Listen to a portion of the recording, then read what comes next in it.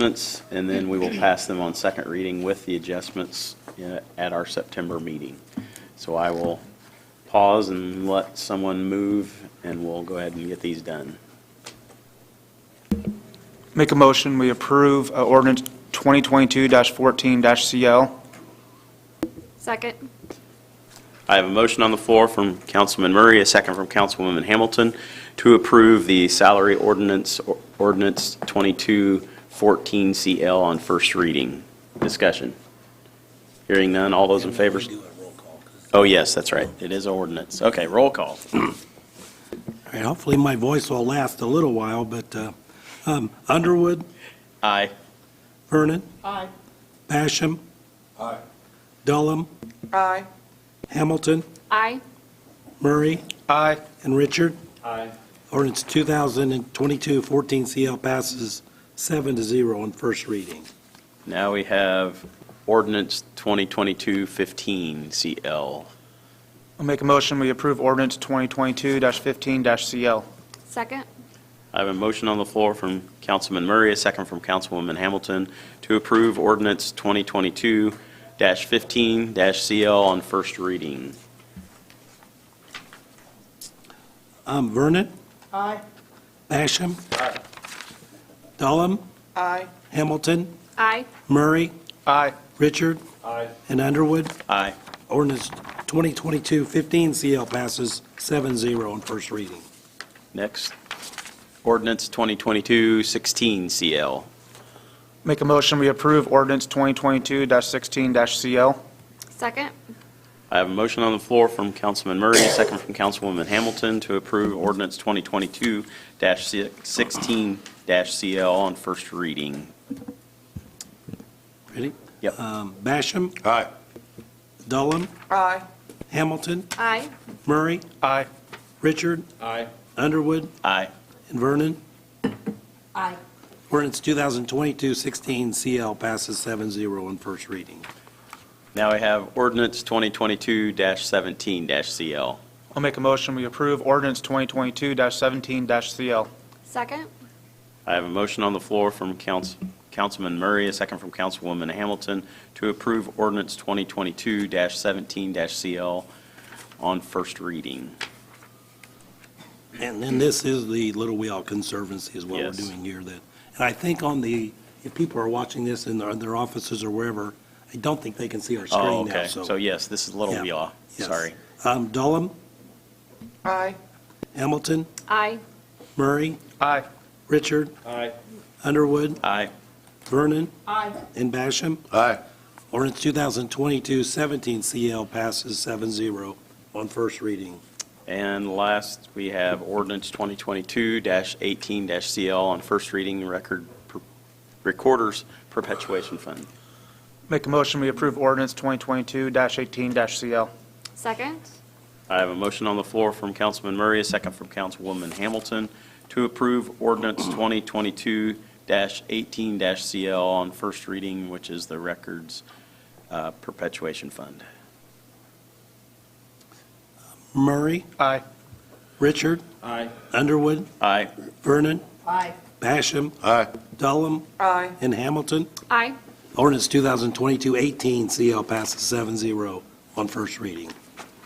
Okay, now we'll do a little overview of budgets. Is your voice I'll try. it's gonna make it?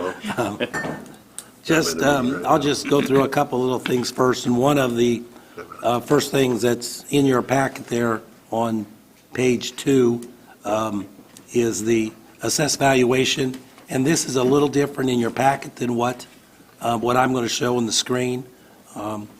August 1st, we certify values to the state, and the packet was done before that.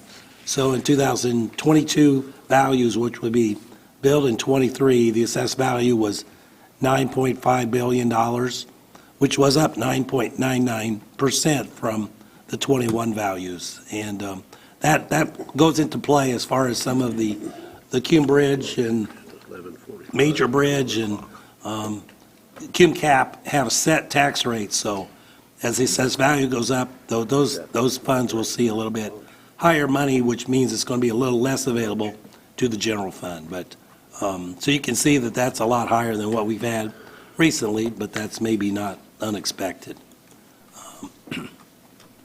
Well, then I'll skip that page. On page 4 is this comes directly from the state, and this is just the calculation of how they decide how much the levy is going to go up. And it's the 6-year non-farm income average. So, and that's where our levy was increased by 5%. And one thing just of note, when you see over here on the right-hand side, the calculations, those are the 6 years that we're averaging out to get to the 5%. One thing that you might want to also notice is in 2016, that was 2.66%. So that's the one that's going to be rolling off next year. So, we may see that 5% go up when we go to do this for the 2024 budget. And well, here's the kind of a summary of the whole thing over again. And over here on this column H, these are the percentages of the levy has gone up. And it's been a long time since we've been at that 5% level. That used to be the base many years ago, but now we have not seen that since they went to this non-farm rate. One thing let me see here. This is just the non-farm income, and this is on page 6 in the book. And you can obviously see the pandemic, killed it there for a year, but now we're maybe not quite up, and this went through the end of, was updated in January. So we're not quite as high as what we were before the pandemic, but it's not too far away from it. Page 7, this is when we start getting into the meat of what we're trying to do here. The DLGF, they have us do what basically is an 18-month budget, and this is the calculation that they use to determine what is going to be an allowable budget for 2023. So we first start in on the 18-month expenditures.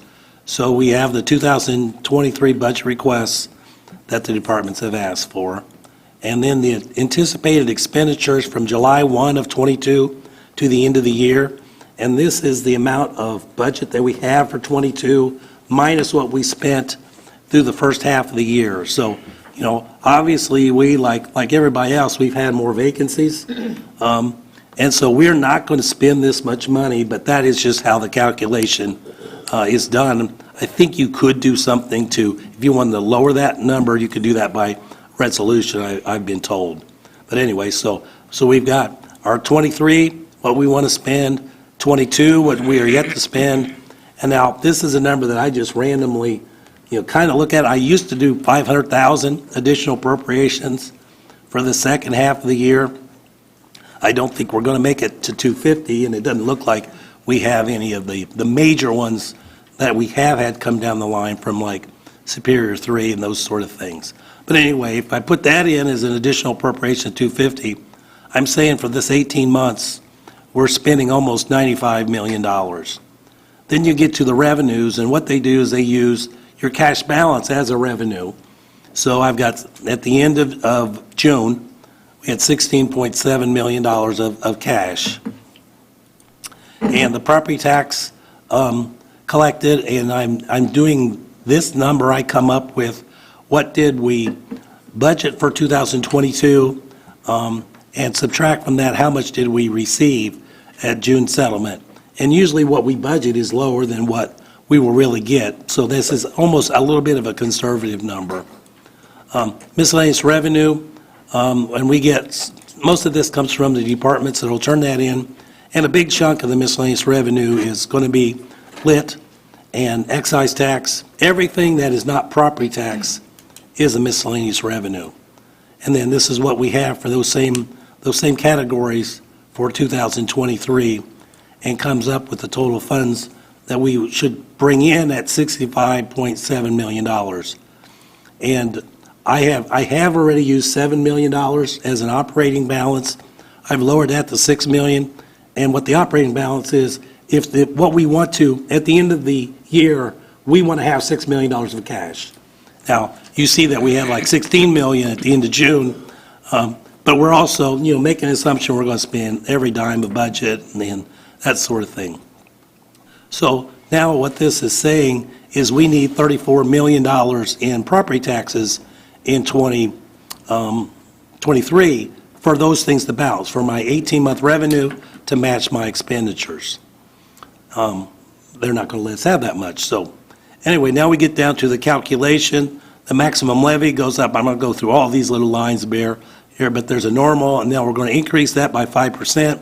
So we're at 32.2. And then we can add to that the mental health and developmental disabilities. And the idea of that is the state doesn't want us to balance our budget by cutting those two lines. So those are important. So statutorily, we get to add those to our levy. And then we also, this is kind of silly, but we add cum cap in there as well. So our working levy is 37.5. It's kind of silly to have cum cap in there because then right away we add it and then we take it away. And now I put in the reassessment levy and I did increase that by 5%. That's not anything that's set.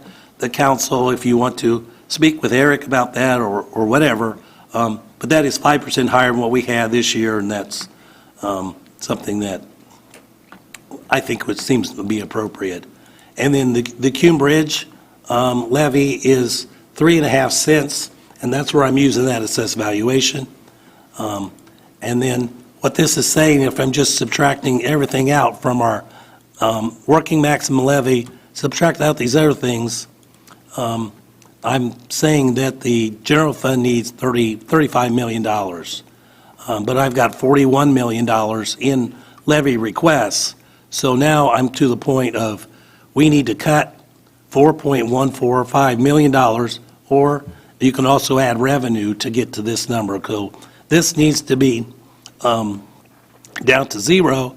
Now, if you wanted to just, okay, we're just going to do whatever we want, if we got over here to, like, my operating balance, if I make that $1 million, and this is the first place the state would go, okay, now I'm balanced over there. But, because this is where the state would go first before they would look at our budgets. We just need to cut your operating balance. So this is a number that we certainly need to get to, but we can get to that we could do it without doing anything. And then the state would approve our budget, but that's not what we want to go and do. And again, there's my assessed valuations and the changes there. What we have generally done is we want to look at just 2023, and let's just balance the revenue with the budget. And forget about the second half year, because if you do this, then this will work. And so if we want to do that, when you're looking at our budget requests, at $63 million, our revenue estimate's $54 million. So we would need to cut $9 million for our revenue to equal our budget.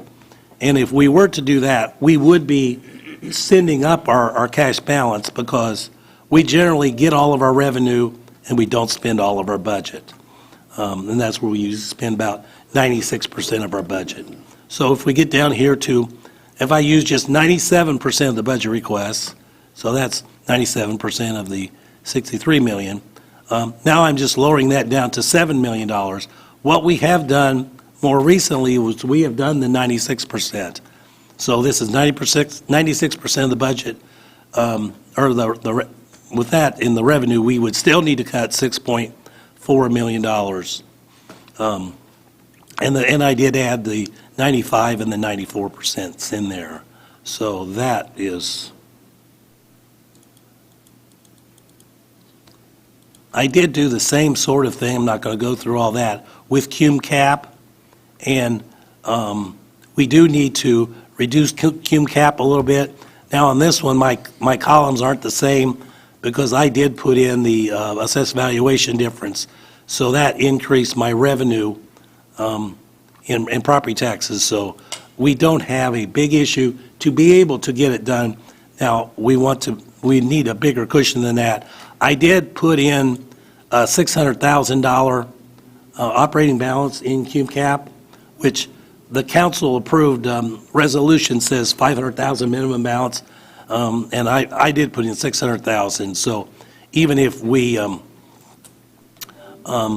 would do this, we're going to at least have I think we should get a little bit higher balance at the end of '23 than we did at the end of '21. So I think that's all I really have on the overview section of it, but if there's any questions. Any questions for Bob? We clear on our directive? One quick question, and maybe you'll talk about this. In 2020, the state changed the time period for income tax. Are we all through those changes? Have we felt all that, or is that going to impact us in '23?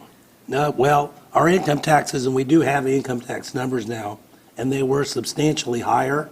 In So, 2020? Yes, I think that we should be through that. Okay, So okay. I think that's good. Okay. So we're talking about an operating, to maintain a Turn on minimal your- balance. Turn your mic. There you go. So we're talking about a minimal balance of $6 million. If we went through that, we would be using a lot of cash. And so that's just the minimum amount that we want to do. We want to do a lot more than that, and we certainly can, and we will, from some of the easy cuts and additions that we have.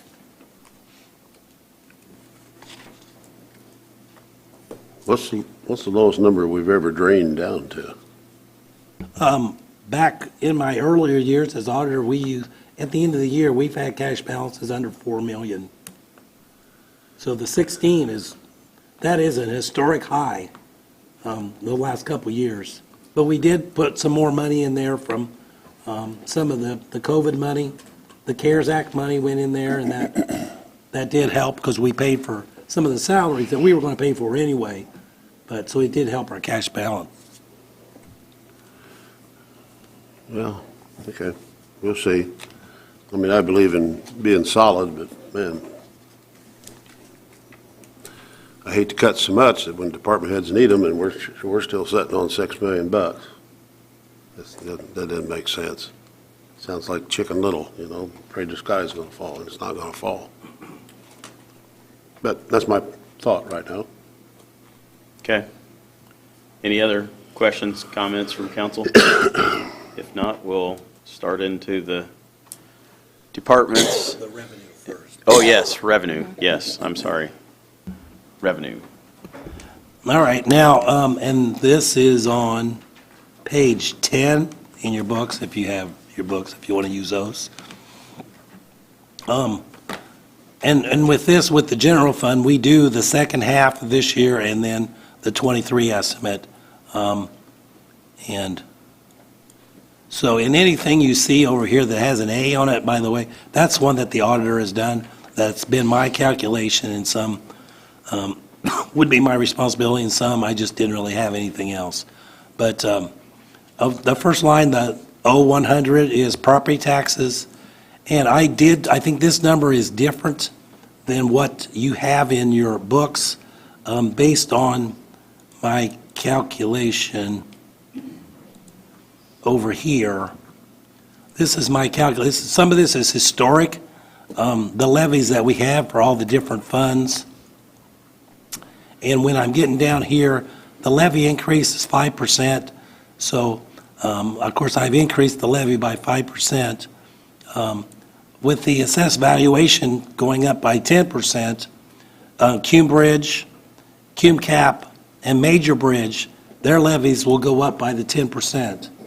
And once we have the big maximum levy, then we subtract these other ones from it. So that's where the general fund comes, and you're going to see, like over here, you're going to see the general fund went up 4.46%, and not the 5%, because these other people are going to, we got 10% increases for some people, so the general fund just gets whatever is left over.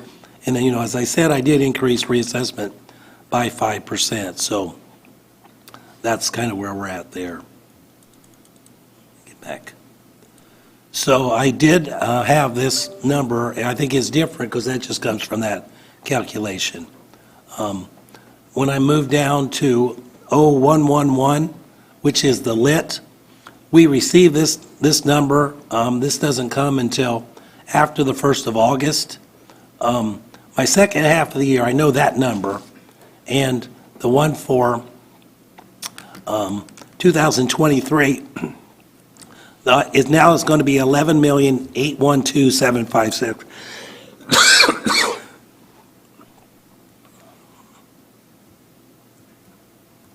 I remember that number correctly. Okay, did I put that in there? Yeah.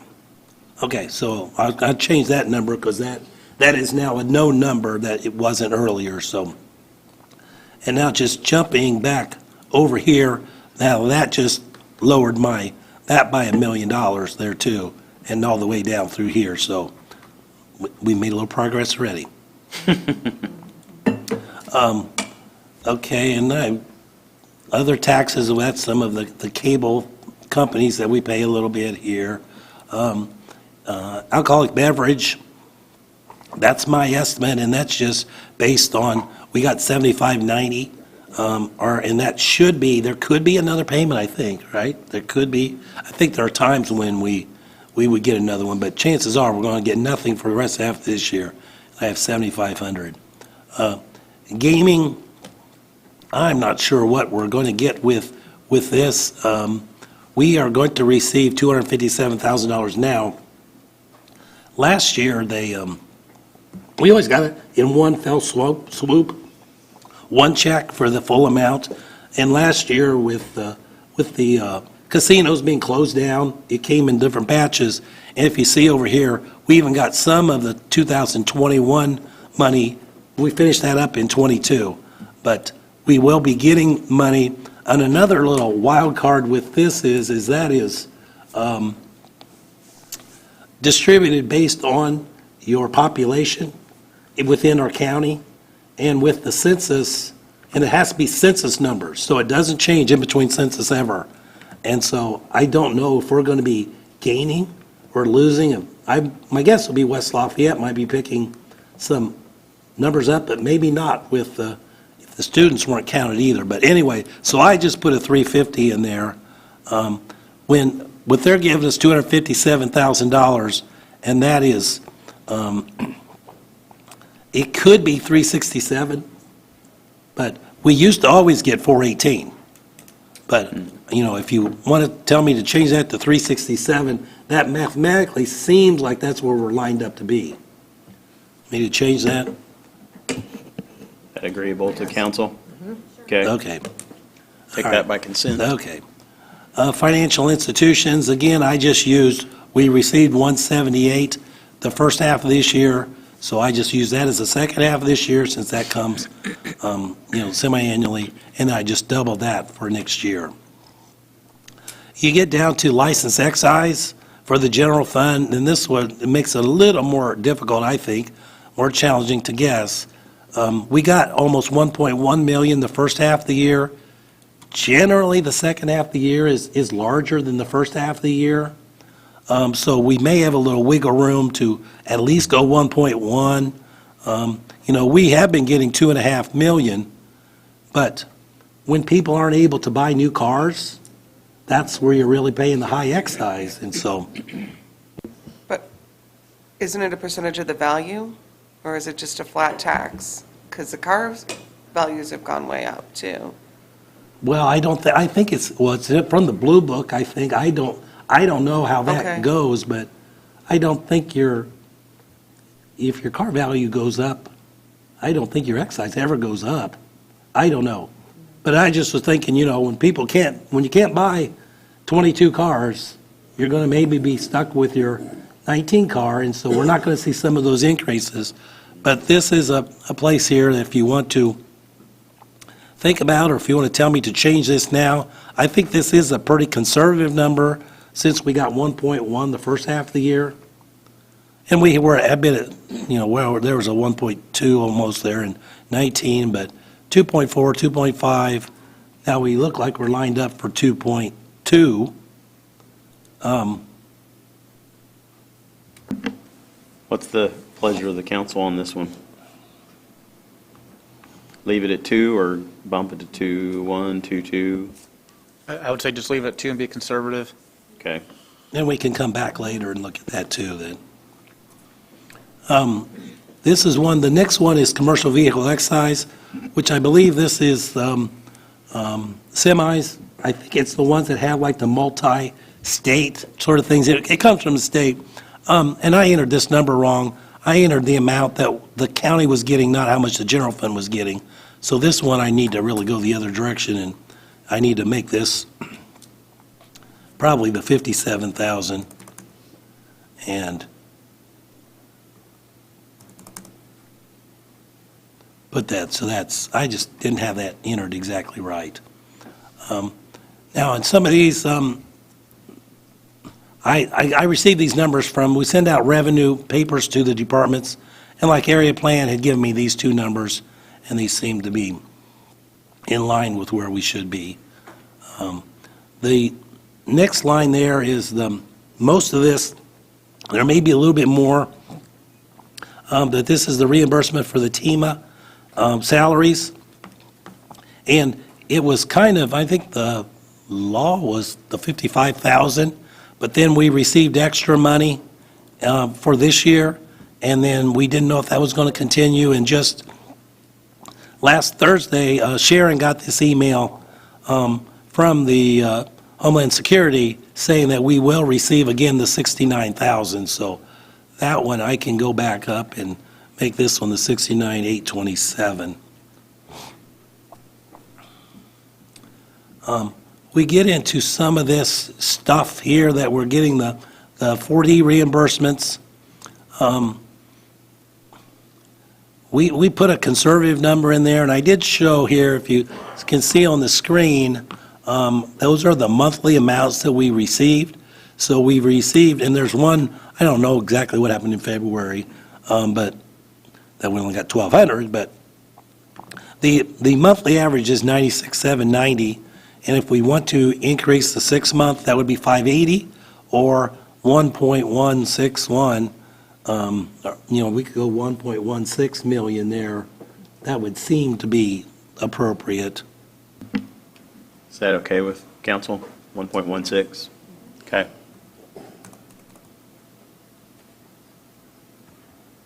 I better put another one You in need to there. Put another one in there, Bob. Okay, all right. I'm being real conservative there. Okay, and then You're not this- helping us go the right direction here.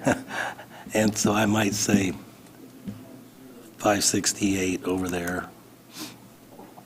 Okay. What was that, Dave? I thought it was 1.16 instead of take the one. Yeah. Oh, I got my. Not 1116. 1161. Right. Yes. Got the one on the wrong There. side of the 6. There we go. There. Okay, Makes a difference. all right. And now I received this down here in the 0291. This would be the reimbursement from the cities for the municipal election next year. So Julie turned this number in there. Last time, 4 years ago, we received most of that money in 20, but I think there were some issues going on with the cities to get that paid to us, and I know Julie stays on them, but she's got 150,000 for what the cities pay for us to hold the municipal elections. This one over here, the next one is the Public Defender Commission is mainly what this is. I think this was kind of erroneously given to us because we have received the first 6 months of the year, we received 3 payments out of the 4.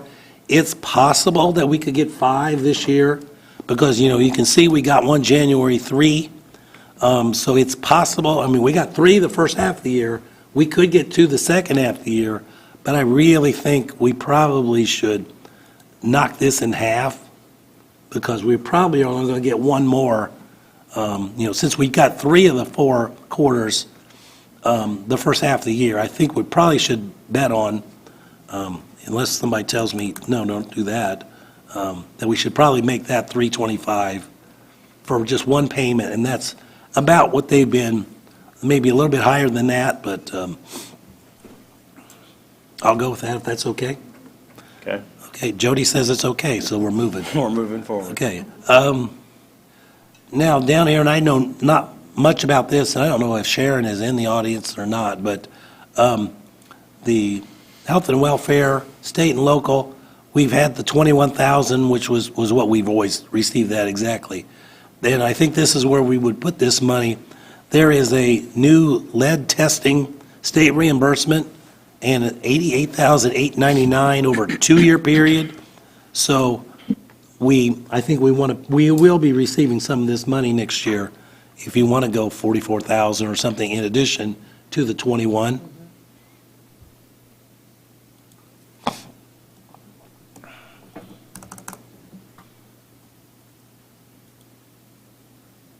Okay.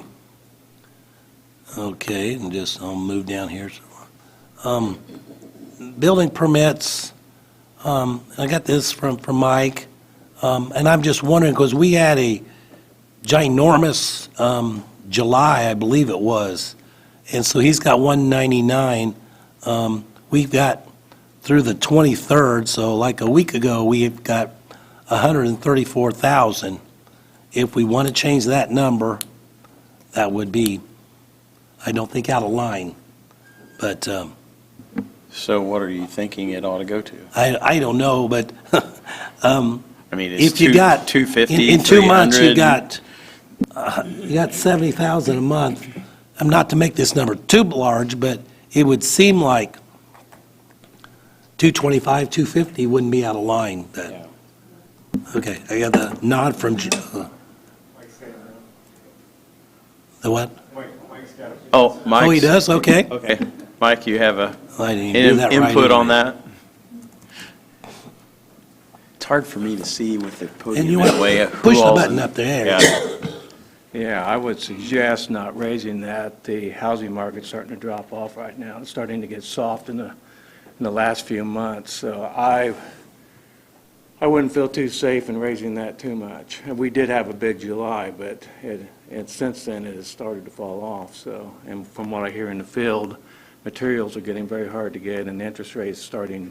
I've had quite a few permits actually come in and change and go to smaller houses because people can't afford them now. So I would be very cautious about trying to raise that. So 225, 200, I mean, what do you think is realistic? I wouldn't go any more than 200. And I'm hoping that we'll make our budget for But this year. that's only 60,000 for the I rest know, of this but year? it's starting to slow down quite a bit. Normally, we have a fall push right now, and we should start seeing our numbers go up, but the numbers have actually fell off a little bit.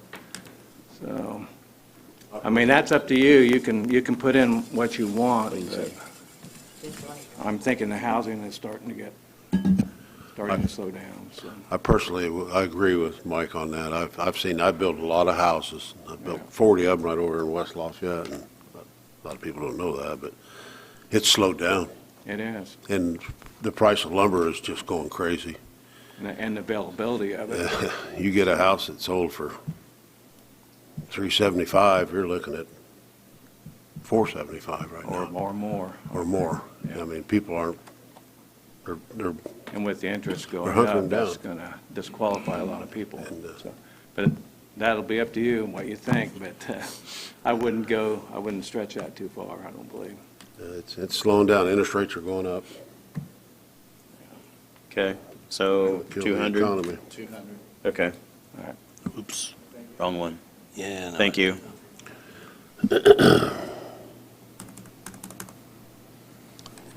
All righty. An area plan, mobile home permits. This is just another one, and maybe there's some comment there from the health department, but the septic permits, I mean, I'm at 4,500 through the 23rd, and, yeah, I mean, this is not a large number, but I'm just, with this one, I just, it seems low, just based on what we've been getting other years, but Amanda's going to give us the lowdown. Same as with Mike, the houses, I mean, just the housing right now. And we don't have as many So it was a very dry year this year. If we do get flooding next year, we will have more septic permits. So, I mean, it just kind of depends on what the weather is like as well. There's a lot of flooding, we'll have a lot of repairs to do. Okay. All right, thank you. Okay.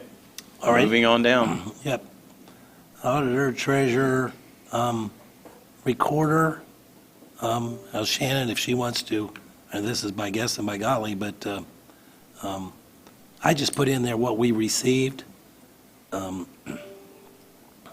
each month for 8 months, and she usually has a lower number, is what she puts in. That I know we don't want to go probably to 400,000, but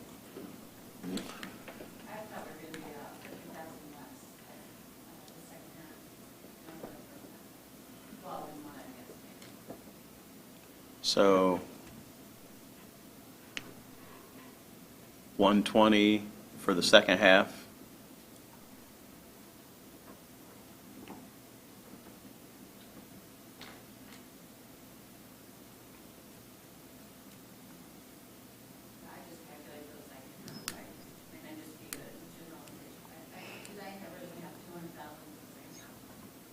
No, I don't think, no, I think you had 120. 200 is the 23 number. 200,000 second half is probably a little too much. But, So, because we were, what, 188 first half?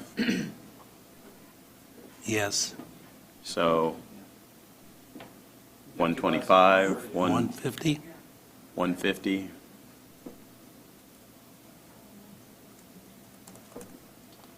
And then the 23 number, it's currently at 200, but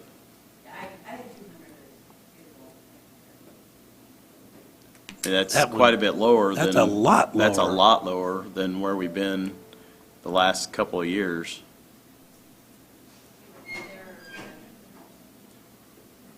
Yeah, if you can, Shannon. I think it's the same thing, the refinance, the higher interest rates, the less people are refinancing. The good thing about refinancing, though, is for every mortgage you get a mortgage release, which brings money, but you just have no idea how, with the market, because it is going up, the rates are going up. So that's why we cut it down a little bit. Hopefully it'll be higher, but just never know. If we were at 2/3 of that number, that would still put us at, what, 300, 350?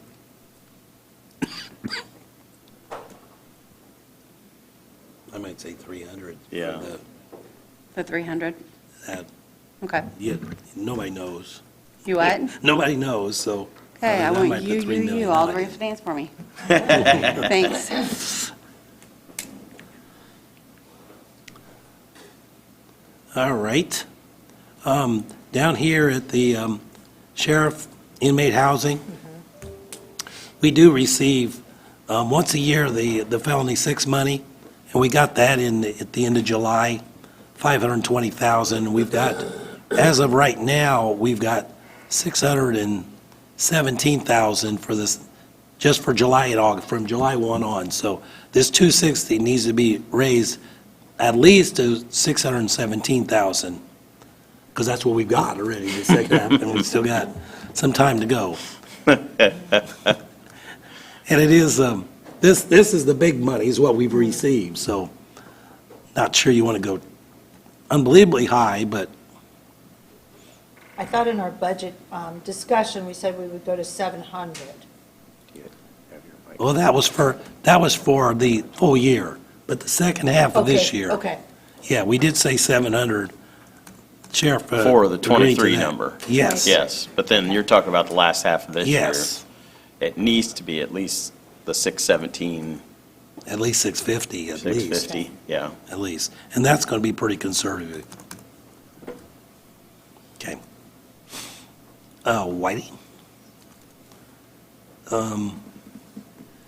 And Kathy can talk about this one, because I know I was in that meeting with the coroner on the 0423.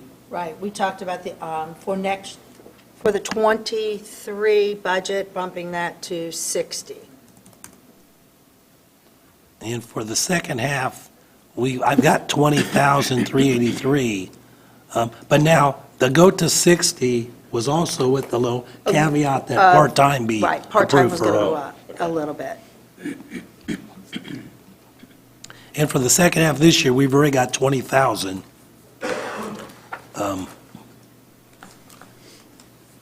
Oh, she's not here, is she? No, and I don't think, Ben, we came to a number for the rest of this year. No, but you could probably raise that to 25. Again, probably being a little more conservative than what is realistic. Okay. And then we got the park and the fairgrounds, and I didn't have anything noted there. No. The court vines, I don't know, she's not here, is she? I don't want to answer for her because she turned this number in, but again, I just put in the receipts, and so we're averaging 41,000 a month, which, well, that's 480. No, that's 12.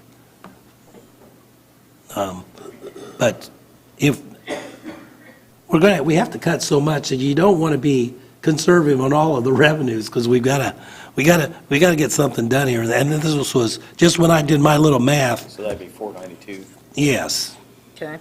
and I maybe don't for 12,000. I don't know if you want to do that. That's just whatever you tell me to do. What's the council think? 492? Okay.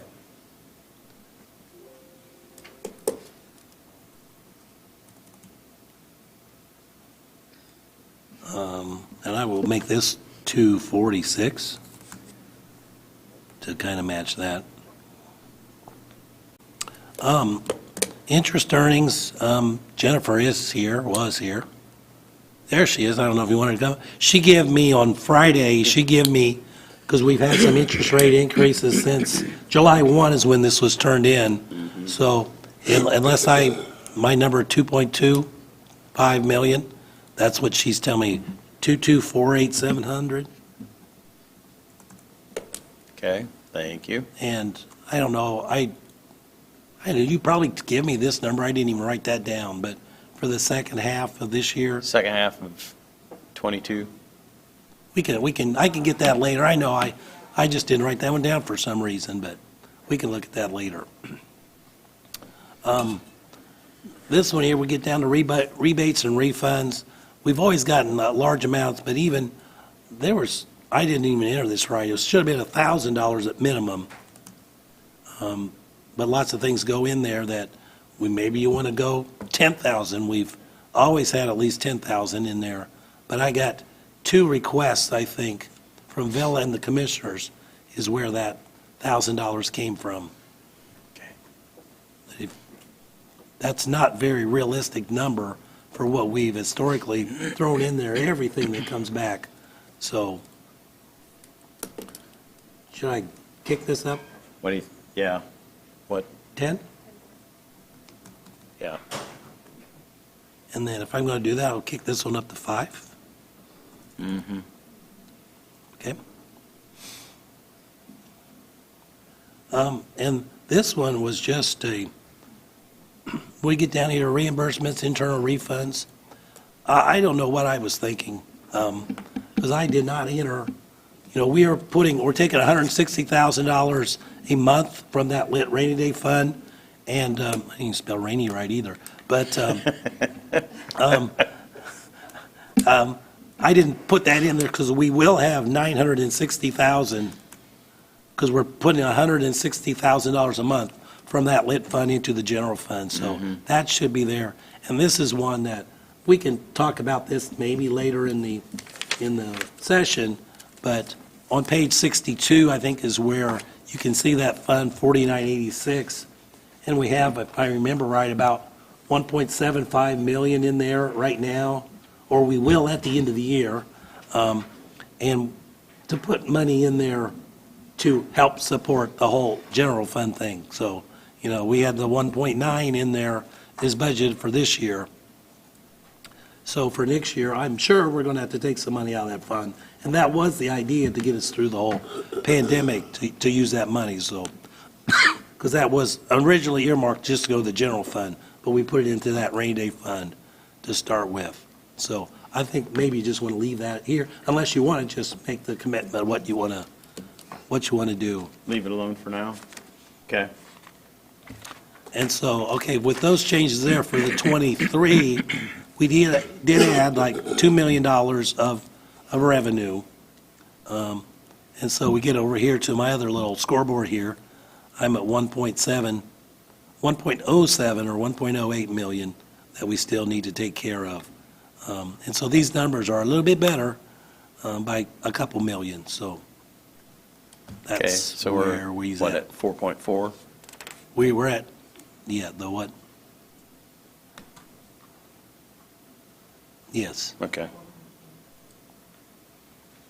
Okay, But we have now, back, that wasn't that many years ago, we did do the 93%, and we are, that would be about 2.5 million, so we Right. are already getting closer to that number without even touching any budget number yet, so. right.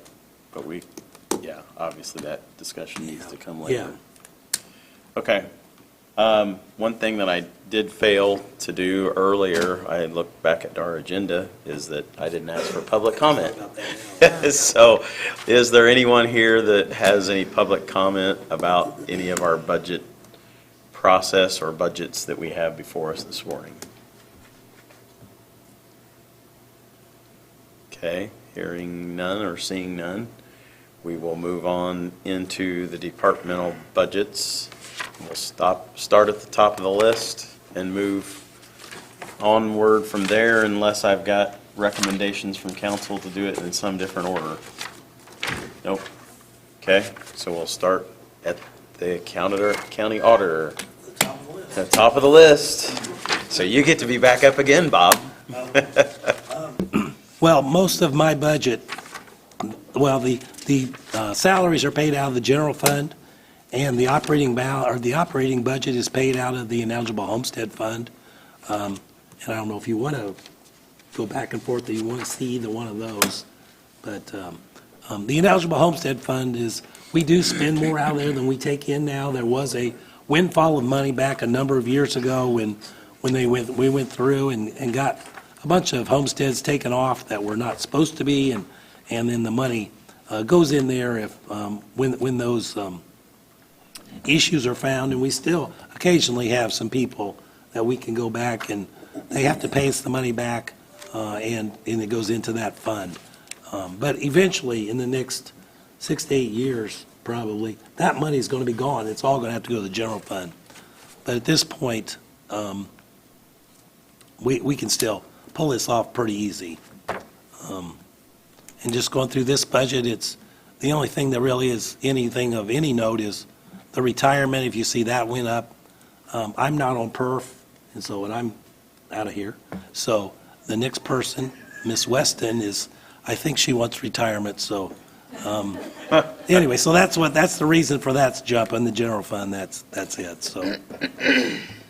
Okay.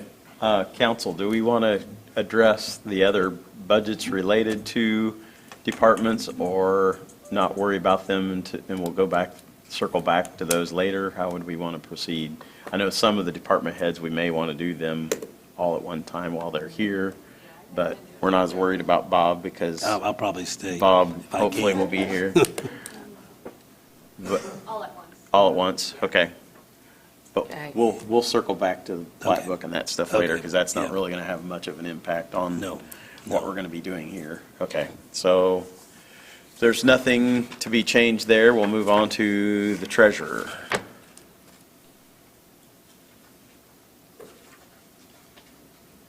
Richard, Barry, John, you guys have anything? Doesn't look like. No. Okay. Well, the only thing, and maybe Jennifer, I don't know if you want to talk about the professional services, the 19.5. Do you want to talk about that or no?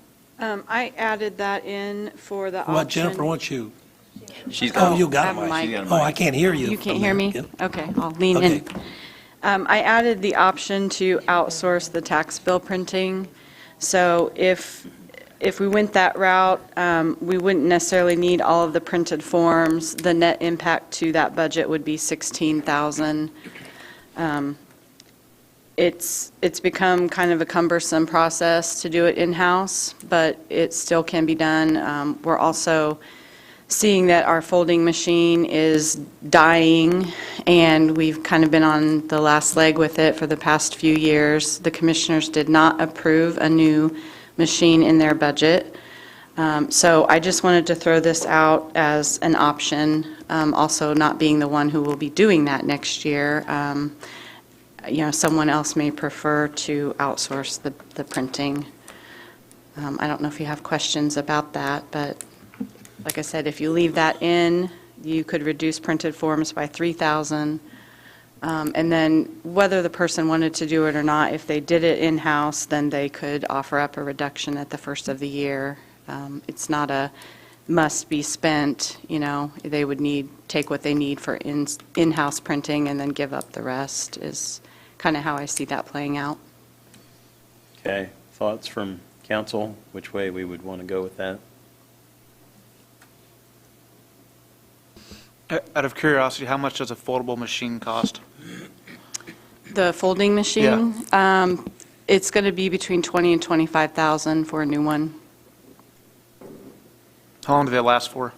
Oh, gosh, it's been going 12 years, was it? We got, I think, in my third year as auditor, or as treasurer, so that would be 5 plus 8, so close to 15.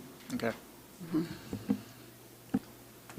So if we outsource the printing and we save $3,000, what's the downside of doing that?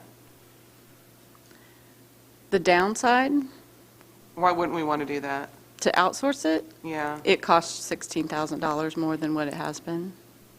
okay. So you're saving all. 3,000, you're spending 16,000 to save 3.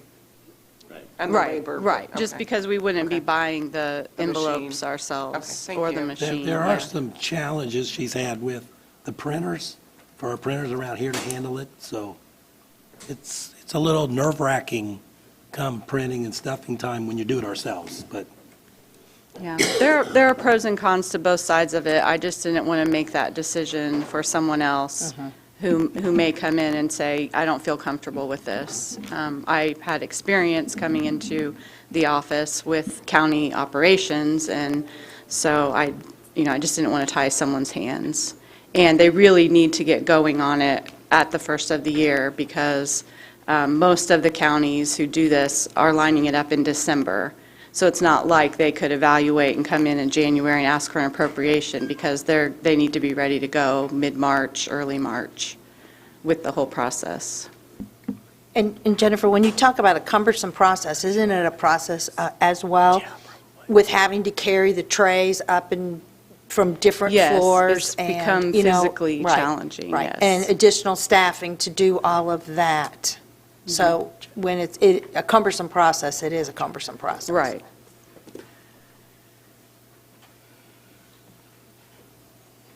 Okay, any recommendations from council on this one? I'd leave it at the outsourcing. Leave that Okay. there. All right, And does that mean we can reduce print forms by 3,000? Yes.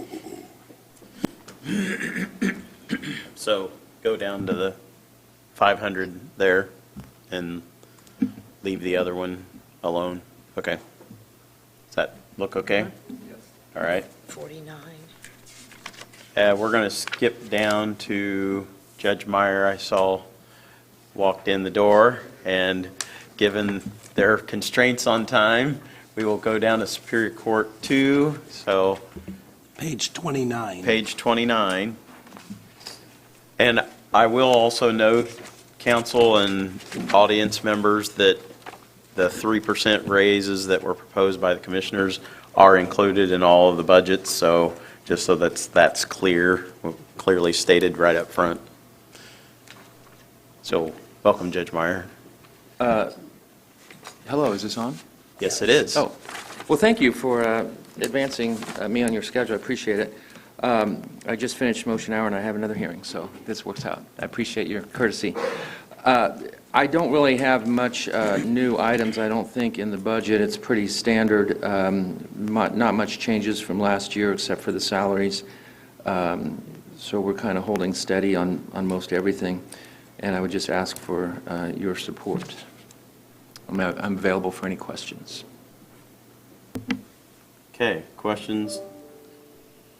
Lisa, Jody, did you have any notes from your meetings? The only thing I would add, and this is really across the board on all the courts, is, we heard very loud and clear that evaluations continue to go up, not only the number, but the costs of them as well. So that's what you're going to see. A lot of the increases in the courts' budgets is related to that.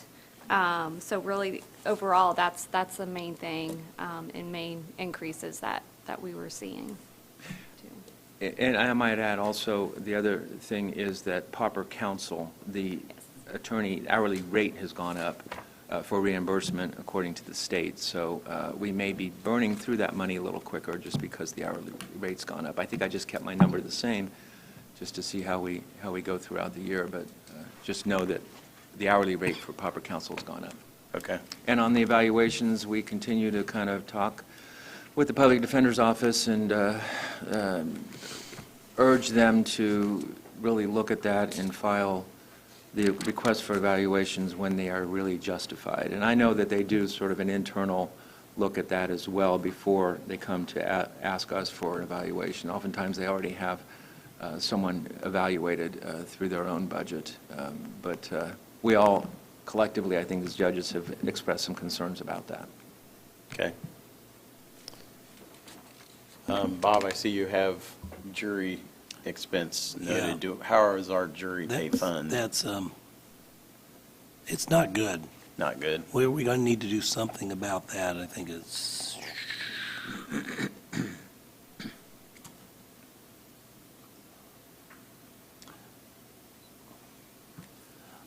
if you can see here, I mean, our requests are the same this year as what we had for 23 is the same as for 22. But when you look down there, I mean, we've got, well, if I'm just looking here at, well, the 22 or 21, we spent 26,000, we brought in 16,000. So we're burning through our cash balance. And my estimation at the end of the year, we're going to have $18,000 of cash in that fund. And so we're going to have to do something. And I would think either 1 and 2, we give them 10,000 and they use it all. So I think one of those, we need to probably reduce this down. You can reduce them down both 5,000, or you could just eliminate like this 10,000 here and then kick up his general fund 10,000. It's the only other option you have, if you know what I'm saying. Because they don't really ever, So they move never it, really move it cash out balance. of, move it out of the jury pay fund and move it into general. Yes. Yeah. At least just don't take it away from me, that's all. Yeah. Thoughts, counsel? I mean,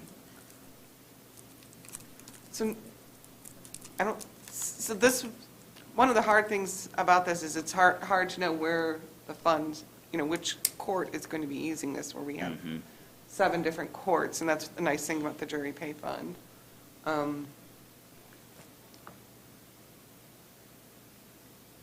But it does look like Historically, it's those. maybe if we were taking it out, why would we take it out of 5 or 6? If we were going to, And like 5, I mean, they got 10,000, but they're not using that much of it. So Right. We got to get the usage down out of here. So I would say 1 or 2. 1 or 2? Since they historically have used all their 10,000 Yeah. allotment. so maybe 5 and 5, or, Right, sure. As long as we add 5 back. right, then we just have to Right. swap it over into the general fund is what we'll have to do. Yeah. But, does that make sense? Does it make it easier just to do all 10 out of 1 court, or no? It almost seems like it'd be easier to do out of 1, but Okay, so maybe. And I don't think it makes any difference to you, I wouldn't Well, think. take it out of one since he's not here. But he'll be here later, and then we'll hear it then. You can tell him what I said. Yeah, or else all your jurors need to be county employees, and then we just keep the checks, so. But at the end of the day, It's, they're still going to have what they need, it's just coming Yeah. from different funds. Right, I it's just a matter of as long what as I pot get of it. money it Right. comes from. Right. Yeah. You want the 5 and 5? I'd rather have a 10 I and a say 0. do- Okay, 10 and One. 0. Yeah. That's fine. You want to take the bullet and, I'll take one for the team. all right. Just so, okay, so then over on the general fund side for Superior 2, we're going to put it 22,000.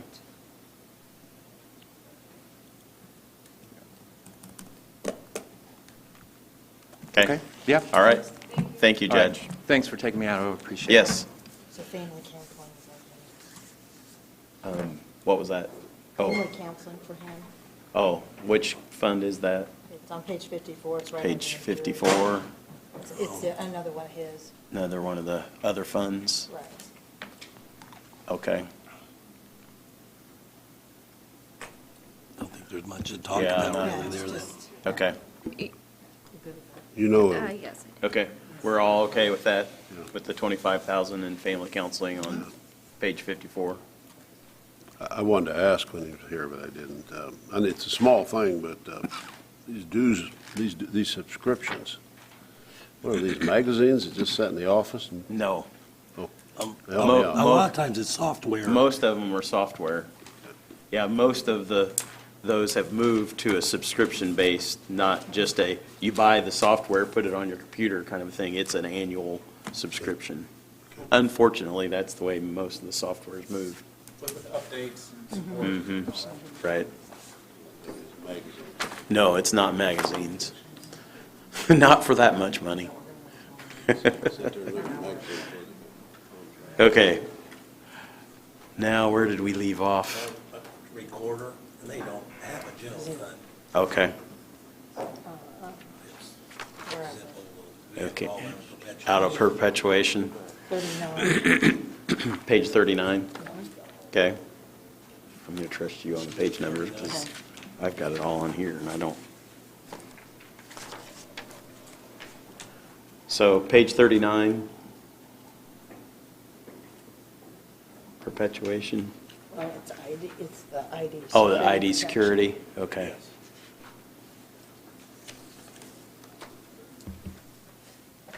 And that's money from, it was supposed to be to deducting social security numbers, that sort of thing, and I think, I don't want to answer for Shannon, but I think they use that for their software expense, I think the word is redacting. redacting, Not dedacting. Not didacting, but. Yeah, redacting, just- they put them in the social security numbers in there twice.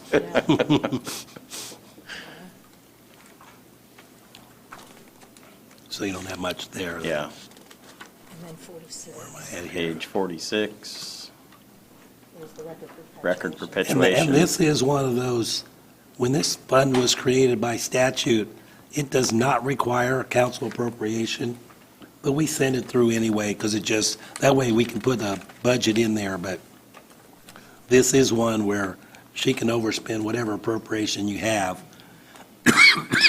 And always put a larger, under 3190, other professional services, because it's not like she's going to be probably burning through her cash balance, but she does have over $1 million cash balance. But, you know, her request is way higher than her revenue, but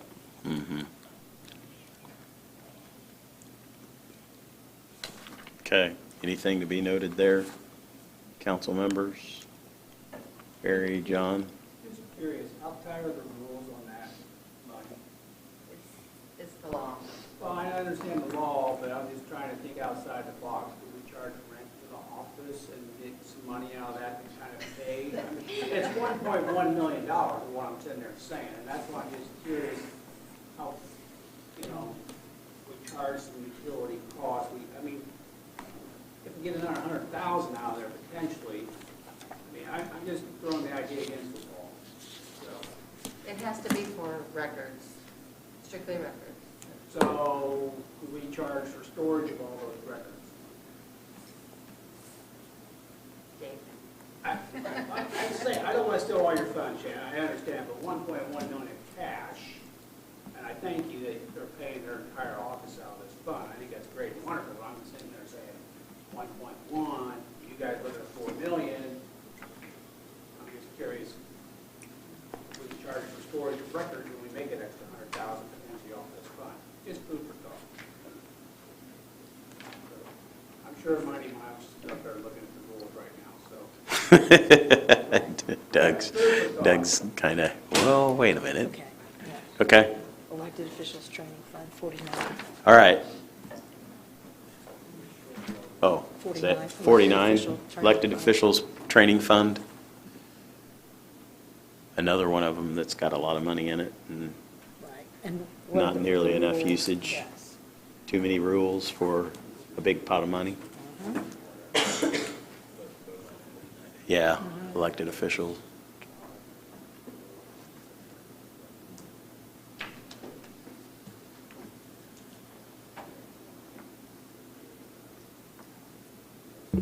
They did open, the statute did open that up a little bit so that it was just the elected officials themselves for just those ones that are listed there. But now the deputies for those offices, they can use that money as well if they're going to training. But we still, if the money's just going to keep going up and up. Because we don't, and there's limited training. It's not all training. It has to be approved by AIC and the State Board of Accounts.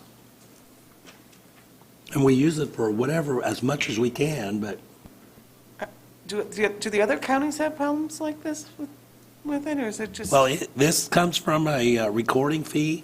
So if you're in a Right. county that doesn't have as much recording Right, as what okay. we do, smaller counties do not Don't run have into this this. issue. The larger counties do, so. Okay.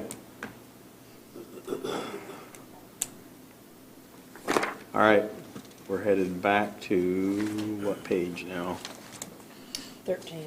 Page Surveyor. 13, Surveyor.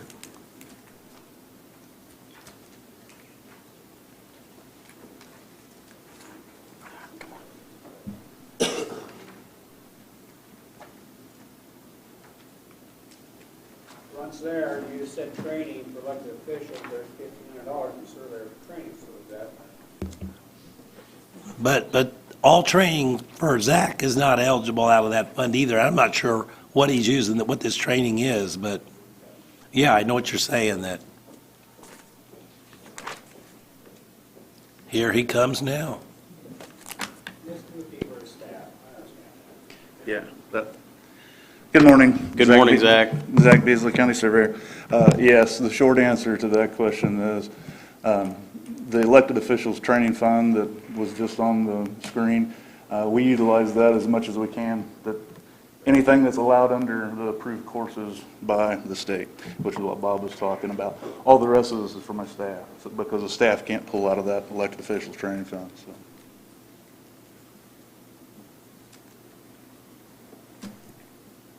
And over the years, we've tweaked that.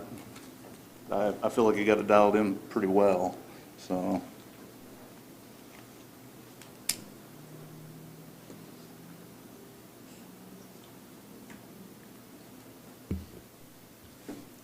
Now, one thing that I would say, just being the gloomy Gus, that, he's got like part-time and overtime, and you can see historically, it's not really used.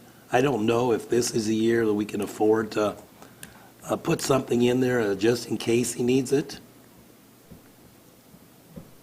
Yeah.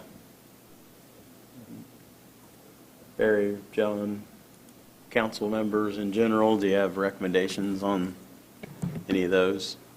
Zach, do you have plans to try to acquire some part-time help, and what would that help look like for your office?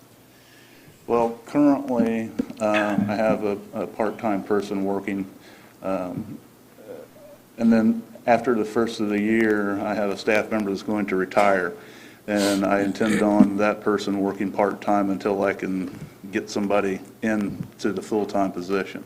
So I would anticipate the current part-time working probably close to the end of this year, and depending upon how things work out. And then that going away, and then one one part-time person next year.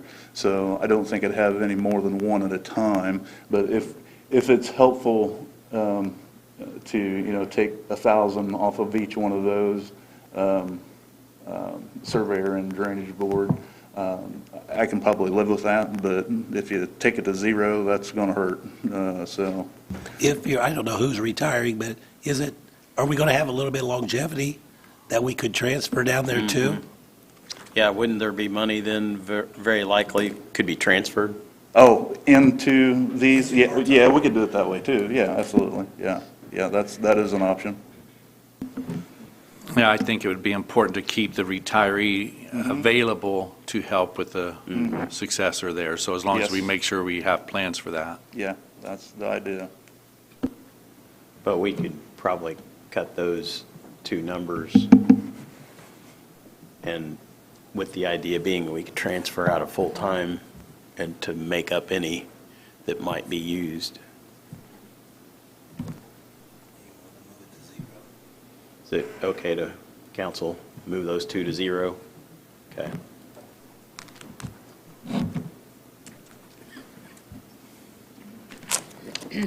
Okay.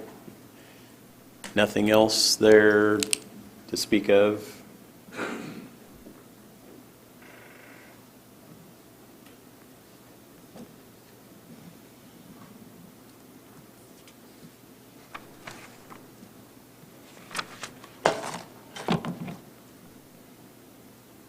Do we want to move, go ahead and do drainage board while we're there?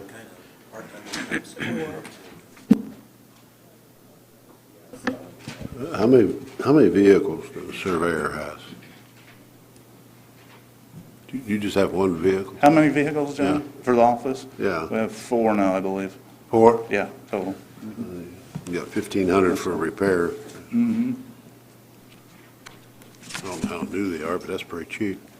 Do we have the same option to potentially reduce or eliminate part-time and overtime, with the idea being that we could transfer in the drainage board?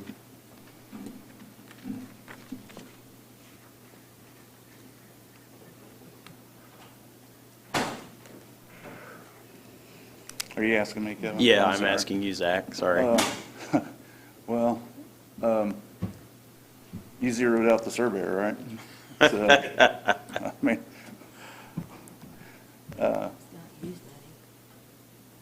Yeah, I mean,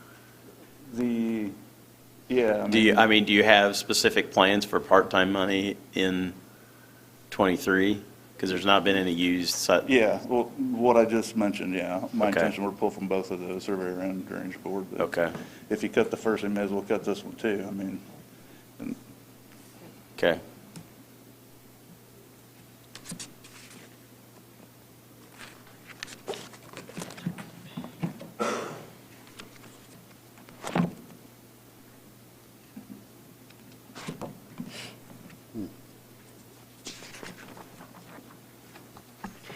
Zach, just a quick question in regards to your 4 vehicles. Are those take-home vehicles?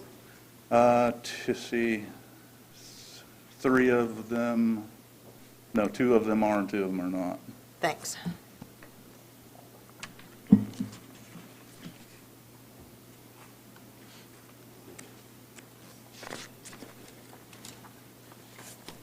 In the drainage board, I was noticing you have training, then you got travel and training. I'm sorry, John. The drainage board, travel and training? In the drainage board, you got Yeah. training, 1,500, and then down below, you got travel and training, 1,500. Yeah, those have been that way for, Two I mean, separate I think entities. before me. But they're basically fall in the same categories we was talking earlier. Anything that can't be used out of the elected officials training fund, it goes, this is for staff, so. Could those go back at least to the 22 level? You think? I believe so. One of them may have been added around 21 or 2. The training, you about use it all for this year, but Yeah.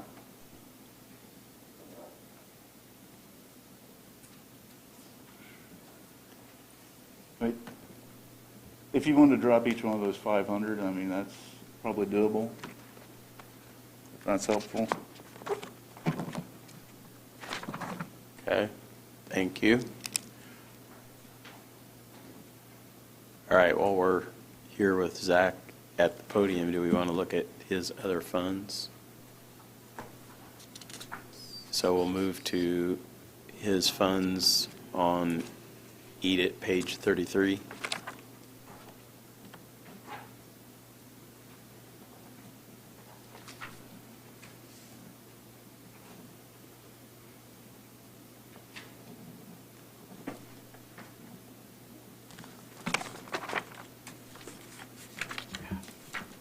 Now, Zach, on the EDIT, what we did with council, like, was that last month?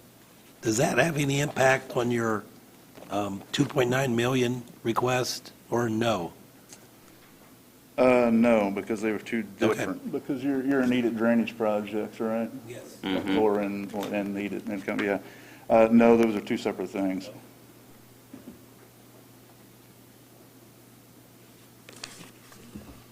Looking at part-time and overtime, historically, going back to 2020, those haven't been used at all.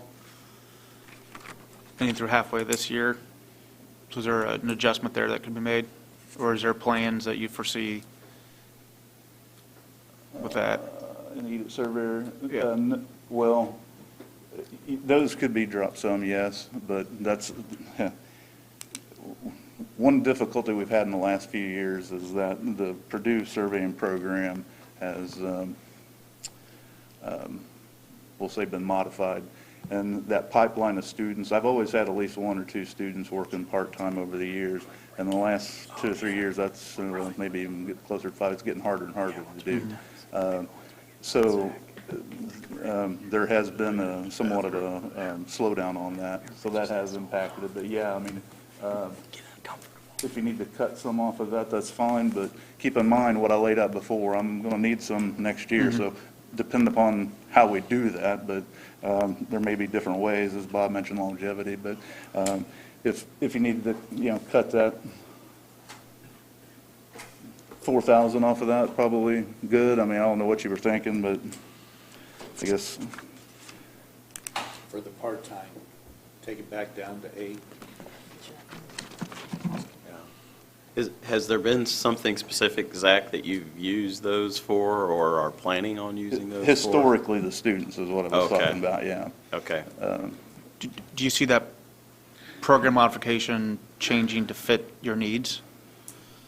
I don't know at this moment in time. I hope so, and/or shifting to another department and being able to reestablish a pipeline, if you will. But that's still in the works, and I don't have a good answer for you on that one. But obviously, there's money there. If you guys need to adjust it, have at it.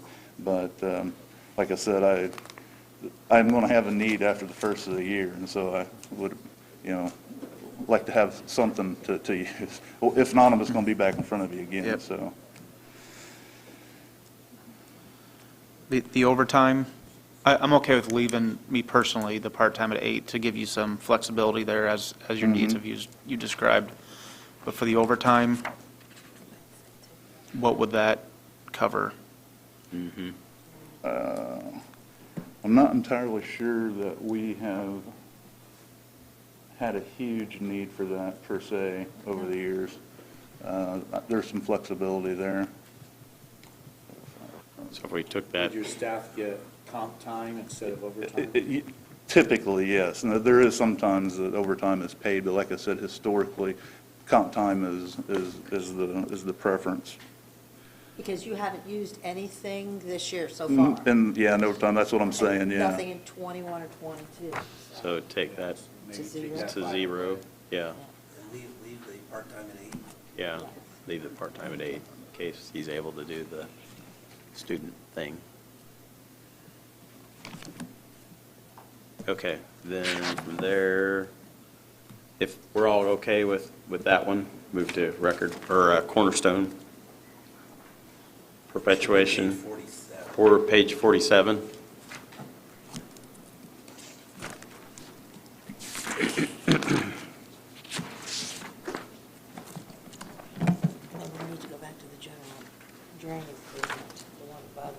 Oh, did we not do general General drain drain. improvement? Oh, sorry. Yeah. Yeah, there's not really anything Right. there to Make speak sure. of. Okay. Yeah. If there's no changes, Barry, that you had on that one, we'll go on to Cornerstone. Check it off my list. So just as a refresher, the section corner perpetuation fund is much like the recorder's fund we were just talking about before. It's by state statute and has certain restrictions placed on it and money generated from recorded documents. So there's less flexibility, I guess, is what I'm trying to state. Do we look like we're okay on cash balance on that one, Bob? We have a large cash balance now. His appropriation is a lot higher than his revenue projection, but sometimes on these kind of funds, you appropriate enough so that you know you're not going to have to come back. Yeah. The only thing that I want to note that I marked was the health insurance lines. I think he did what I asked him to increase it by 5%, but I don't know if there was a change in who was getting paid out of there, but we need to increase that because we used almost the full amount the first half of the year, so that 46 or 4863 should maybe go to somewhere close to 8,000, if that's okay. And Yeah. the same with LTD, I'll go 320. Okay. That okay with council? Yes. All right. So is there anything that we're using out of the general fund or another fund that we could be using this Surveyor, Cornerstone perpetuation fund for? Because I know we're allocating a lot out of it, but there's a lot of stuff that never gets spent, right? So are we taking full advantage of this fund? Assuming we are, but I thought I'd ask. We've tried to do that, and, I mean, Yeah, we we moved have. some salaries into here, and Yeah, that was what Bob beat me to the punch there. That's what my answer was going to be. Yes, we have over the years, and we have placed more salary on it. One thing to keep in mind is that, has it been 2 years now, Bob, or 3, since the state law changed just a few years ago, that required, the fee went up, and I think the documents also was expanded, that generates revenue for this fund. And so in the last few years, it's been generating more money than it has historically. And so I've been trying to get a good measure for how much it's actually going to bring in on an annual basis. But yes, we have put more salary burden on this, and just in the last few years. So my preference would be to wait and kind of see how it balances out, and so we have a good understanding of what to expect on an annual basis. I'm not entirely sure we're quite there yet, but to answer your overall question, Lisa, yes, we have put a lot of burden on it. the 80,000 is probably low on revenue, but also it's contingent on, it's a deed fee, so when Shannon quits working, so Zach's out of business, so.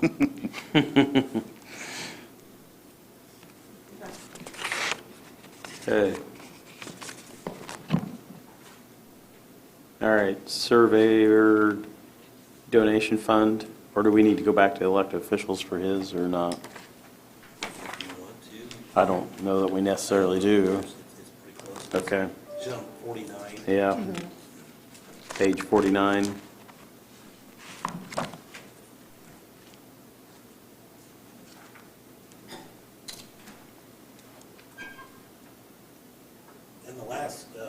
The last couple of years, I mean, even some of the training we've been doing is turned into virtual, which Yeah. makes it even cheaper, so we're just That's driving right. our We're making it- balance up even higher, but. Yeah. And in addition to that, there's three annual conferences that we typically attend that are coming up in the latter part of the year. And so some of those numbers this year have not played out yet. But yes, in the last few years, a lot of them have moved to virtual, and so that has helped as far as finance.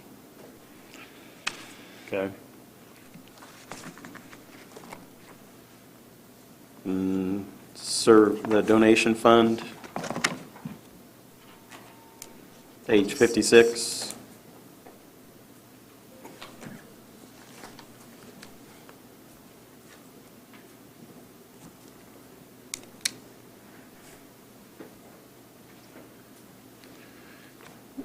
We, just a little background on this one. This one's relatively new, as in the last few years, but we created this one from the auditor's recommendation. It's basically a fund that receives any donations that my office may get throughout the year, particularly for the Phase 2 program. Monica Christopher is the partnership, the Tippecanoe County Partnership of Water Quality's stormwater educator, and she does a very good job of seeking out donations and grant monies from local businesses and organizations. And so that's the origin of this fund. And of note, we were just or Monica was just notified that the partnership received a $10,000 donation just last week, so very, very nice. Be a huge benefit to the Wonders on the Wabash program. So. Okay.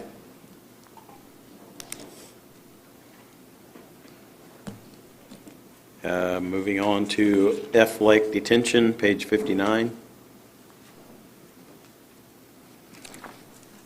The F Lake Detention Fund is, and I'm going to cover, I guess there's 4 of them altogether, I think. Yeah. Berlowitz. Yes, and Great Great Lakes. Lakes and Alexander Ross. Those are all funds that are set up basically. So when development occurs in those watersheds, there is a detention storage fee for those facilities. It's $15,000 per acre foot of water stored in those facilities. And so when there's development that occurs that utilizes those facilities, they're charged that fee, and that fee is by ordinance. And then when that money comes in, it's placed in these funds. And so we're very much taking a swag or an educated guess, anticipation of what might, be generated on an annual basis. So obviously we don't know exactly what it's going to generate, but the idea is to have those funds separately so that whatever monies come in, and there could be a year to where there's no money that comes in if there's nothing developed. But as it comes in, it would go into these funds, and these funds help maintain those specific facilities, as in spraying them, beaver removal, beaver dam removal, woody vegetation, so on and so forth, whatever erosion of the outlet structure, whatever the case may be. There's a number of maintenance issues that come up from time to time on those regional detention facilities. Okay. Now, Zach, I had gotten a number from Jennifer for $5,600 for interest, but that would kind of be contingent on how much, if you use the 235, you would be knocking your cash balance down. What's the likelihood? And I don't know that I want to use the full 5,600, but I probably could put something in there. But, you haven't historically always used it. What's the likelihood you would use this 235? The entire amount? Yeah. Pretty low. Yeah, that's what I was thinking, that. I probably should put something here in the interest just for, But barring some catastrophic Right, event, Bob. right. If there was a huge rain event and created some sort of major flooding and it eroded the outlet structure out and had to go and do major work, then it would be expensive. But that's worst case, well, hopefully Right. worst case and scenario. but if you didn't get your interest Yeah. budget, well, so what? Well, But I'm going to put yeah. I should let council tell me, like 2,000. Jennifer told me 5,600. But that's kind of almost contingent that this money's not going to be used. So I'll just put something in there. 2,000, okay. All right. 2,000, okay? Yes. All right. Okay, then Berlowitz, what is do we have a similar kind of interest We number do. there? And maybe I want to put, she told me 100, I'll put 50. Okay. And anything on Great Lakes?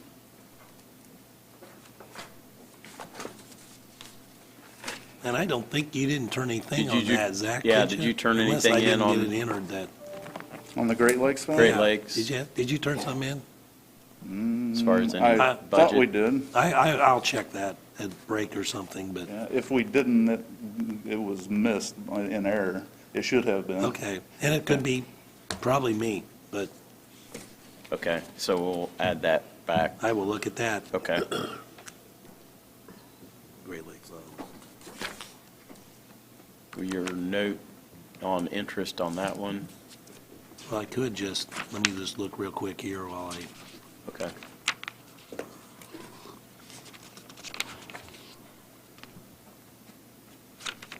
no, wait, where am I at here? I'm not in my right section here. Let's-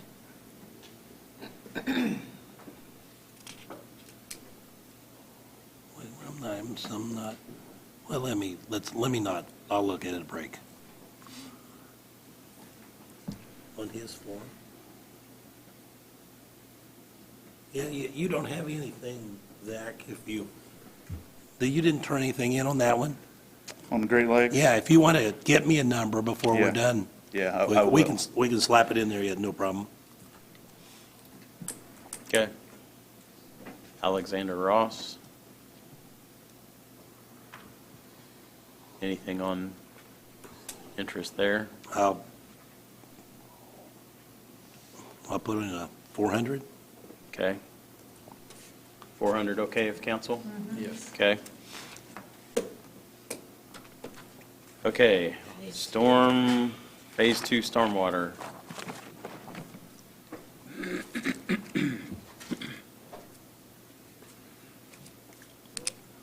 So this is the fund that was created to manage and operate the MS4 program and, well, permit and program for the county. I think it was established in about 2002 or 3, and the council has periodically budgeted money in this from time to time as needed, and I was actually, I think, earlier this month before the council to appropriate money into this account. So I'm happy to answer any questions, but I think it's fairly consistent from historical purposes anyway. And this one, we almost just put enough money in there. And you can see on that line we got, at the end of June, we have 82,000. And then he's asking for a budget of 900,000 with revenue of 95,000. So that's obviously not going to work. So we're going to need to get some new revenue in there. I think we got enough in there, so it just should finish 22 with a positive number. But now to finish 23 with a positive number, we're going to need to get some more fresh money to put in there. We never did implement an ERU in the county, did we? Not to date, no. Well, Did the Is that where the city? 2.9? The city implemented an ERUs, right? Yeah, the city of West Lafayette, city of Lafayette, Dayton, and Battleground have all 4 established stormwater utility fees. Yeah. Well, I'm against it anyway, but so whatever. Zach, is the 2.9 that's requested and needed, is that to go to supplement here? Is that- Yes, Yeah. That answers your question, Bob. yeah, because that was I didn't think the entire 2.9 was, because I think Okay. some of it was meant for drainage projects. I don't remember well, I know it was, but I don't remember what the breakout was. So, But then I should really have revenue in here of 2.9 or whatever the number would be. I should show that. do you happen to know, Zach, what, on that EDIT number of 2.9, how much would be going to the Phase 2 versus drainage projects? The majority of it was drainage project. I thought it was like 2 and, or 2.5, and then what, 1.4. Okay. What was it? It was 2.5. So, there you go. 2.5 for drainage projects and 750 for the Phase 2, I think is what I Okay. originally had. Yeah. So 750, Bob. 750 for Or in 23. Yes. for- 4, and then. Yes. Okay, that brings the number a lot closer then.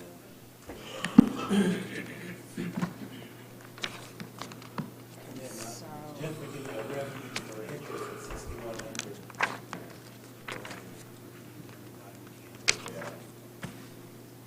So now we're within about 50,000. And we should have at least 50,000 of revenue at the end, or a balance at the end of the year. That's okay, we can live with that, Make that work. I think so. Okay. But it still leaves us pretty thin at the end of the year. Yeah. Yes. Heck, yeah. This just seems to be something, every year, we need to get some large revenues to go in there, whether it's come from EDIT or some other source, Yeah. but Right, but it looks like when you look at the budget, it looks like there's some places that you could, I mean, maybe not large amounts as you're talking about, but when we look at, again, part-time and overtime, you know, we haven't used anything for 2021 or yet this year, but we're asking for 12,000 versus what we asked for, 7,500 last year. Yeah. And So if we zeroed those two out, it would at least lighten the load by 15. And the same thing when you look at, you know, office supplies, printed forms, you know, some, legal fees, you know, engineering.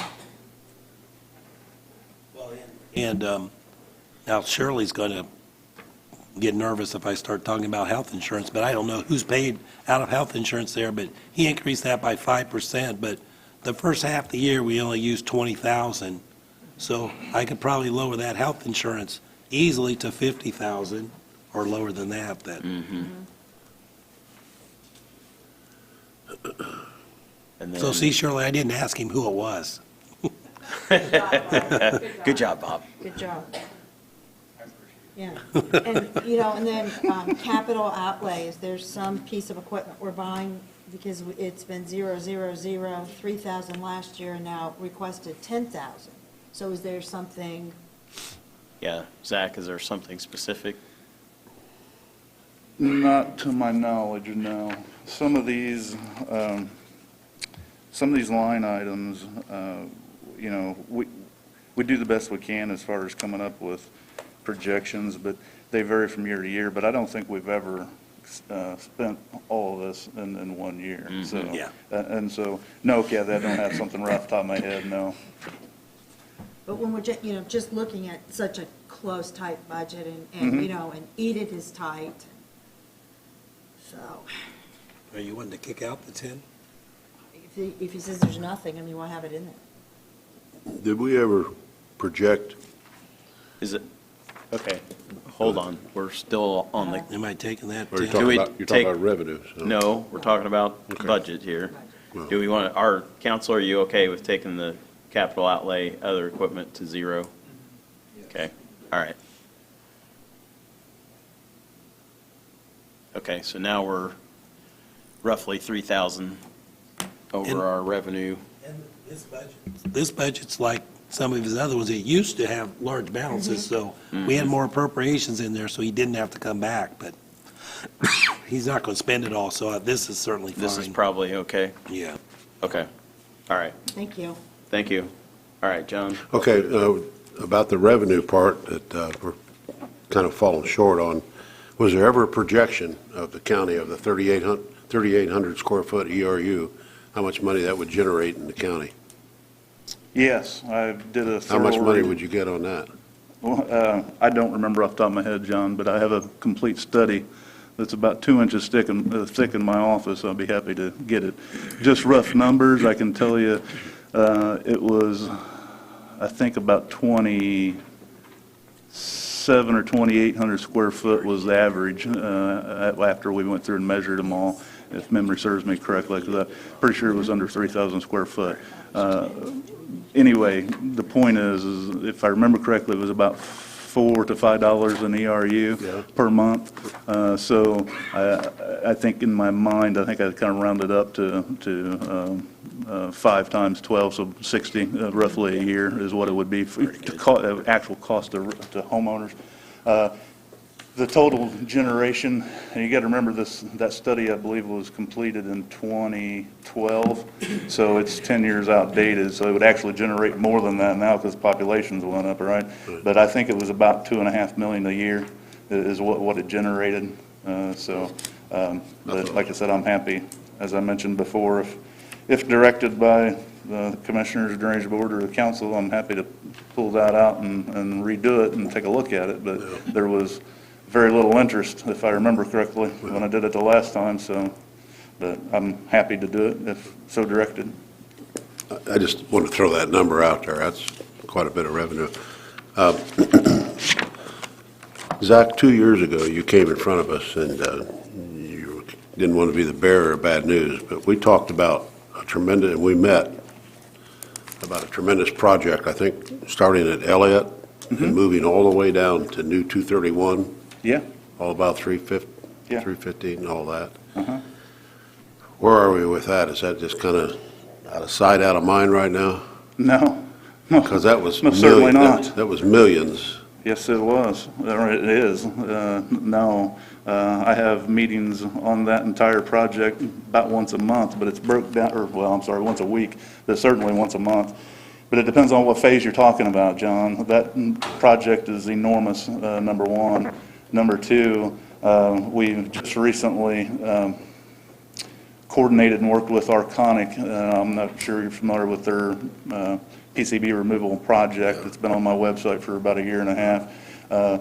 But they've been working there. We've been in tandem, working in cooperation with them to be as helpful as we can. The first, the immediate project that was done and completed this here recently is we sent letters out to everyone that lives along the Elliott, basically from 9th Street to Concord, I believe.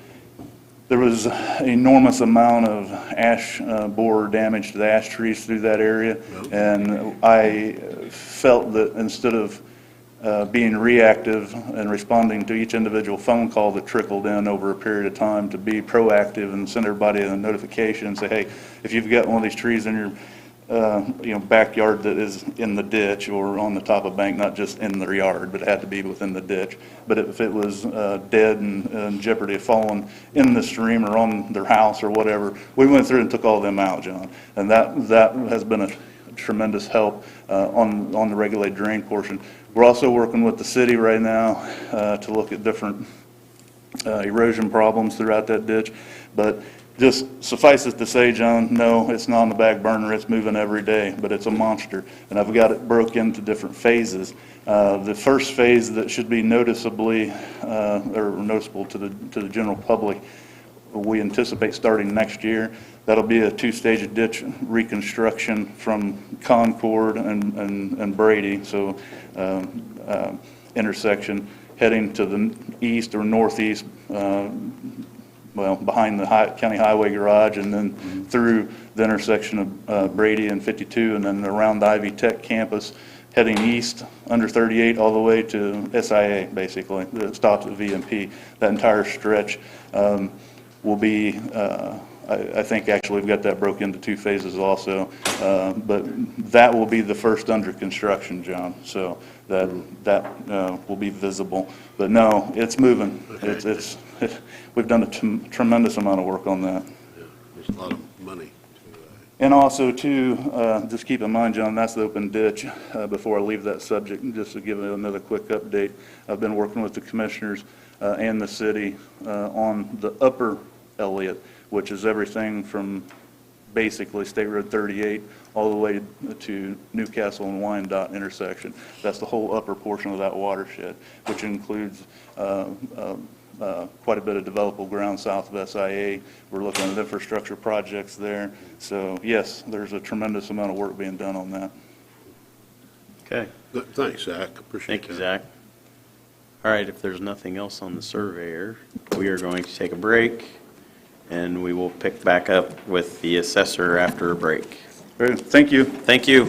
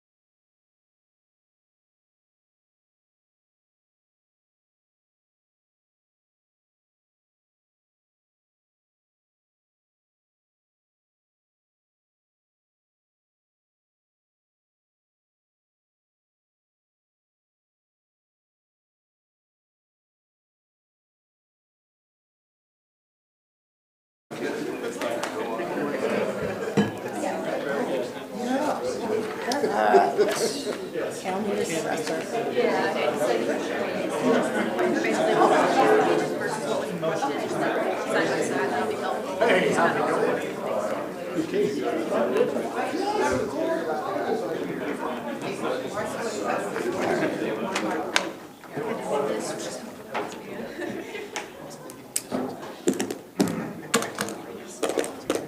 Okay, we're picking back up with the assessor budget.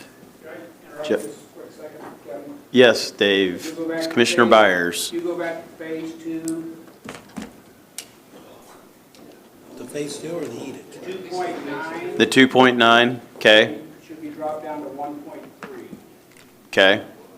1 million taking care of phase 2 and 300,000 working on drainage projects.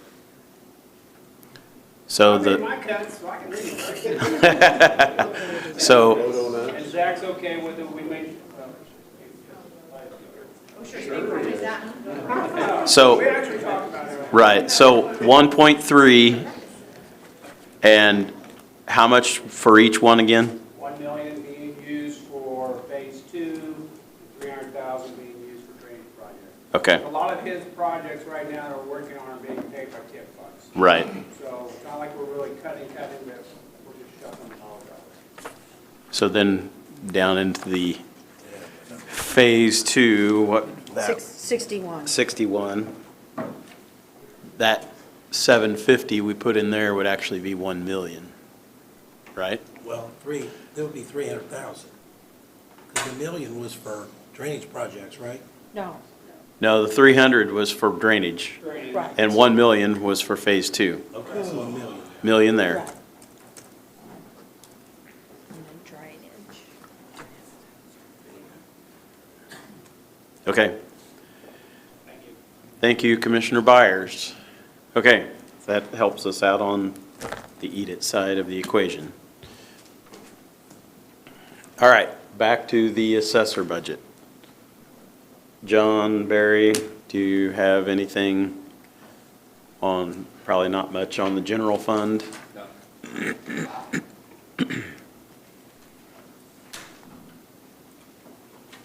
And then Sales disclosure. sales disclosure is on page 36. On the, can we go back to general fund real quick? Yes, go He's ahead, got Ben. board members of $0, and this year they're paid, we have an expense there.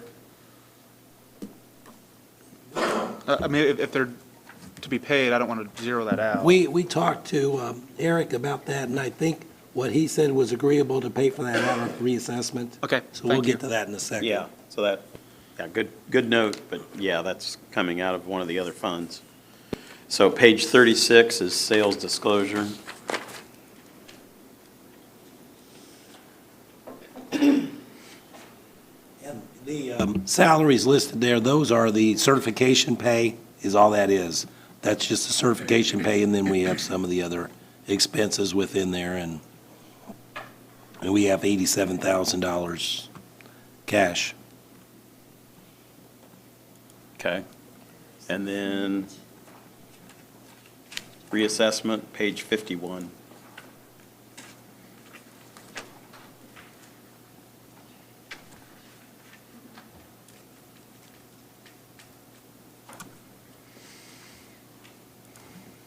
Oops, where's my note? Where'd it go? Disappeared. It did disappear on me there then. So Eric had said 13,000 for for the PETA expense. Where am I at there? That's 1224.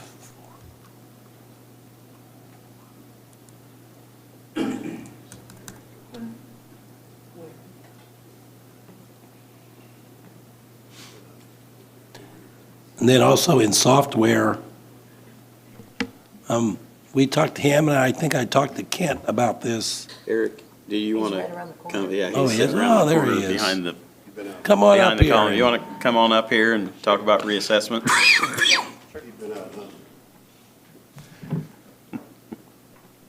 Do you guys have some questions? Sorry, I just was running down the stairs, probably while you were just talking. And this is what you were talking about, you're going to have a meeting on this. Was that what you're having a meeting on that may impact that 40,000? Yeah, because, you know, well, I guess I'll just say, that with the enterprise agreement, the hope was that we can get a lot of stuff, not just with the enterprise agreement. We got aerials off of our books. We want to get Esri Hub off of our books. And we have digital form processing that we'd like to get off our books and get that stuff in some countywide account that services all the people. There's a lot of stuff we can reallocate that to that would do some good. There's probably some money that can be saved and given back. Like, for example, the aerial stuff, we invested in a subscription service called TREP to investigate commercial industrial loan products. So like some of the stuff we could reallocate. We're happy to have that discussion. With respect to the hub stuff with Esri, that stuff we had no intended purpose to reallocate to, and so we're happy to give that money back to the extent that it's saved. Prior to us meeting the other day, we contacted our Esri reps and just asked how that works, because we paid for a full year. There's about a month overlap when we signed the EA. So like there's going to be like some time where we only had our subscription for about a month or two maybe before we sent that letter. And so I would hope that there would be some prorated amount. The response we got from them was very confusing. It said, we don't prorate contracts based on, it was like a paragraph, but we don't prorate contracts, but you'll get a discount moving forward. But the bills have been consolidated, so it was really unclear to me, like the concept that the bills have been consolidated and we'll get a discount moving forward seemed like they were opposites. Like, why would we have any bill moving forward for our department? Maybe they were speaking broadly, but it was pretty confusing. So we basically set up a call with them tomorrow. And so my goal was, I think that call's like at 10:30. I'm happy to revisit with you guys before these hearings conclude and let you know exactly what's going on after talking to them. And then if indeed there's going to be one bill to IT, we have no ongoing costs. It's just under 20 G a year, and we're happy to cede that back. So you don't have a firm number for us to be I able believe to? it's an email, 19.6, I believe, 19,000. It's just under 20 G is the yearly contract for that. So the software line could then be cut from 40 to 20? Yes. If indeed there's going to be one bill and our department has no ongoing cost. I mean, the EA agreement had a ton of credits. Like, I don't think, my impression was we wouldn't. So like I said, maybe I'm just not understanding the email from the reps or how it was structured, but we'll have clarity on that before these hearings conclude. Okay, so do we want to just earmark that and come back to it then? Okay. Can you explain a little bit of the part-time? Because I see it's gone from actual 20,000 now that you've spent so far this year, and it's 106,000 requests. Yeah, we had a couple of part-time aspirational projects. One of them is we formally contracted out personal property auditing, and part of our new budgetary proposal with the Personnel Committee was creating staff to internalize that process. It costs about $1 million for an audit contract, and we're talking about pushing that onto, like, ideally was 1 or 2 employees, but because we kind of compromised on that staffing proposal, we intended on hiring the person who that does fall to, who would not be compensated the way we originally had conceived, to have a part-time assistant. In addition to that, in talking to the Property Tax Review Board, they also kind of would like a part-time liaison to help them do specific research projects and take a bigger role in the commercial industrial appeal research, and hopefully they want a part-timer who interacts with our office to help us implement some of their decisions moving forward better, which they feel has been lacking. So we thought that would be a worthwhile cause to try. So we increased it to handle potentially those 2 things. But both of those are aspirational. Like I said, this is we just want to make sure if we decide to move forward with either one of those projects that we're able to.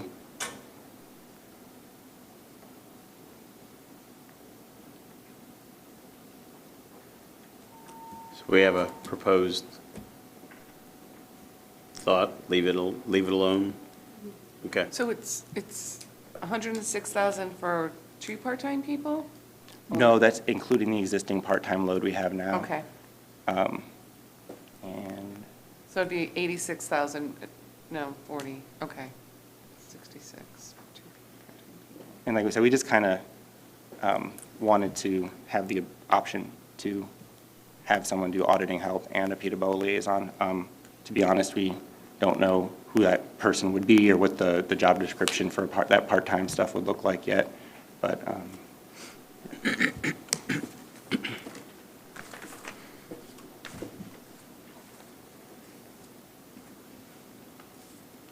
Okay, anything else on this one? The only thing I would say is about the interest. Jennifer gave me some updated, 5,800 instead of the 4,490. Okay, So this is a fund that has been kind of trending down, and we worked on that last couple of years, but now you can see, right now, we got a revenue of 419, but only a budget of 372, so we're making up a little ground there.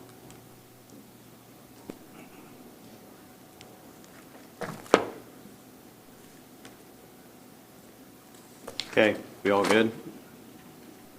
All right, thank you, Eric. thank you, guys. I'll report back on Tuesday after that phone call. Okay. Okay, thank you. Okay, back to page 14 on the council.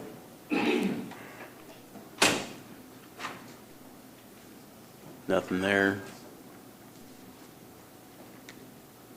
Commissioners, Nothing in the general fund budget. yeah, nothing there as far as any potential. Yeah, I think you do have something there. And at least with a discussion there. The grant administrator position was put into the general fund, which has always been EDIT in the past, and whether, don't know that you can afford to. So it is included in the EDIT number, it's also included in the general fund. So if you want to cut that, so you can see we went from 141 to 206, so there's a new position in there. But I think right now, when you look at the amount of money that we're over in EDIT, I think we're probably going to have to maybe just keep it in the general fund and then just kind of see where we go. I don't agree, but EDIT's got $16 million in it too. It's just always been an EDIT, and this doesn't seem to me to be the time to be moving things to the general fund. But whatever you want to do. I don't vote. I think it makes more sense to stay. Stay in EDIT? Stay in EDIT. And eat it. Okay. Thank you. 58,757.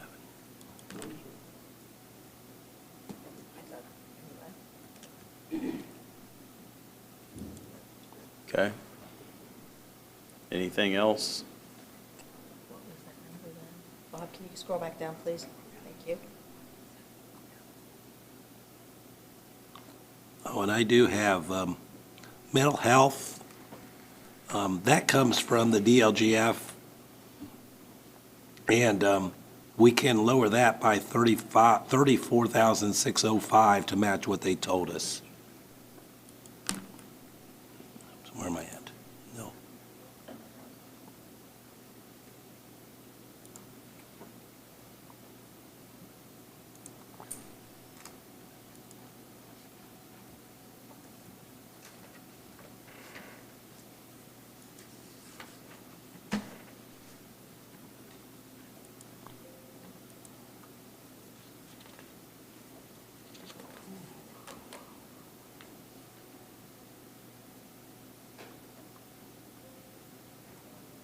Anything else there?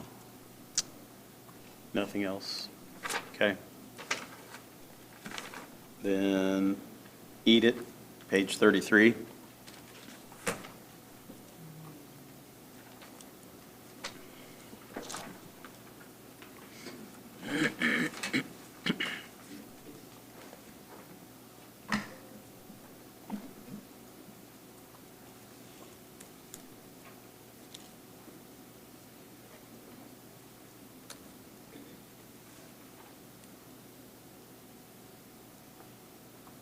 Kathy, you have anything? Well, there were a couple things that the commissioners were going to find out and check about the Villa ADA upgrades, if we were going to be able to phase that. That was at $250,000.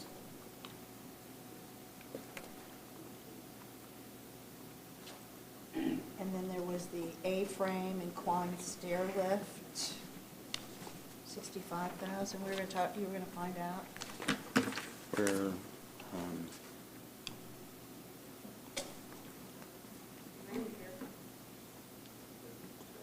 what's that?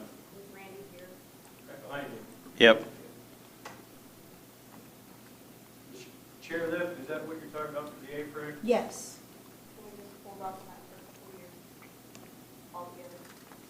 Well, my understanding was we needed some architectural work, drawings. Hey, Randy, do you want to come up here so we can get you on the recording? Yeah, I don't remember either. That's why I'm trying to.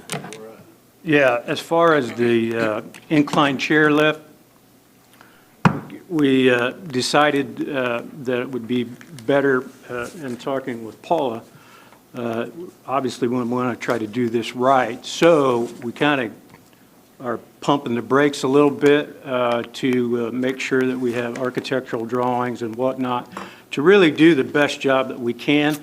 So yes, that particular project is on hold, and I was hoping that possibly we could revisit that next year, but my understanding was that we were going to get a local architectural firm into that process, because there's a couple of directions that we can go, and we want to make the right decision on that direction, so. So that will be a 24 project? You most likely? probably, yeah, it could be, I suppose. Okay, so we'll hold on that one, Am I so. on this one? What's it Yes, about? you're on that one. So then that would take that down to, Or how much would it go down? It was $65,000. yeah, 65,000. Correct. Yep. What was that about? Other people, some of us don't even know what it was about. What's the A-frame about? The A-frame is a building at the Ross Camp Camp. Park that we have. It's a facility similar to a lot of those buildings at Ross Camp we rent out. But the A-frame is a popular spot for people. And that building was built in the early 60s, so we're just trying to make it more ADA compliant if we can with a building that old. And like I said, we've been thinking about this. I know my predecessor, Alan Nail, started this project thinking about it in like 2013. And it's one of those things where we thought that maybe just a chair lift, a platform lift as they call it, we thought maybe we could just install that, but that's not the case, because when we were talking to Paula, who's forgotten more about ADA stuff than I'll ever know, she kind of got us on the right track that we needed to go to and start.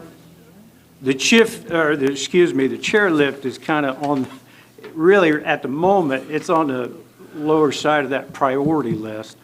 We need to think about, from the parking lot, and Paula was very helpful, thinking about, okay, let's start at the parking lot, then let's get up to the door, then let's get some facilities that are ADA compliant first, and then we try to get the people down to where they need them. So Paul has been a great help, but that's kind of where we're at right now. 4510.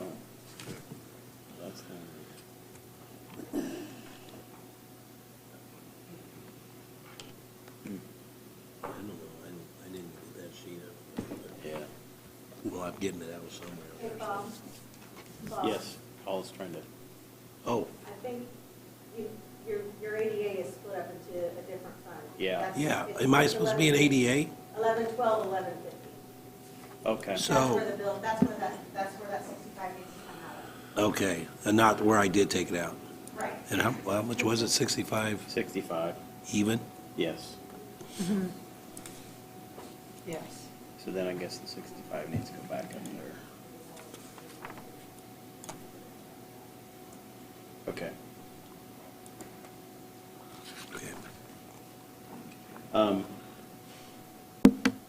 Commissioner Murtaugh? I don't, He's I swear. Having a sidebar. Yeah. Tom, did you have any further discussion about the ADA upgrades at the villa and the kitchen? I make a phone call on lunch. Okay, so that will be decided at lunch. All right.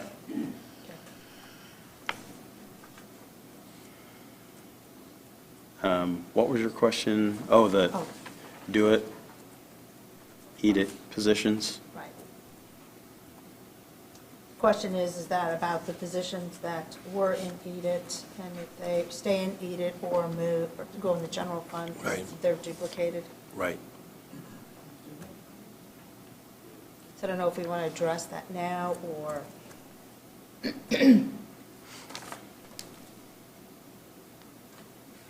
Yeah, we address it now or address it coming up here just very shortly? Ken will be here in a minute then. Just want to wait on him?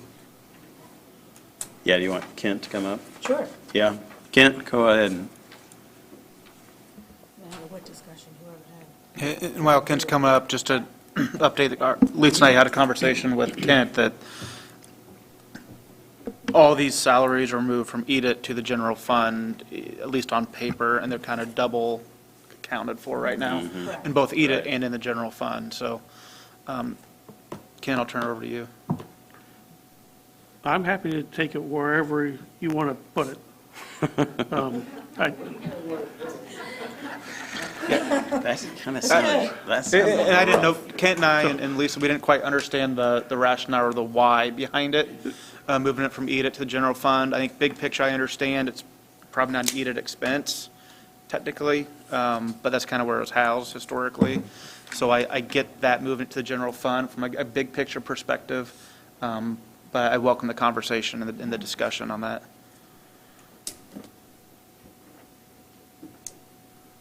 If there's any. Again, it doesn't make a difference to me which one it comes out of. Historically, those have been needed. And it was suggested that I move them over to general fund. So I did that, and Bob said, well, why? And I said, well, because it was suggested, so he said, let's leave it both places and we'll get that figured out. So I guess it's more of your decision than, Yeah, if it's optional, let's just put it back in EDIT and keep it there. We need it more in the general fund. And he's got some in Q cap too, the same. Needed, it's the GIS, I believe, and then the other position in your office, those are Q cap. correct. Yeah. Commissioner Byers, did you have a comment? Well, I'll just kind of explain a little bit. Back in the day, all these positions were in general until the general got super, super tight, and then it got thrown into the EDIT, or got thrown into cume cap, or got thrown into there. I don't see the generals being as tight as it was. Back in that day, we only had $200,000 of uncommitted funds, so that's why things got moved. When you start the year every year with $4 million, $5 million of unappropriated funds, I don't think the general's as tight as everybody keeps thinking. So that's why I said, let's throw it on both sides. Now, I can totally agree. If you want to keep it in where it is, then go ahead and do that. That's understandable, but just the thinking down the road potentially, what's fair for one's fair for the other. Okay. Well, Dave, I think my recollection is that they were moved to EDIT when the statute was changed, and it used to specifically say what kind of computer jobs could be paid out of EDIT. Now, that whole EDIT statute, those are all gone. Right. So now it's not there, but that's when it was moved, and it might have been based on the meeting too. It used to be, it stated if you were a computer operator, that was allowable out of EDIT or QCAP or whatever it was, or QCAP, that would be it. Right, and that's why we threw out the other people, like Sharon's job there back in the community, or grants person. That grants person's doing for everybody throughout the whole community. He's not just doing out of Edith. We have a fairgrounds employee that's listed in 2 different places. Are they really doing economic development? Okay, that one we can argue, hopefully, yes. But that's the whole thing, is trying to clean it up. Okay, all right. Thoughts from council? Which direction would you prefer? I would like to see us put it and eat it, keep it and eat it for the general budget purposes. Any thoughts other than that? Is that agreeable? I'll take that by consent. Is Edith tight? I mean, is there a reason besides just the getting it back to where it was originally, or? We always have projects. I think that's the easiest way to say it. If you talk to Zach, he's got projects, we have projects. I mean, I think that's the easiest way to look at it. But like Bob says, yeah, we got $16 million cash. Well, if we would have used that, we could have paid the whole fairgrounds off, not even got a bond. But you got to have that reserve sitting there too. So it's 6 jobs, right, that we're talking, 6 positions. How much money are we talking about moving back and forth? $400,000 in salaries. Okay. And then the associated Social Security and PERF. Mm-hmm. And health insurance. Now, one thing, over here on the Edith side, like, right now, this is showing $8.8 million in revenue, $12 million in expenditures. That's not a very good thing to, if you're going to spend it all. But also, and I didn't mention this before, but now here is, we can increase, this is another one of those lit things. And so let me increase the revenue while we're here.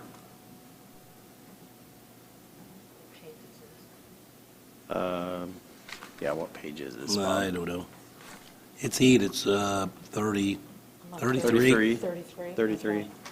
So now that's there. I did pick up, almost $1 million of revenue there, because when we did the book, we didn't have this number yet. So, but we're still, you still got $3 million more in budget than you do revenue, but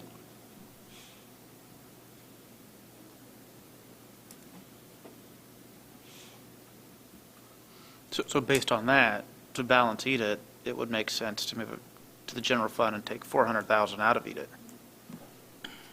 Is it tomato?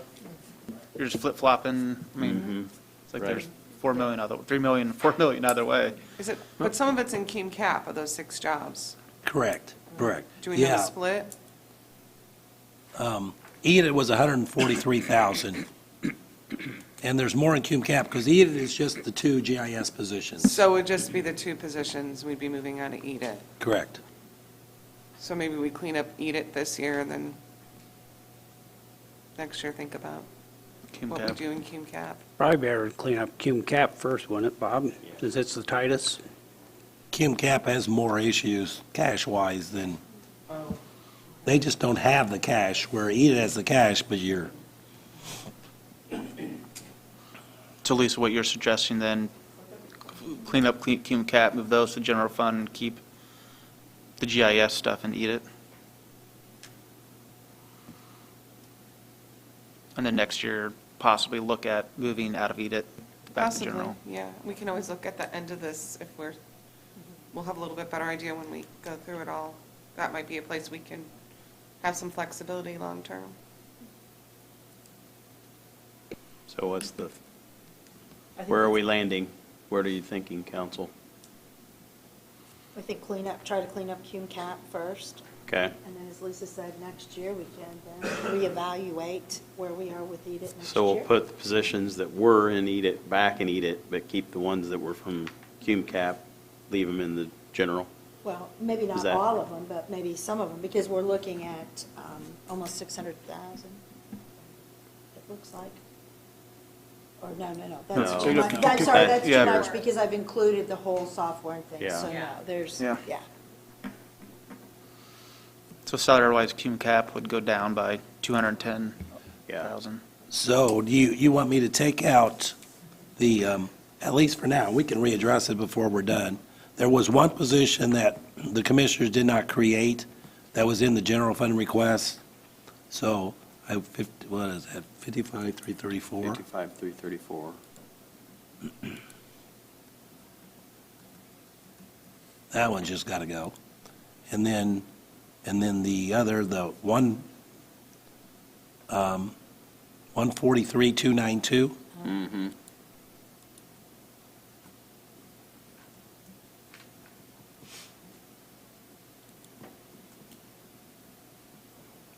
Okay, so that should leave those cum cap positions still in the general fund. Are you in?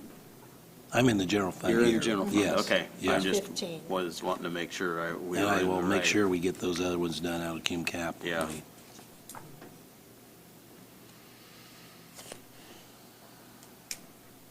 And then also, Kent's salary was moved to the general fund as well, and that was an EAT at one, so do you want to, Put that back in. it was Eat 50% before. Yeah. So back to 50%. Yeah, because it was out of Eat It. 50/50, wasn't it? Yes, 50/50. But if that leaves more for projects, I'm willing to leave it in general fund, spend more on projects. We got a deficit in the general fund.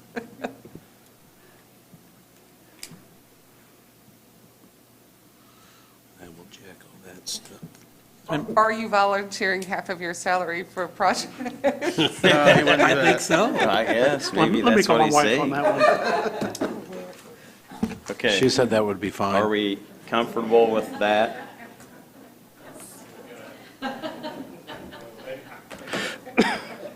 Okay, so back to where we were.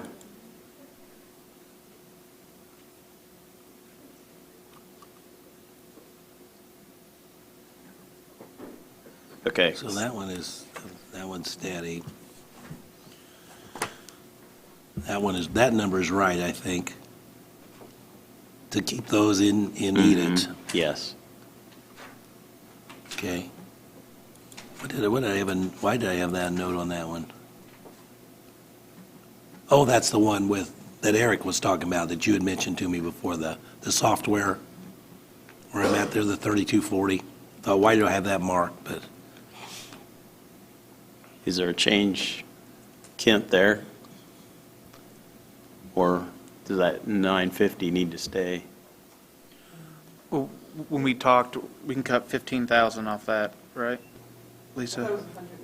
Someone's- The 3190?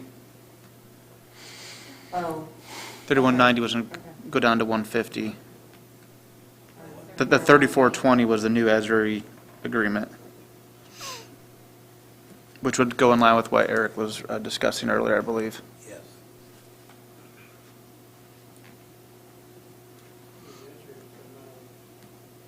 Now, with that, Out of GIS, am I in the wrong one?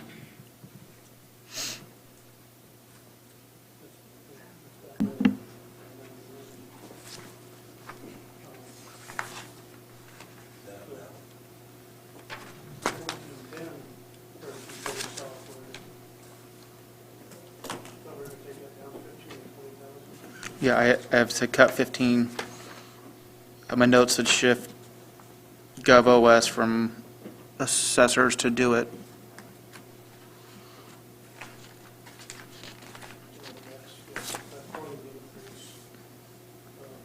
He said that's about $40,000 increase to your fund. Yeah.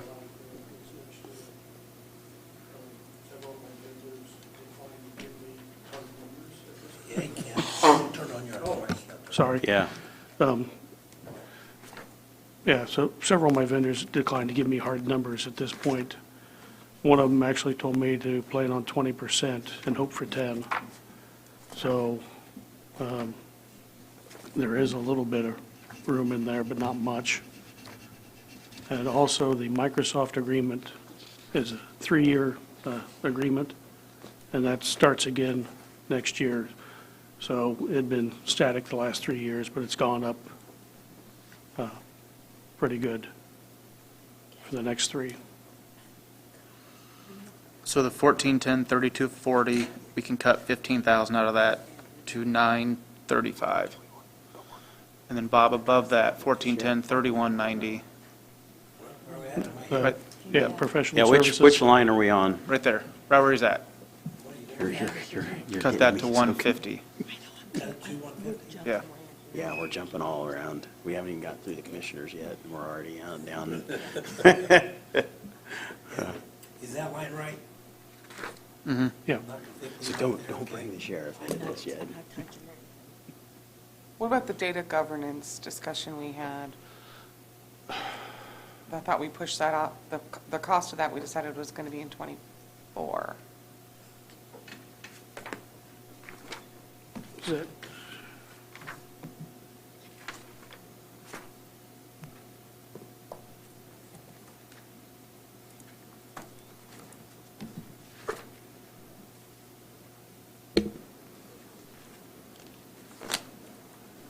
Yeah, it's true.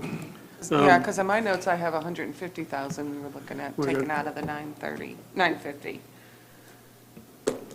Taking it down to,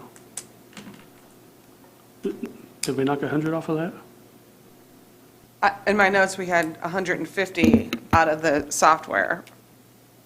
But maybe it was, maybe it was 15? I'm Wait a handwriting minute, is bad. software or professional services? Software, no. No, maybe it was professional services. Data governance is in their professional Okay. services. Okay. That was to bring somebody in to do that.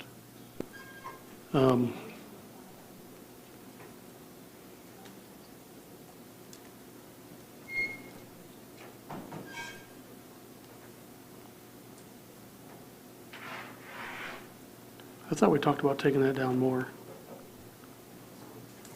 You want to. Yeah. Let's cut it in half. So which one are you, So, line 74, the professional services. We take that down, take that down to 75? just take the data governance out, so take it down to 96.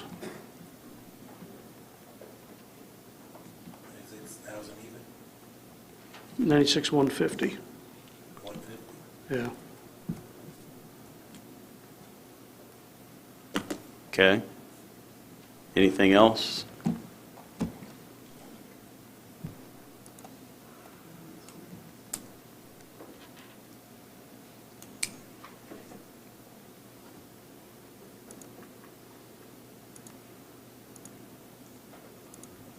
That's it, isn't it? I think we had a couple things in the general, but I'm not sure where we are anymore. Yeah, well, Eat it. we're back to eat it for commissioners, page 33. We kind of slipped down into the, that's why when Down you into the started to weeds. go into a totally Slippery different area, I was like, no, no, no, no, no. We'll have total mayhem here in a minute. All right, back to the commissioners' eat it budget, page 33.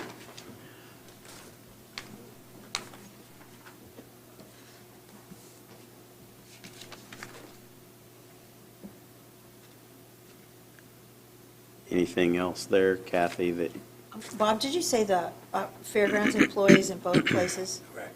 So we need to take it out of the general fund and keep it in Eat It? yeah?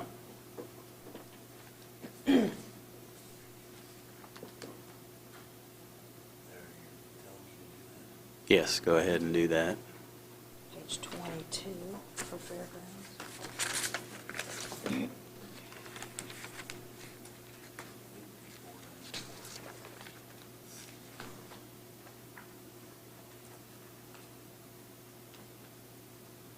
Okay. Back to 33. No, we're going to commissioners. We're going to, well, Kathy's helping us move all over the place. Yeah. Well, we gotta go through each Eat It account. I'm looking at this. Yeah.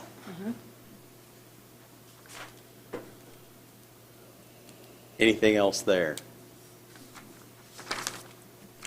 No, not for my notes. Kevin, how about you? Okay, no.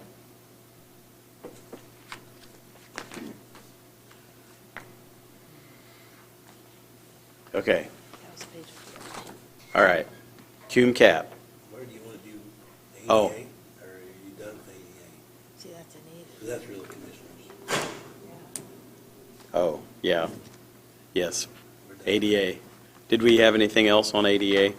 Other than Commissioner Byers was going to make a phone call at lunchtime, so we'll hold on that until we get an answer on that. So now to Cume cap. Page 38. Why'd I have 41? Yeah, it's 41 on here. Page 38, not 41.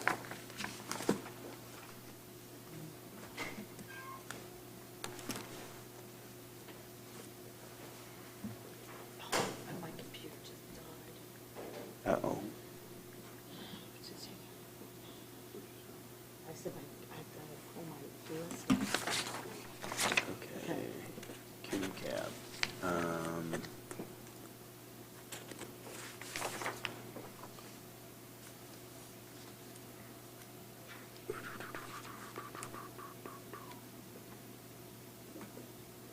Now, I think this is where your books are wrong that I sent out to start with. We didn't get all of the entries in to Cume cap. I think it was Cume cap, wasn't it, Paula, that I kind of quit entering?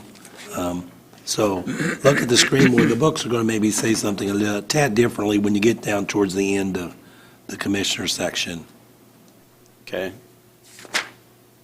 Did you have anything noted on Cume cap? Well, we have, from what the sheriff has given us, to eliminate. Huh? Is it in the commissioner section or is it sheriff? We talked about sheriff and sheriff, is there a lady in the? Okay, Yeah. okay, then we'll do that. Yeah.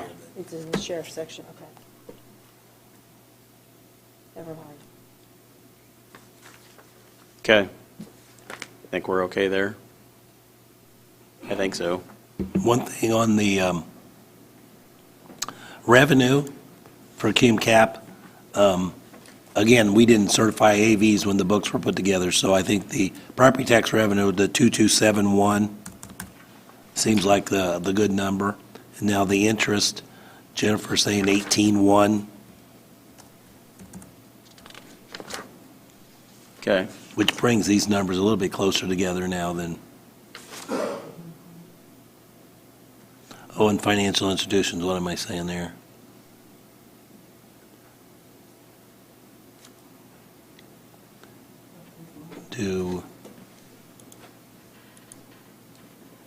Because that, we've received all that for the year, haven't we? Is that where I was thinking down to, like the 13,000 instead of 14,500?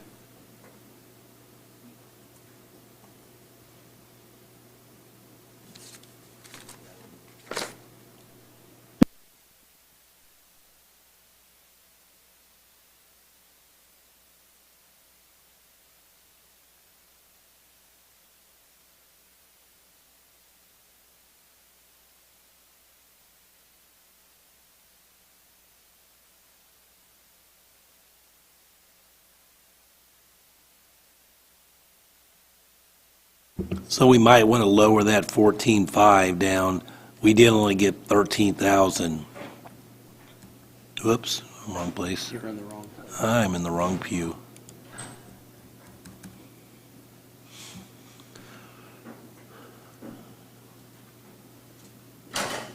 Okay.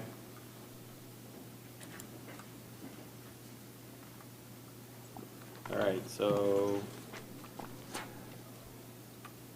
And the recycling and then parking garage, page 55. I was going to look at my health insurance. Do I have that in 1410 to make sure I got? Page 55. Well, let's just stay, well, unless you don't want me to do that. No, go ahead. Back to do it is where we have all of the employees, that would be, so we had the same numbers before, but that number is high. So even if I'm making the assumption, if one employee moves to employee spouse, 44.8 would still be, so I'm even, there could be a little bit of change if I make that to 44.8. Since it's a fund that we really are a little, Well, are we in cum cap? I'm in cum cap, yes. We've got to, because we're going to take those, and those are going to be in the general. But I think that that's already taken that in consideration. Well, these were cum cap, were going to, They were going to they stay were in going the to, general. they were going to general. Yeah. But now, I mean, see, my salaries are about the same, so I need to get I think my health insurance needs to be lowered. Okay. Because I'm not sure that this request reflected, like, those people. I don't think I have any cut or any addition there. I think that's okay. Now, Okay. if we were going to clean this up, that 210 Would be 0. would be 0. That's true. Yeah, and that would make this 0. That wouldn't it? 0 Yeah. and 0 and 0. Yes, you're right. Okay.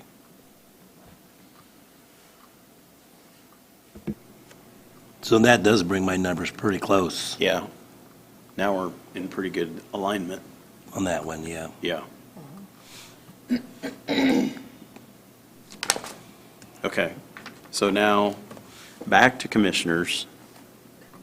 Page 55. You're still on, you're on EAT or? We're on Cum cap? recycling Oh, and parking garage maintenance. I think we got done with commissioners' cum cap unless there was something else. Well, Bob keeps moving us around, and it's making it very confusing for everyone, so don't feel bad. well, I am, so.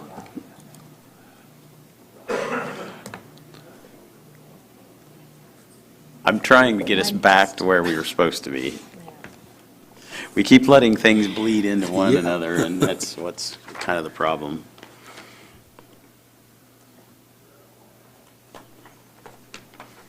Okay, anything on recycling or parking garage maintenance? I didn't have anything, no. Okay, then moving on to self-insurance, page 57.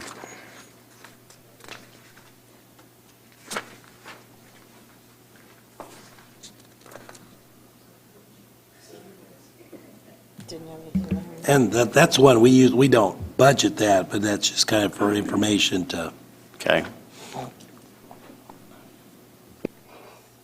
All right. Then HR is next. what can we do this Oh. one, this workers' comp? Yeah.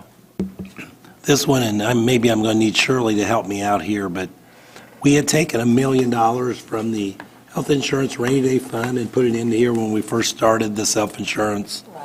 for workers' comp. And I was thinking, and I put in, now to transfer that $1 million back, but we have a big claim that was just paid. I'm not sure we want to put the whole $1 million back. I'm not sure if I remember exactly what that big claim was for. I can't tell you that. Well, no, it wasn't a person, it was to our insurance company. Oh, that was for the gap coverage? Okay, So basically, similar to the health insurance, where you've got your stop loss, well, we've got 3 for workers' comp. We've got stop loss, specific, and then gap, which is kind of that in between. That was because of the fact that before we went self-funded, we had a very large claim, and we wanted to just make sure that we were covered for that. So, 'cause what's our cash So- balance in there now? In 4718. But, and that's just the one-time deal for the year. for the year, yeah, I And- believe so. That claim went to Sandy, but she showed it to me, and I believe that's for this year. Yeah, and Kaylee's telling me our cash balance in the fund now is about $1,031,000. So we probably can move some of that money back, but maybe we don't want to, if we move the whole million back, and we wouldn't be doing that till January. And you But- could even move that million from 4710 back into the rainy day, just so that the rainy day is at the level that you guys set, and leave that in workers' comp to see Right, yeah. how things shake out. Yeah, it didn't make any difference to me, but that was what my first thought was, get this, we moved $1 million here, now we've got a year and a half in, and, to move it back, but, Yeah, our last work comp billing was a little higher. We had several things that were kind of coming to treatment level, and hopefully that will kind of slow down again, because we had several injuries that required more extensive medical treatment.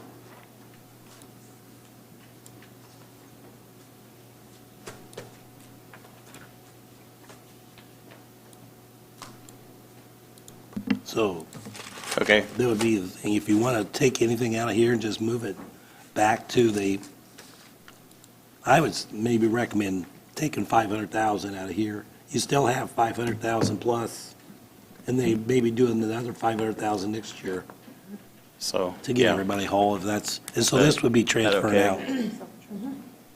I'm seeing Okay. agreement there, okay.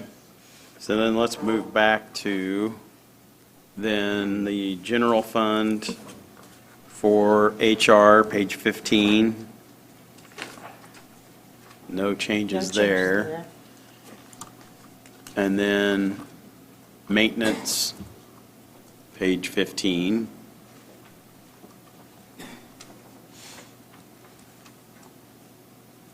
John, you have anything there? No, we met with them. Nothing there.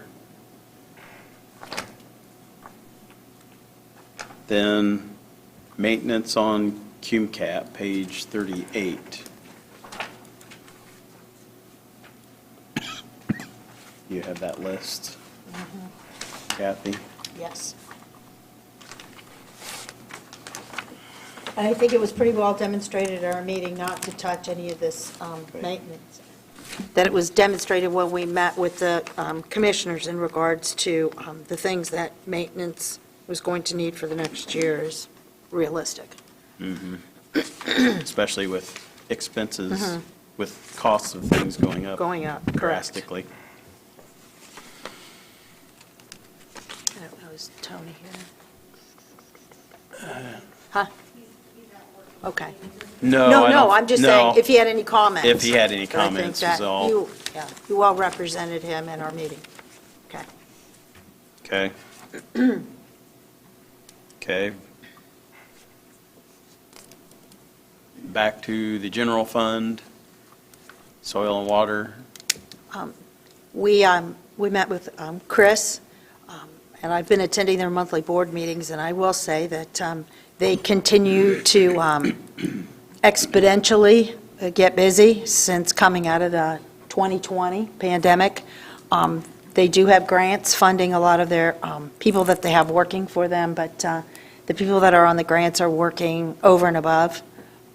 And so some of the grants will be running out next year. There's going to be some new obligations for them starting next year. So I think that probably sometime in the first quarter of next year, a position or at least part-time dollars will need to be spent in this department. So I think we should just, I'm just laying the foundation for next year for the commissioners to look at a new position and for us to have to fund that in 2023 sometime. Chris, did you want to address that at all, or does Kathy feel like she addressed it fairly well enough? You did a great job. Okay. Yeah, so the only concern that I really had was. Get her a microphone, or come on up here.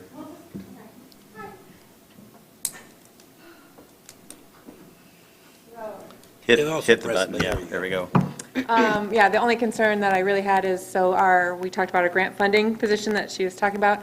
we actually spend over what the 15,000 to pay our grant funded and our cash match. So we are actually taking all the money you give us and spending it on people.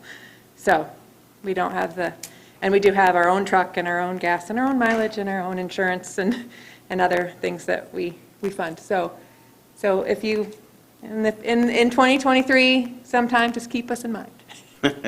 Okay. Thank you. All right. Then, moving on down the list to do it, I think we adequately covered everything there? No, we didn't really go through the general. Okay. So do we need to make sure that the positions from CUMCAP are here?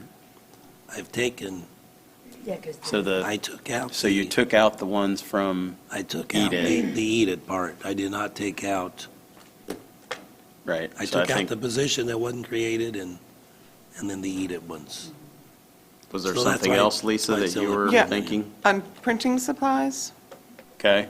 so first I want to point out that our printing costs, if you look from 2020 and 2021 to what they are halfway through the year, have gone down dramatically.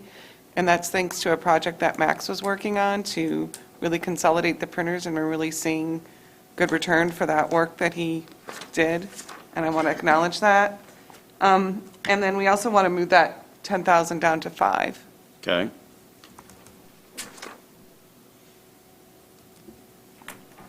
Very good.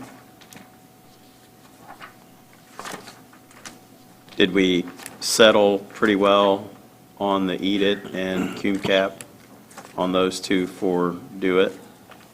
Or was there something else that still needed to be addressed on those two?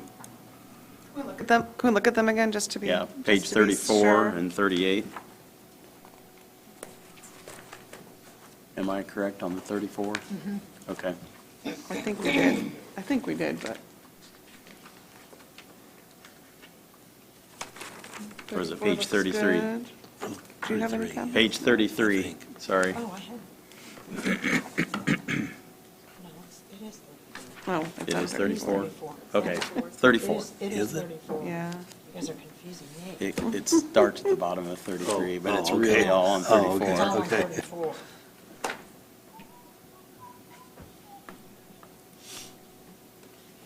No, I'm fine with 34. That is, Be okay there? yeah. Okay. And then 38 on CUMCAP. On this one, should long-term disability and life insurance also be 0? Yes, they should. Good catch. Workers' comp.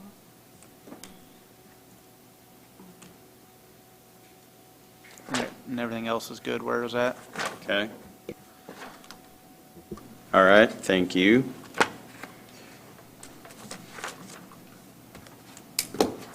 How much is there on election and voter registration in the general fund?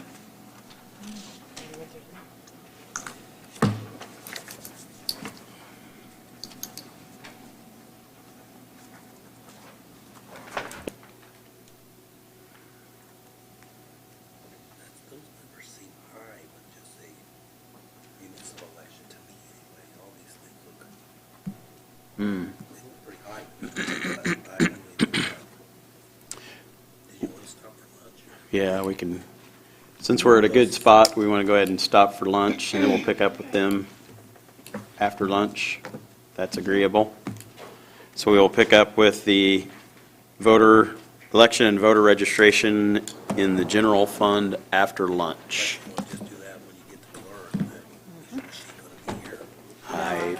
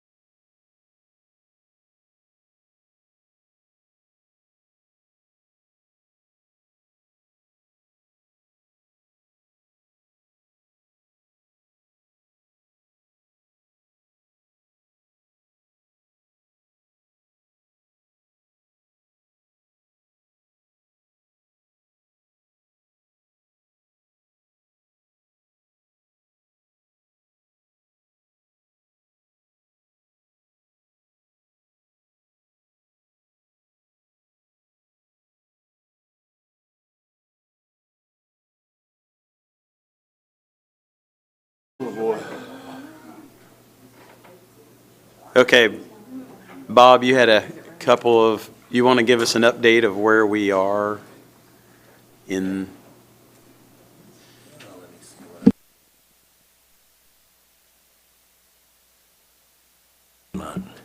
Over here on the budget part, this up here is telling me how much we've reduced it. Oh, so it's gone down $470,000 from what the requests were for what we've done so far. The revenue, we increased the revenue by just about $2 million. I'm going to go over here to this allowance thing through the DLGF section. I've got the $4 million we started with at $452,000, and we did not do anything with the revenue from the lit income tax rainy day fund either, so that part's taken care of, but we're still $4 million away from the 96%. And we do have still some large cuts, but that's going to be a very difficult task. That's about all I got, I think. Okay, all right, so still roughly 4 million away. Oh, and then one other thing, I got an email from Zach on that Great Lakes Fund we were talking about. He would like to have a $50,000 appropriation, so I put that in there. He's got $173,000, so that's not a problem cash-wise, so I threw that one in there. Okay. So we'll pick up where we left off with the election and voter registration, and we will do the balance of the funds related to the clerk. So Jody, Lisa, do you want Julie to come up or what? Sure. Okay. So I think the big difference with this, with 2023, is it's a municipal election. So, you know, and the clerk's office is a 4-year, every 4 years we repeat. So this is the same as 2019. And then we do get reimbursed by the cities for the election. I don't know if you have anything else you want to add, Julie?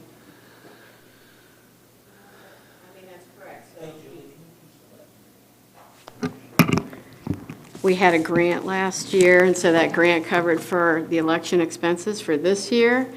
And next year, that will no longer be true. So we have to make those payments with the exception of e-poll books. They're paid for 2 years. So next year, we won't be paying for e-poll books, but we will in 2024.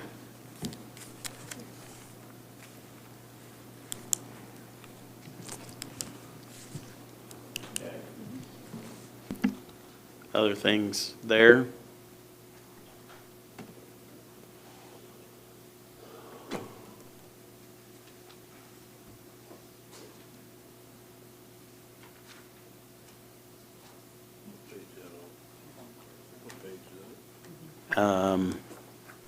Page 16. Is there a particular line item you're looking at that you want to know about? No. John was asking what page it was. Oh, okay. I can add too that, like, there's a lot of envelopes we don't need to purchase just because we still have envelopes, and so we didn't account for that.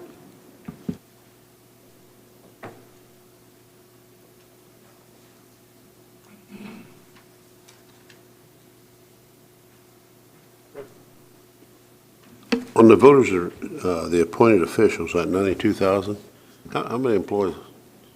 2, 2 employees? an R and a D. So the other people are just, that's in there, they just volunteer or they get paid? No, so we have a part-time, and every now and then, if the election's big, we'll have some other part-time people working during that election time, but we will hire, I see it, yeah. depending, what? I see it, yeah. Okay. Thank you, Julie. Huh. Okay, we all good on that one? Okay, do we want to then move on over to clerk, page 25?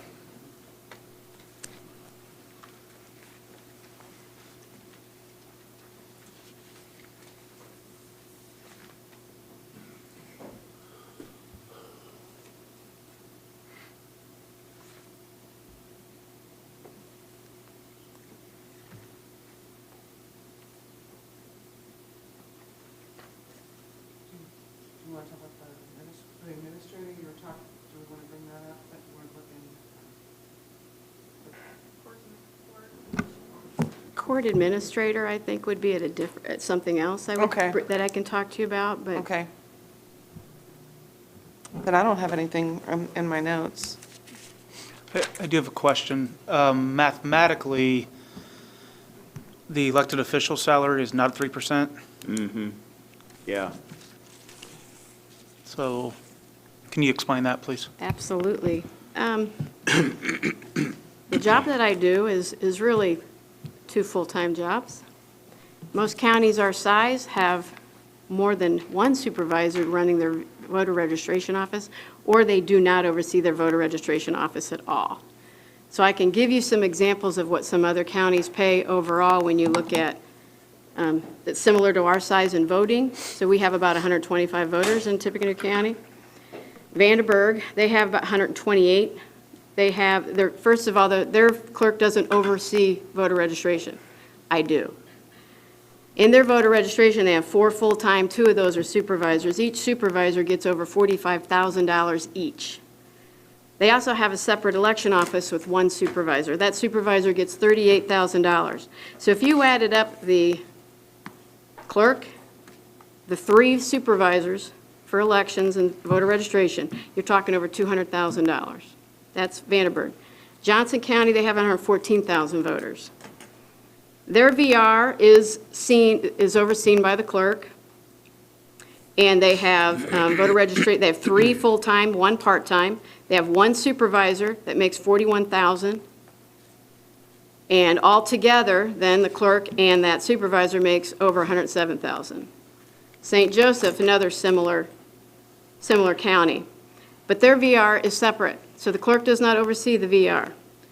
However, they have 6 to 8 people full-time, 2 supervisors, each one gets over $43,000 each. So even though their totals is over $148,000. Elkhart is almost our twin city. Elkhart, that trustee makes almost $100,000. They have 125,000 voters. He has 4 full-time in voter registrations. He has 1 supervisor that makes over $45,000. They all get overtime pay. That's the other thing different with our county. A lot of these voter registration supervisors get overtime pay. So if you add up the totals there, it's $144,000.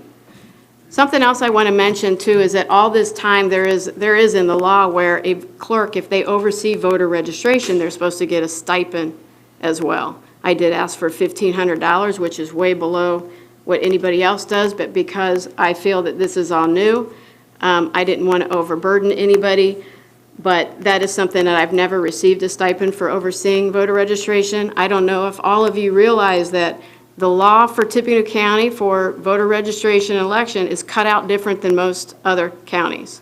But what's happened is we are absolutely understaffed.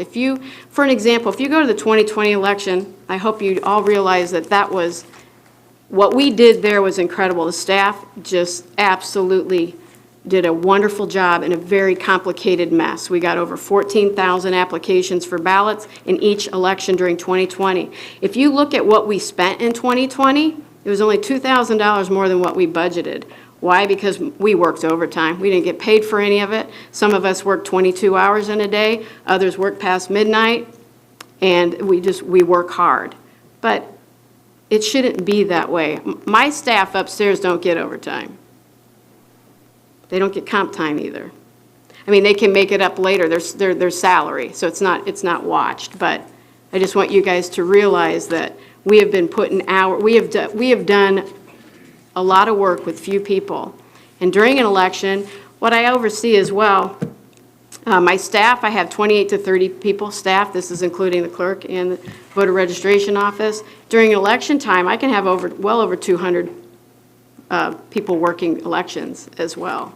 So it's a lot of responsibility, and that is why I asked for a very small increase in that pay. But my understanding was all elected officials went through the Wagner Early Surety right, Shirley, a year ago, and were adjusted accordingly based on the job descriptions. I was never told about that. I found out afterwards, but the job, I don't think it was absolutely looked at all on what's going on in Tippecanoe County. The first thing I was told was, I don't oversee, well, that one elected official oversees millions of dollars. Well, I oversee over $7.5 million. It also, I was told that my salary was compared to other clerks in the state. You cannot compare apples and oranges. We are cut out from in legislation. We do not work as others. And even those that are very similar to our county, they have many supervisors doing the job of what I am doing solely. I do not work 8 hours a day. My average is probably 14 to 15, and during election time, it's way more than that. I don't get a lot of free time because it requires that. It requires all of my time on that. And so what should have been looked at was the actual, what does everything that I oversee, how much does that cost in other counties? That was not looked at. Like I said, there are clerks that don't even oversee a voter registration. They have nothing, they know nothing about it. I also put together just of all the applications with usernames and passwords I have to use. The list itself is overwhelming. I don't think there's any other elected official that has to run this many apps and know how they work. And I can give you a description if you're interested, but I am sure, even the website, I oversee over 25 web pages on our website. It's a lot of responsibility I have. I don't think anyone up here is denying the responsibility or the workload, but I would not feel comfortable going above 3%, me personally. And to that point, we have a process for evaluating those. We had that with the surveyor a year ago, and that was a discussion that we took at that point. Then a year ago, I probably should have been told on what that process is. But I have literally, I don't know who looked at what salary statements from clerks to compare. It's, you know what, here, give me a supervisor that pays $45,000. I'm a bargain. Because I'm doing that job too. And what she had brought up, I also do some court administrator jobs as well. So I think the question is if you're doing the jobs of many people, maybe we need to look at restructuring the job load? In the meantime, I just need to continue to work 14 to 15 hours a day.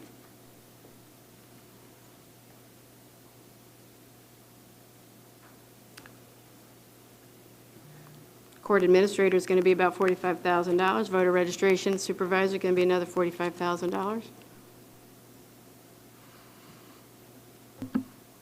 I would just like to weigh in and thank you, Julie, for all that you do. And I know that we're very fortunate to have you. And I would be in favor to even raise it higher than that because I know, and to be consistent with my feelings last year for Zach, you know, we as a county, we want to keep and retain the great help that we have. So I'm definitely in favor of you having your pay, very, very minimal pay raise. And if not, we should even raise it higher. Thank you, Barry. Any other questions? Shirley, can you chime in for a moment, please, regarding the elected officials process, what happened a year ago or so?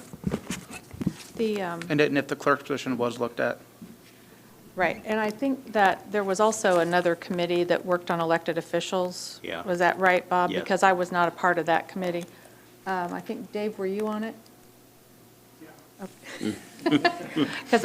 But I don't know where that came, like, I don't know how that compared to the Wagner, Irwin, and Shealy one. But with Wagner, Irwin, and Shealy, the way that they always have done it is that they look at similar-sized counties, and they also look at, like, the surrounding cities and things such as that.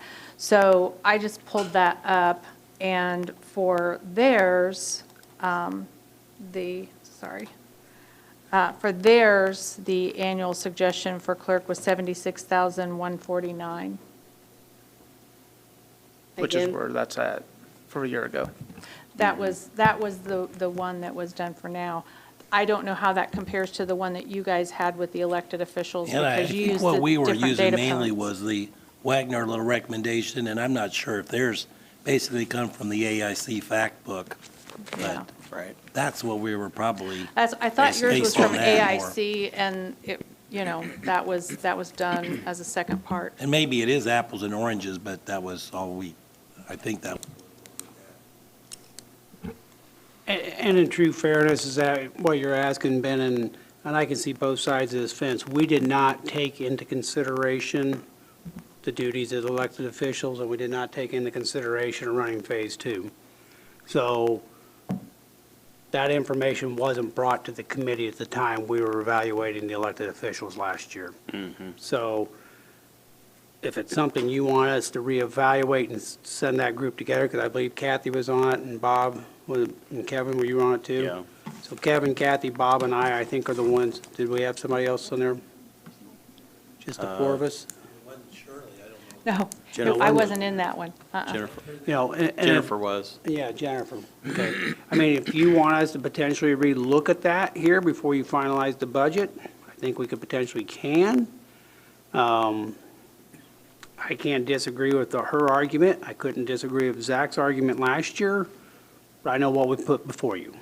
And I'm sure that's what you're going off of right now. Yeah, So- I'm going for what we've done historically, try to be fair to all from a Right. process standpoint. Right. Because making sure we're making decisions based on data and following the process that's been laid out. Yeah. With the county. So that's kind of where I'm at. I'm just one person in terms of the review.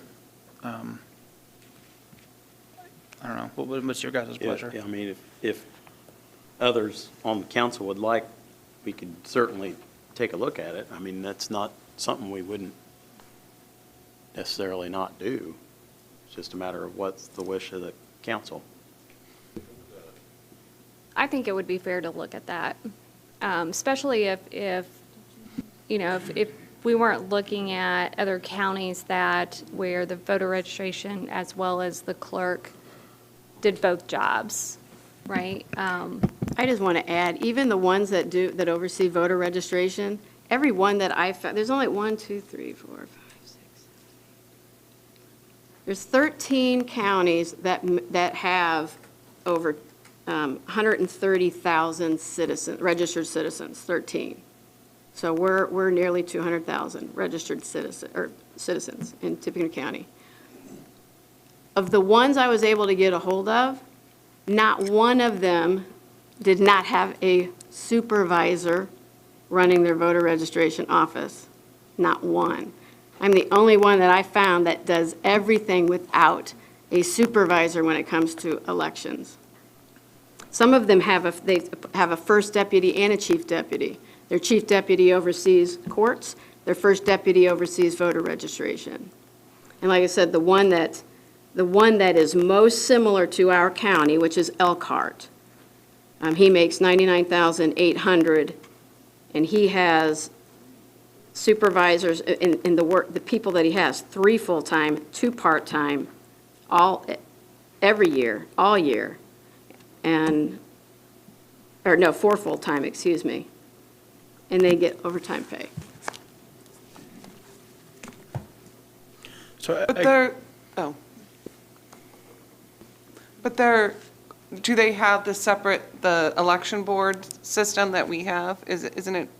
No one's is organized- just like ours. They but do in Elkhart County? In Elkhart, that clerk oversees VR, voter registration. It's still not Do exactly. they have the 2 directors that we have? They have 4 full-time and 1 is a supervisor. They Okay. probably have 2 Rs and 2 Ds. So I guess here's kind of what I'm hearing, and Mr. President, if you disagree, by all means, overrule this, but I would prefer if we revert that to 3%, go back and review it with Commissioner Byers and the other individuals involved, and then come back to us based on your review and your recommendation. So for right now, for the budget purpose, go to 3%, which would be 78,433, knowing it's going to go back for review, but that's my recommendation. Seeing head shake, yes. Proceed that way. I think we also need to take into account the stipend, because you said that it is in statute that should receive a stipend in which you do not have in your budget currently, correct? So we need to take that into account as well. Okay. Now, what I think for the logistics of it, you can't change an elected official's salary during the year, I know. But I think we could, if by December, if you wanted to increase it, we could do the salary statement. And you could, I think you could do the additional appropriation after the first year, because the salary statement is what's setting the salary. So we don't have to do this before the September meeting. But so you have to have a little bit of time, because there's going to be a lot of numbers to go crunch through, because it's between not here going to and be a there. straight comparison. If that would be adequate for council to do it that way. Okay. We will then make sure the committee gathers and reviews, try to get all the appropriate information. Yeah. Have any other questions?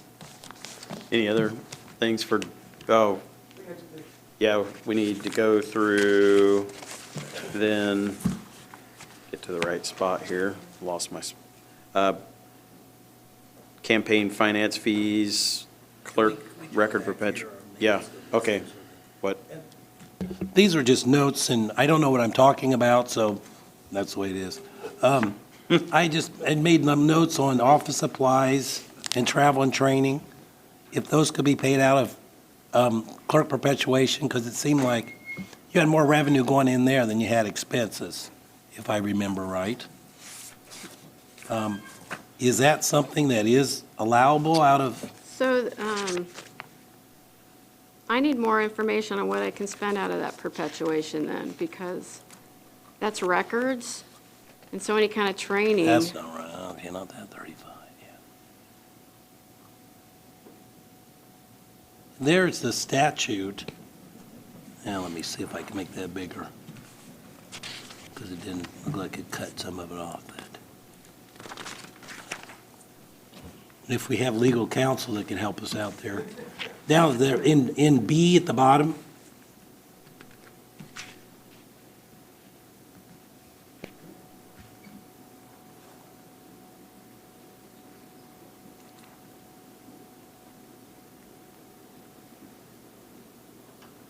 So are you thinking 3, I might be able to? I'm just trying to, if we have to cut some things, that if we can move it over here. Because I'm looking like over here under perpetuation, we have a little increment between, our cash balance is going up, and even her request is 107 compared to 111. And the ones I marked were office supplies. We're bouncing back and travel forth, John, training. so I don't know. I think, well, 1 and 2 is difficult. I think 3, that we could, I think that's a good idea. If you're comfortable with it, if you're not, then that's, my little notes, I put question marks, I don't know. If that's what really needs to be done, you can take some of that money, budget money, and change the 2. The 1 down, the 1 up. Yeah. But I think number 3 could apply. I mean, that's what a lot of the training is about, the operating system. That's all about records. So I think that's doable. Okay, so, Mr. Masson, do you agree? I mean, yeah, as long as you pass through the street face test, it doesn't have to be super, constrained, but you don't want to do something completely unrelated to records and pay for it out of that, or case management system. So, I mean, I think you've got some leeway, but don't go crazy. Well, and another thing on the perpetuation I'm seeing now, I need to increase your insurance, because we use pretty much that much for the first half of the year, and I think you did a transfer on that to take care of, but this 8,500 should be probably 17,000, which kind of, Wrong line. oh, no, that's not the right. wrong box. Yeah. It does, 35, now, it John. kind of makes this now Page your, 35.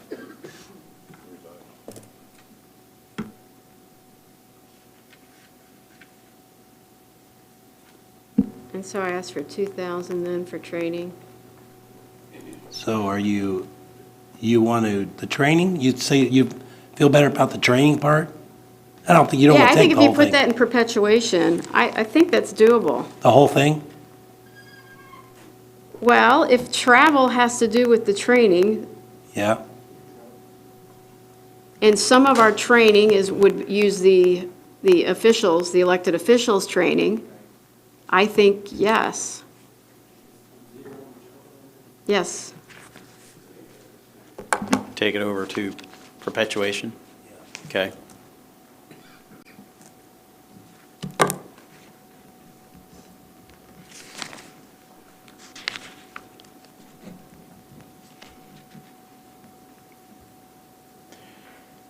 Okay. Anything on the elected officials training for the clerk, page 49?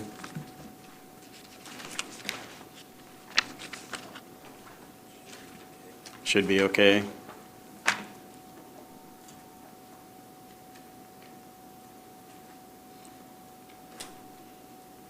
If nothing there, then we have the 4D, page 63.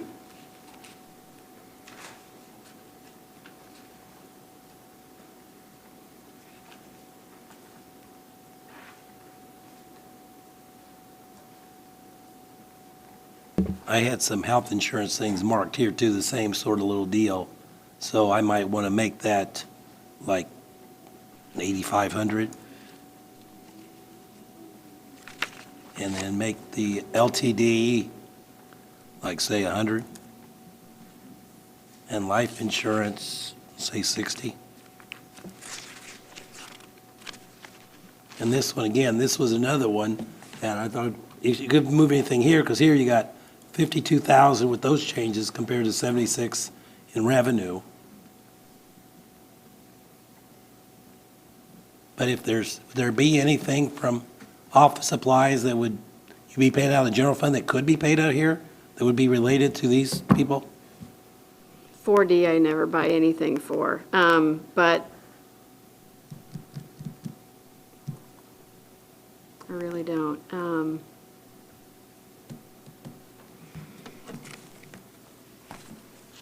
You're really needing to lower the general fund. Yeah, that's, yeah. Yeah. I don't have a code on that one.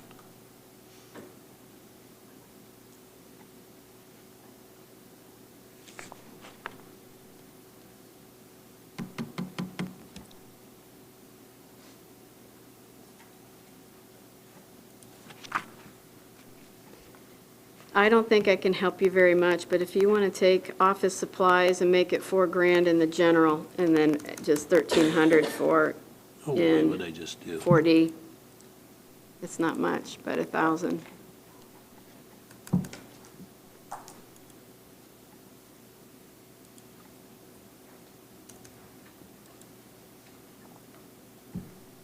Okay, Okay, it's a little something. all right. Anything else? Lisa, Jody? Okay. Thank you, Julie.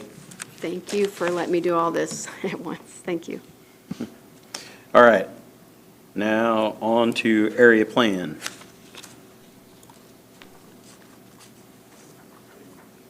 Page 16, general fund.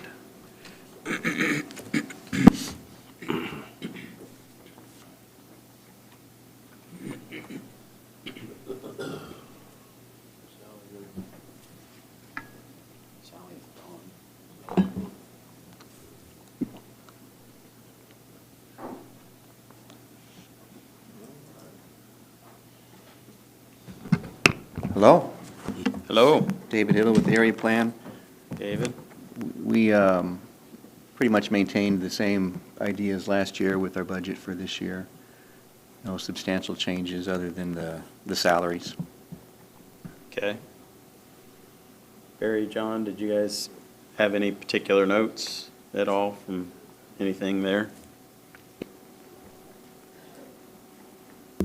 Well, just keeping on the same theme of just trying to lower the general fund, I'm just now noticing like part-time. I mean, you've requested the same as you did for this year, but it doesn't look like we've historically used that much. We are this year. Okay, It's in lieu of asking for a new full-time position. okay.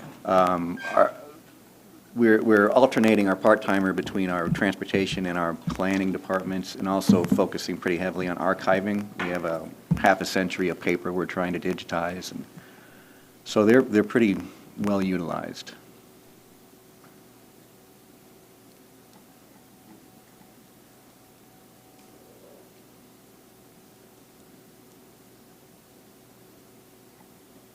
Now, you would have, Diane's retiring, I think, correct? Right.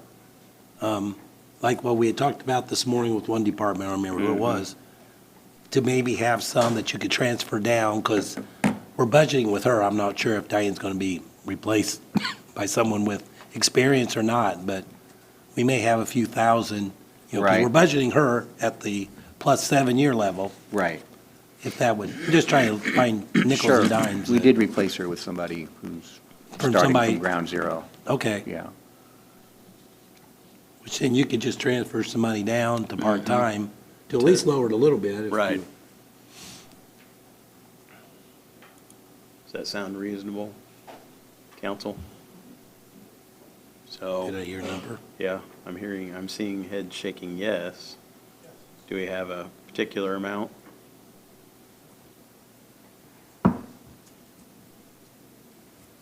Well,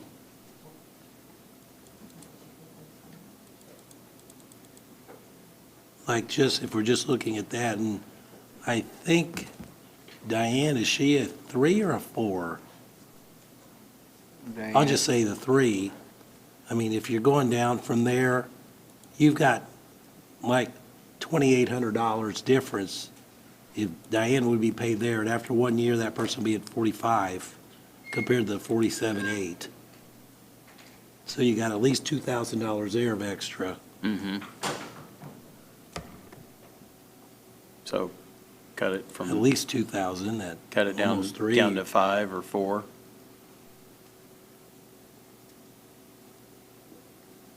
4, okay. 4? Cut it to 4. All right. Anything else, council? Well, Okay. oh, go ahead. Wasn't travel and training,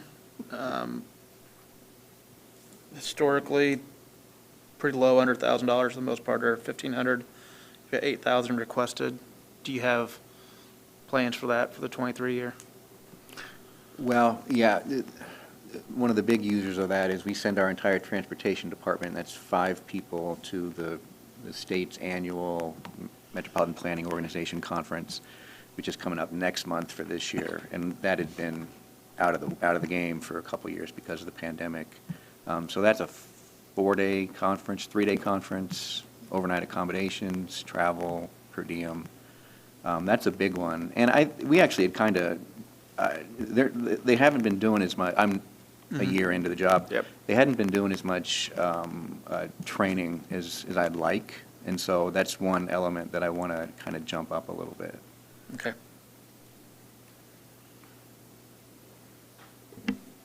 Okay. Is that a mandatory conference? No. No. Have you ever been before? I've not been. I've never been in charge of an MPO before. Didn't know if it's a benefit or not. He's right, what he said. So, okay, we'll find out, see how good it's going to be. I'll let you know. All right. Anything else? Thank you. All right, thank you. Thank you.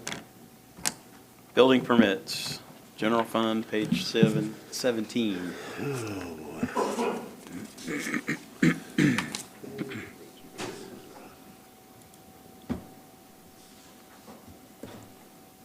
Hello.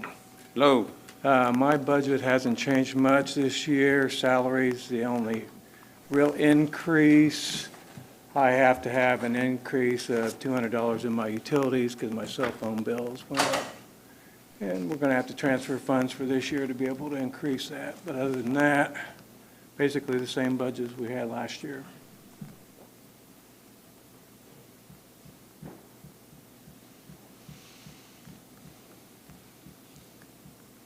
Also, something on there that probably hasn't been reflected is I've ordered fuel also for this year, which is $5,000 out of the gasoline and oil fund.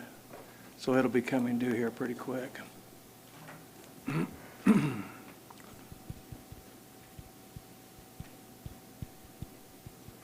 Okay, anything? Did you just say, do you have any plans for travel and training? Any Mike? plans for what? I was asking Mike, do you have any plans for your travel and training, your $2,500? We usually do have a training program for the guys at least once a year. We've been busy this spring and through summer because it's been a busy time of year. We try to schedule that in the fall. The travel mileage also, I have to leave some in there in case one of the trucks break down. The guys will have to operate on their mileage during that time. So it's just kind of a cushion in there for that. Mm-hmm. Just asking.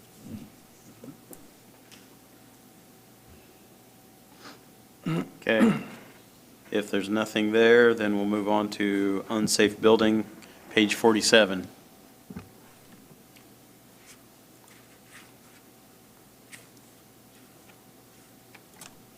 Okay, unsafe building is the same thing we did. Last year, we transfer the funds early in case we need them. Unsafe structures is sometimes an emergency event, and so we've always transferred ahead of time to make sure that we have the money available.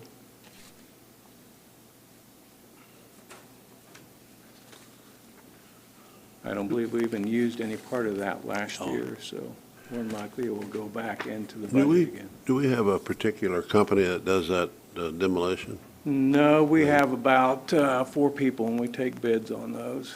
Oh, is that what you do? Is it just private people, not unions? I couldn't tell you, I don't believe they're union. Okay. Thank you. Thank you.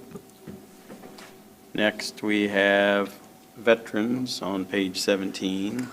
And I don't believe there's any changes there. Hadn't been any changes in 14 years. Yeah, hadn't been for a good long time.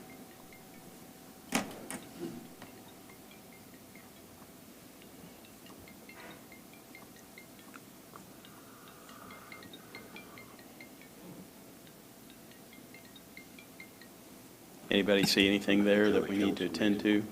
They call you back. What does the professional services other go towards? Oh, okay. Does anybody know?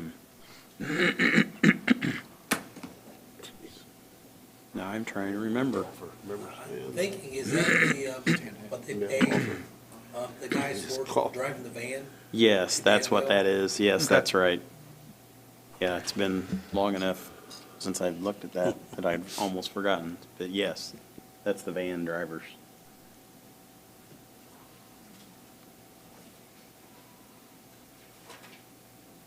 Is there going to be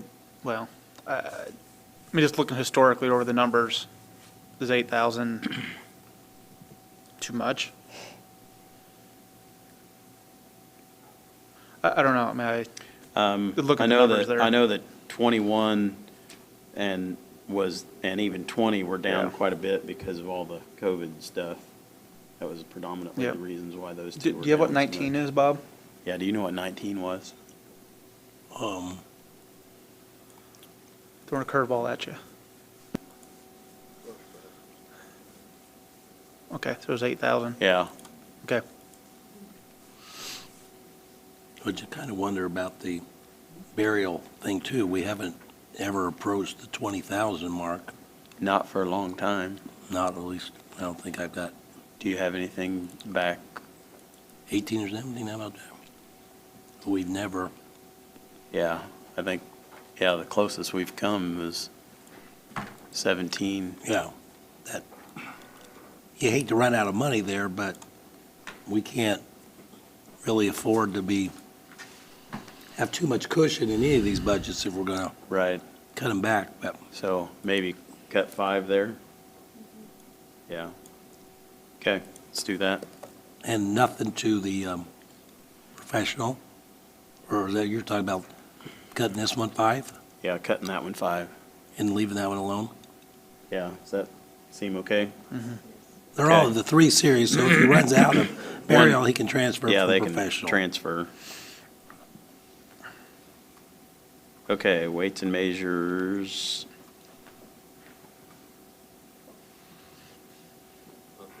Nothing there. Obviously, gas and oil went up because of fuel prices. So if there's nothing else on those two, we will move on to the villa. And I saw Deanna come in the door here a little bit ago. Page 18 for the villa.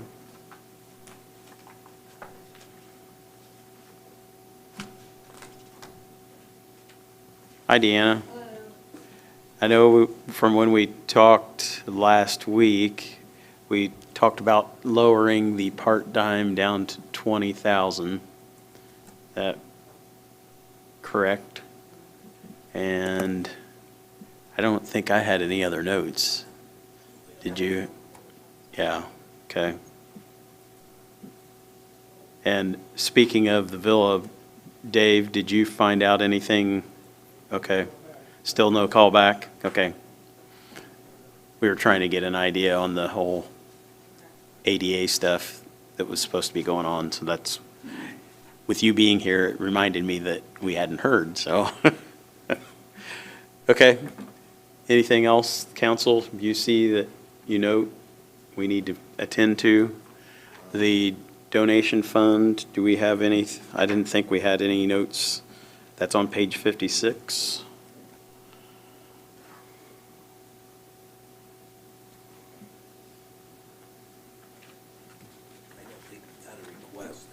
Yeah, we didn't even have a request, so, yeah, so probably nothing there to change. Okay. Okay, thank you, Deanna. Okay, moving on to carry home. Rebecca.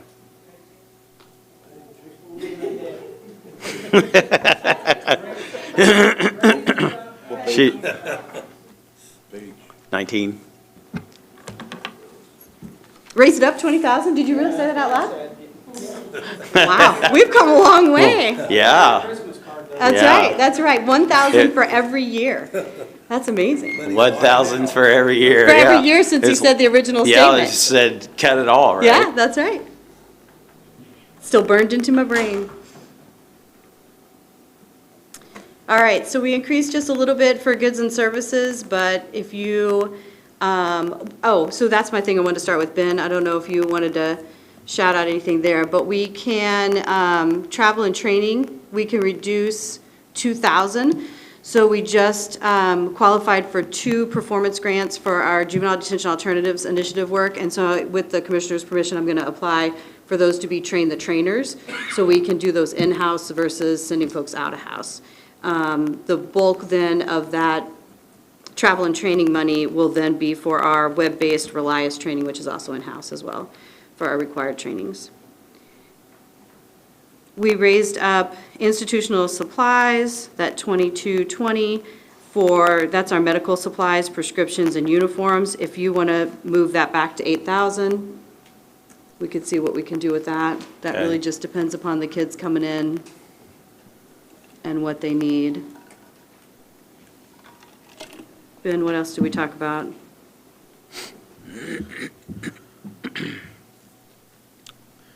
We didn't make a whole lot of changes. Because we think the utilities, that's going to increase, so we raised that up just a bit.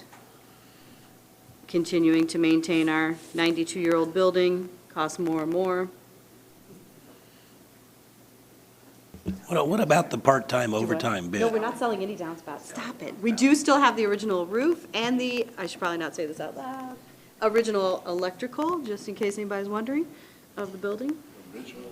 Yeah, it's all braided, covered in cloth. It's pretty impressive. Yeah. Should probably start saying that. Oh, no, we've replaced most of the electrical. What about the part-time overtime? Is that, just trying to get some stuff cut that, So part-time, that's been reduced. Typically, we would need about 120,000 to carry us through. But COVID, that was pre-COVID dollars, and so with COVID, obviously, we've been running 2 units instead of 3. I don't know where that will leave us for 2023. If you want to reduce that by 20. just also thinking about how historically you've had some turnover of staff? Yes, and we can jockey that So, around. you got it. Historically. Hey, that all changed, but is that okay, 80? I'm good with that. Do you think you'll need the full 50 for the overtime? Yes. That's what gets folks picking up for my continual turnover. And we try comp time, but that doesn't work because then I'm just in a hole for people using their time. So if we could leave that one alone, Okay. I think 20 part-time, Bob, is fair.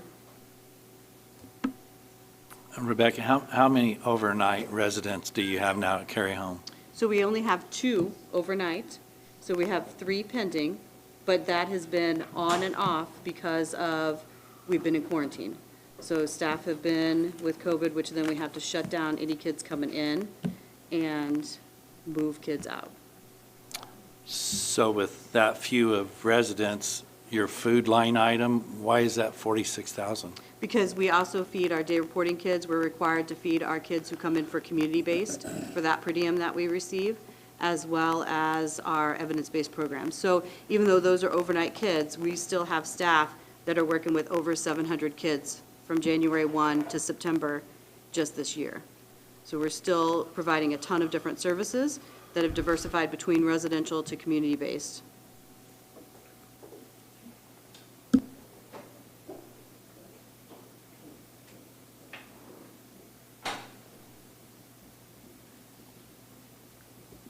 Can you talk a little bit about the counseling consultants? Where you have Yes. 40,000 and it looks like. So that's our drug screening. That's to pay for Quest, which is our records management system, as well as Business Intelligence, which is an add-on to Quest, and then all of our background checks for staff. And so each time staff turn over, and then at specified times during our contractual years, we have to pay for full background checks again, fingerprints, all of the, anytime that someone comes on staff with us from another state, we have to pay that state to then have those background checks as well. Everything that we do is governed by our contract with the Department of Child Services, so that we can bill and receive funds back.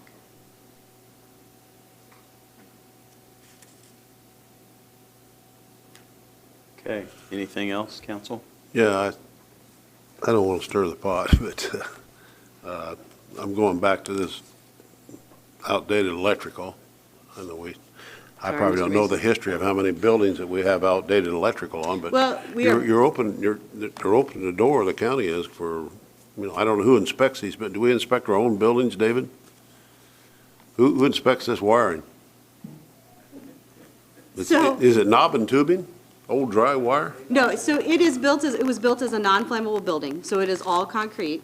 And so as we have become more ADA compliant, so it was a joke, I'm sorry. As we've Oh. become more ADA compliant and lowered electrical panels and different things, we have refurbished the electrical. There are still some limited places that we haven't, gone into the concrete to pull out the old electrical and replace, but that's very limited, and that's coming as we become more ADA compliant. This is the first time I'd heard about it. Sorry, the roof still is totally. I'm always safety conscious, especially when it comes around Absolutely. little And for kids, children, absolutely.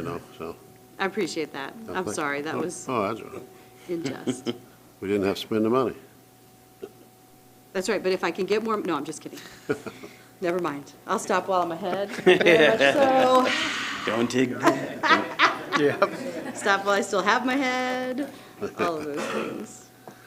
Okay, we don't have anything else in the general fund. We have, Now, can we, Oh, just, and okay. I don't think you were here this morning, but do you have any comment on the revenue?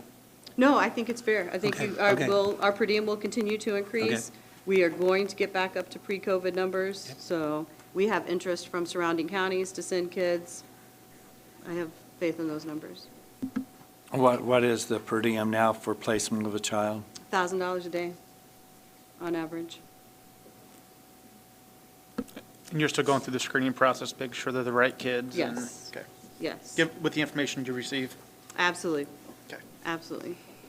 And there is hesitancy to accept kids from out of county to not to take a bed that could be for our in-county kids, but when we have less in-county kids, because we're doing such great things for our community, we want to make sure that we do offer those from surrounding counties. But again, if we're bringing kids in from other counties, that they're the right kids, because those are kids that go to school. Those are kids that have a lot of access to our community.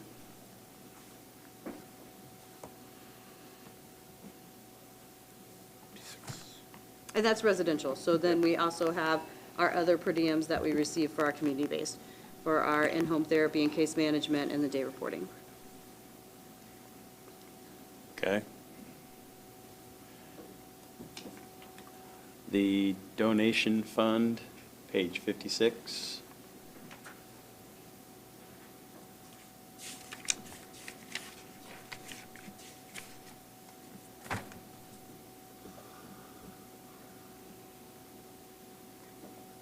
Nothing there? Probably not. Okay. Then also the Francis Powers Trust, page 62.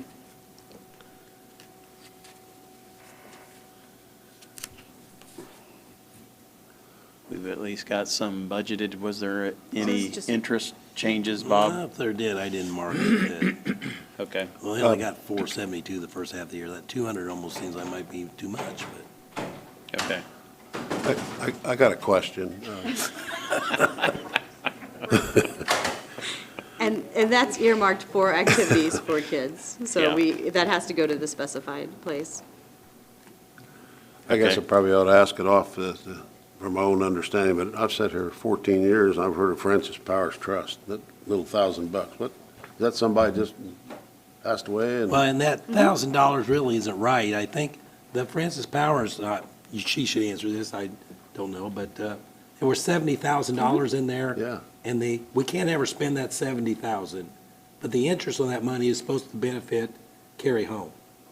Oh. So, And so this year, it drew about 2,000. So I thought. But Jennifer, that may have been last year. Okay. Oh. I did not I'm know not that. quite saying that much, but. And I think it's a 2-year, takes 2 years to It's get supposed to be interest. invested, so we've usually had a CD. Yeah, okay, cool. Yeah. Learn something.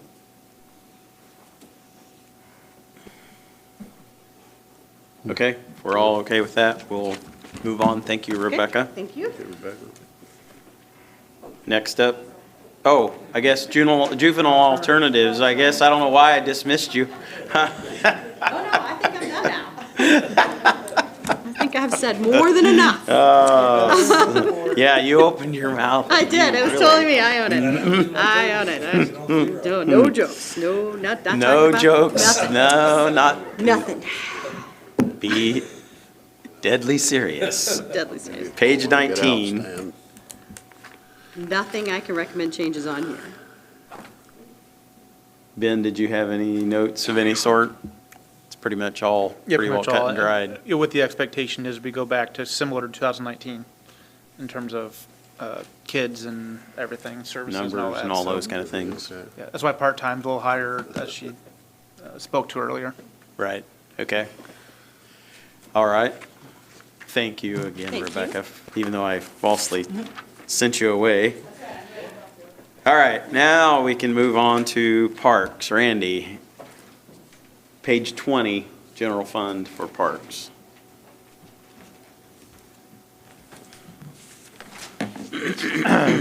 Just like a couple of other people that were up in front of me, it's pretty much what it looked like last year. We did raise some, and I will tell you, most of that was speculation, because it's utility monies that went up, gasoline, definitely. So, but other than those, and of course, salaries, it pretty much looks like it was last year. Yeah.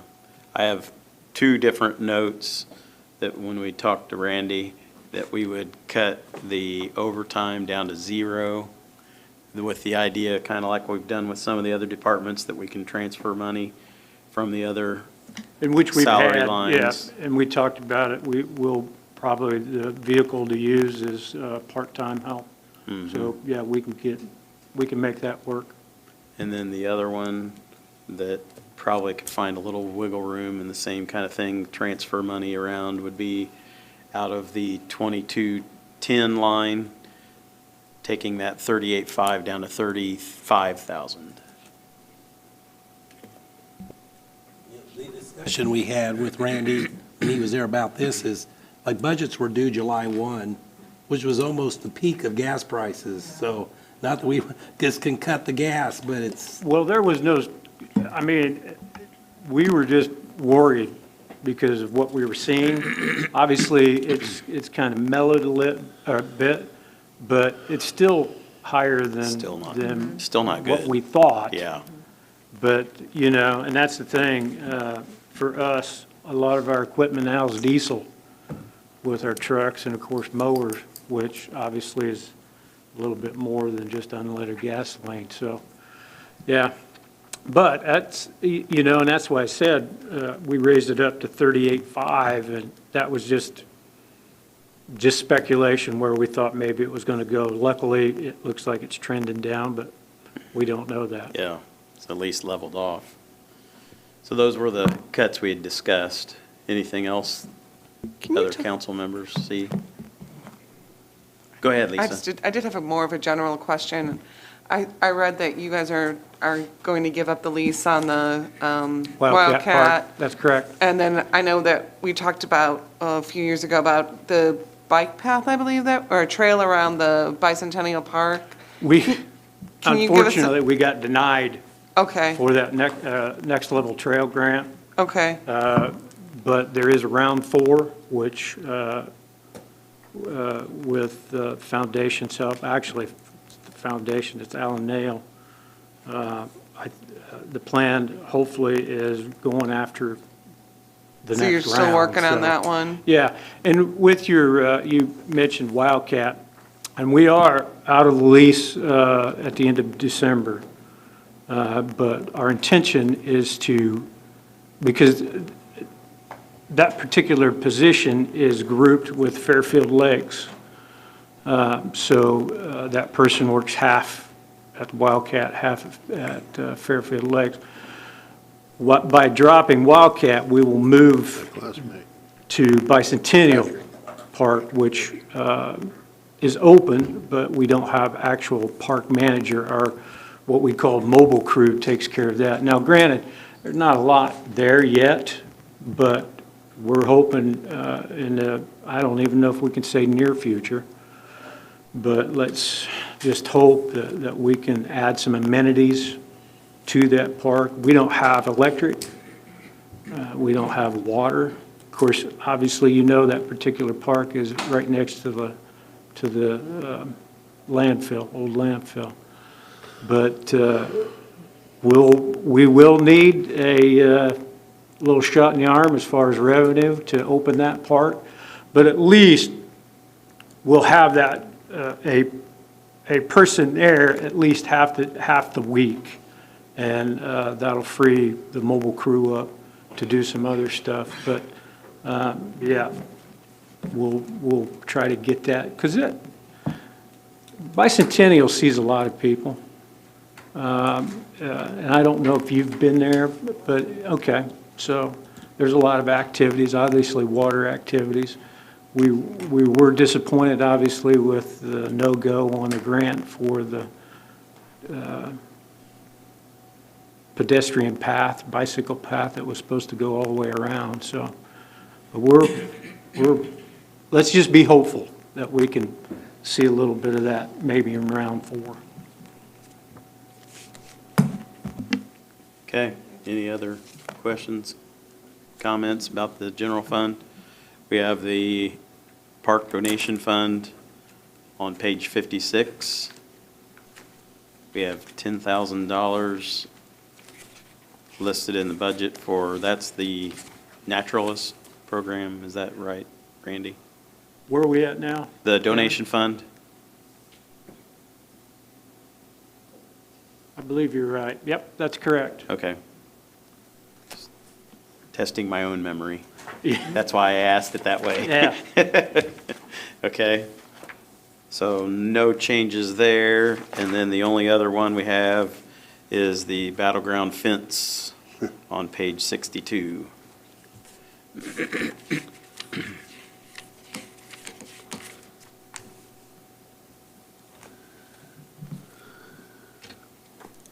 And no changes there. Well, I believe that was established several years ago when someone tore up ran through that steel fence, and I think Reddick took care of it, the guy at Doc's Corner, and welded it, powder coated it, I hope. But Yeah, he's- he wasn't the first guy that worked. Yeah. Frank was his first name, but he lived out at Buck Creek. Yeah, When I started at Battlefield in '89, that's who we had. But Don Reddick, yeah, yeah, he took care of it and Yeah, did a dandy job. he's a good guy. He's since passed, but Yeah, yeah. my question, why do we need a $10,000 fund for the? That was a repair. Yeah, no, I know that And back the thing then. about it is, that, I believe, we can go past just the fence repair. My understanding is anything that needs to be repaired inside the fence and including the fence, that money can be used for, I believe. But, really, the only thing that's inside, the monument, we're lucky enough, all we have to do is clean that off. But majority of trees are the majority of what's inside that fence. So we do have a lot of tree work, but fortunately, we have the staff that can take care of most of that. I think we started on that monument a few years ago to clean it up, Yeah, we did. take the scale off. Actually, I think it was cleaned last year. Our biggest thing for the monument was getting the eagle back that was on the fence. That was almost like a 6-year ordeal. And obviously, through the county budget, but also through the County Park Foundation, we were able to get that. Actually, I don't know if you know the background, but the original eagle is now in the museum in a case. This one is an cast aluminum bird that's on there, and Okay. they did a fabulous job. So you're in favor of keeping the battleground fence fund? Yeah, well, that's done, we have to, that's by statute, John. We would be in trouble with the state legislature and the governor if we didn't. Didn't that money come from Congress? Yes, or- it did. And Years if you ago. guys, probably We can't- years, I don't know how many years ago we had that fence refinished. There's a provision in the state But constitution. that State was through constitution an act requires us of to do the it. state legislature, and they It shall took be the duty of care the of General it. Assembly to So- provide for the permanent enclosure and preservation of the Tippecanoe battleground.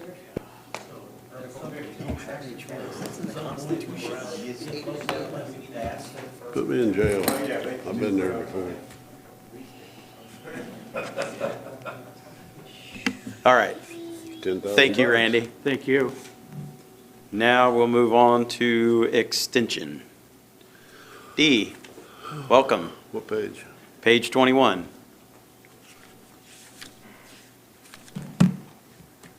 Hello. Okay, I've got to scroll back to where I am. Okay.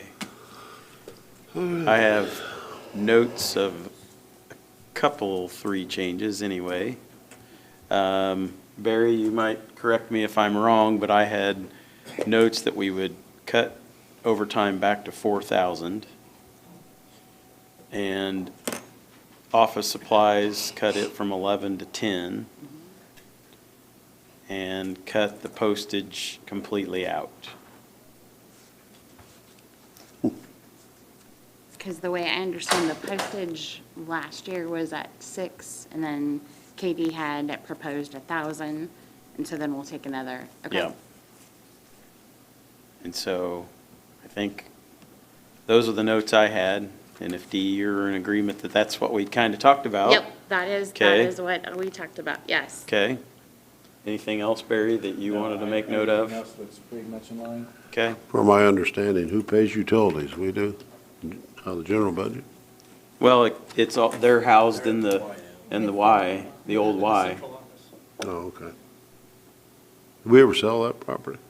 Out on 52? Did we ever sell that property? I don't, No, the Humane Society.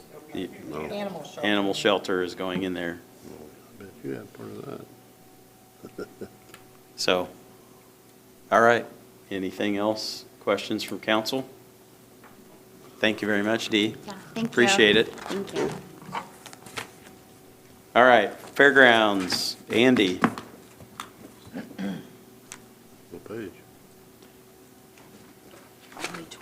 See, I can't see that screen. I don't have a computer, so. Good afternoon. 22. 22. That's why I keep asking. Too many needles in the eye.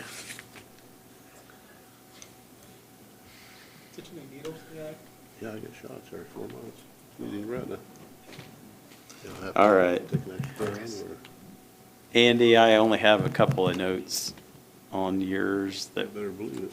Shots in we the were eye. going to take maintenance, the 22, or 2990 down to 5,000. Yep. And then the legal advertising Yeah. to 0. We don't need, yeah. I hope I make the utilities number.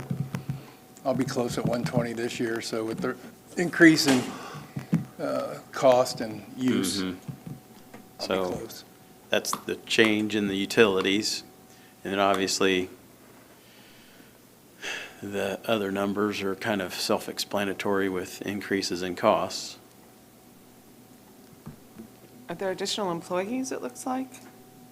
That's, No, yeah, that I was one going to bring doesn't. that up. That's Oh, the yeah. same Yeah, thing that's of, got Kim's. Right, so that's the 81,392. So we switched that one. When we were going through and doing the eat it stuff and everybody Okay. was getting very confused Okay, about where okay. we were, this is one of them that we Yeah. kind of wandered into and then Okay. wandered back out of.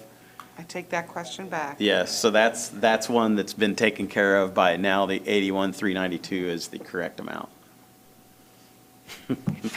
Yeah, when Bob was up here just going in all sorts of directions, and I had Kathy doing the same thing to me on my left. and It's I his was last like- budget. But you Yeah. handled it well, Kevin. Andy, can you All talk, right, can you go talk ahead. a little bit about how the fairgrounds are doing? Like, how much, are you 50% full? Are you 20? I realize that's not an easy number, but just Well, estimate. just like for the fall, all our weekends are pretty booked, and we have space in there for flipping the building, so now we're going back and filling those spaces. We have lost a few prospective customers with loss of revenue last year, like one of them had a first and second bad quarter, so they decided not to do it, and still COVID. Some people we've lost some, but we'll probably 50% in the fall. We could go to 75 without going too crazy. We don't have a lot of people, so it takes a lot to flip it. So, Have the Thank car you. shows gone away?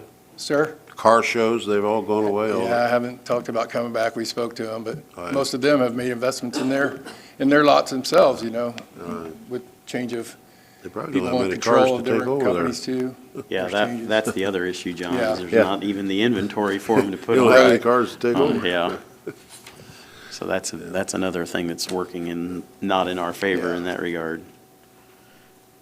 Okay, anything, page 34, eat it for fairgrounds. Just that salary change.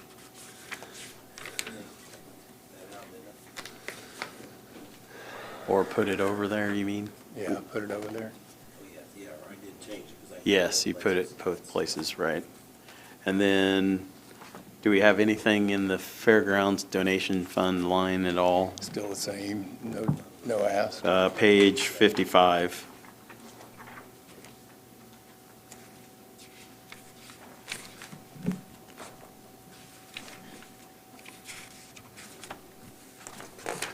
So that's just getting basically the cash balance appropriated, so in case they need it, they don't have to go through the process of appropriating it. Okay. Anything else, council? Thank you, Andy. Thank you.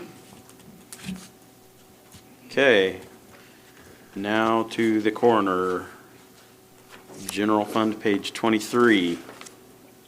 Ben and I met with the coroner, and we do have a couple of changes. You want to push your button? Sorry, Ben and I met with the coroner, and we do have a couple of changes. First of all, I will draw your attention to the part-time line. You see that there is an increase there, but also remember that we did increase our revenue. So the person that is working part-time is bringing in more revenue than what it is costing us. So keep that in mind, and I think we all have seen how busy that office has been this year. If you look under autopsy line, that can be taken down to 410 from 430. Body transfers can be taken down to 80 from 90. Training for them is the $25,000. A lot of their training now has come back to live versus virtual. And they do have 2 new deputies that will be needing to go to training, and then they have a June conference. So that's a realistic number. And Ben, do you have anything else to add? Just like many other things, the autopsy fee has gone up just a smidgen, along with body transfer fees has increased a smidgen as well.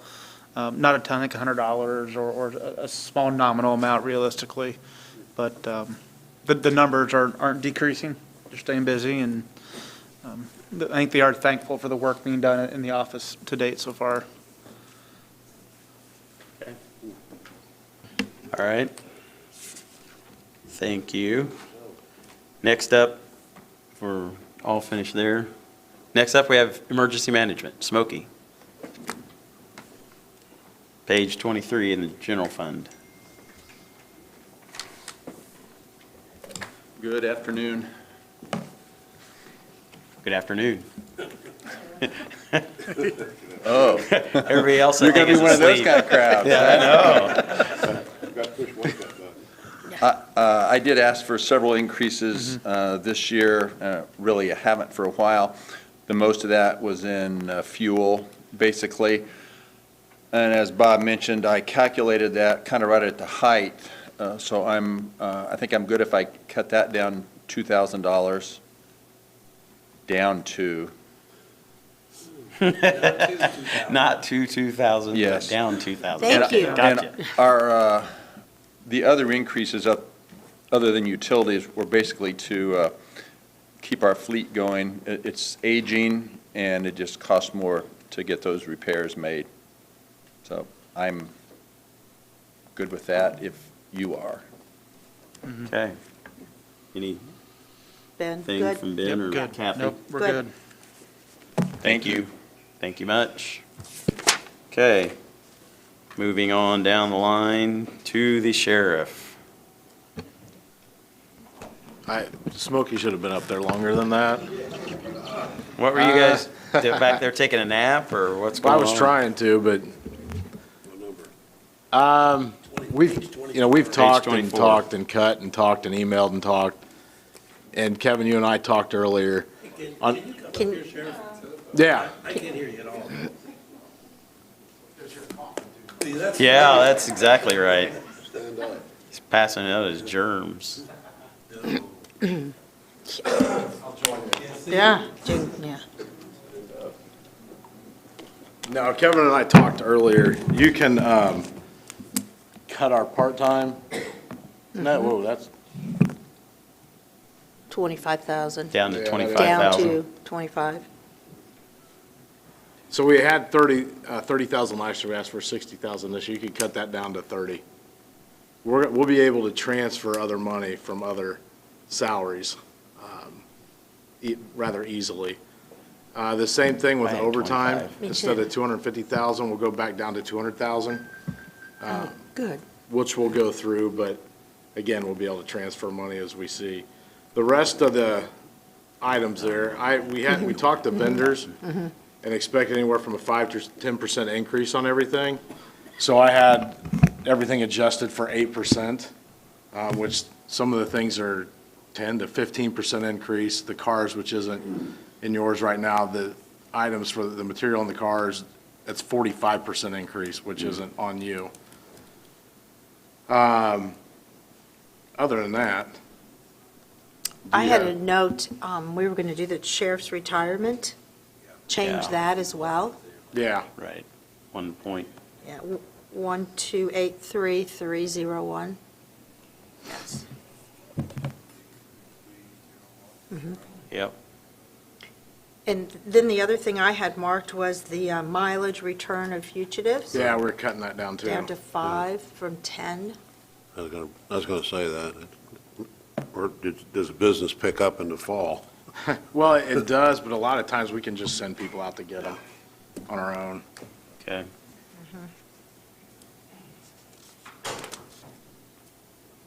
Okay, anything else, council? You note or have questions No, about? here it comes. Well, I'd like to bring up, what's our commissary account at?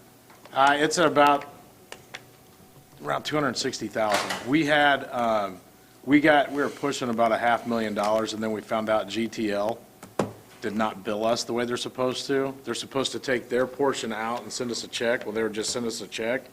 So they sent us a bill for $186,000, and I paid it right away. We could argue back, not you and I, but we could argue with them that it's their fault, but the bottom line is we owe the money, so we just paid it. So with the 286, you say? I think it's about 260. 260, do you have immediate plans, or is there room for you to use some of that commissary money to go to the general budget?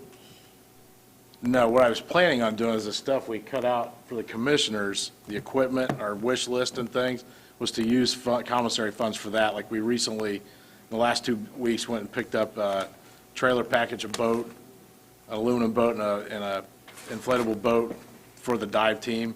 All the electronics, everything, motors, we bought all that out of commissary. So we're trying to utilize those funds to get the equipment we need. So there's a lot of things we had to cut out of the cum cap to help them, but we can go back and use commissary funds to get that. And there's other items we have.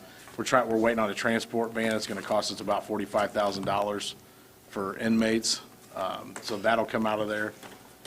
But yeah, at this time, I would say no, it's at a comfortable level, but not given back to the general fund like you're suggesting. We're going to try to use it to utilize things that we need, but we can't get because money's tight on this side.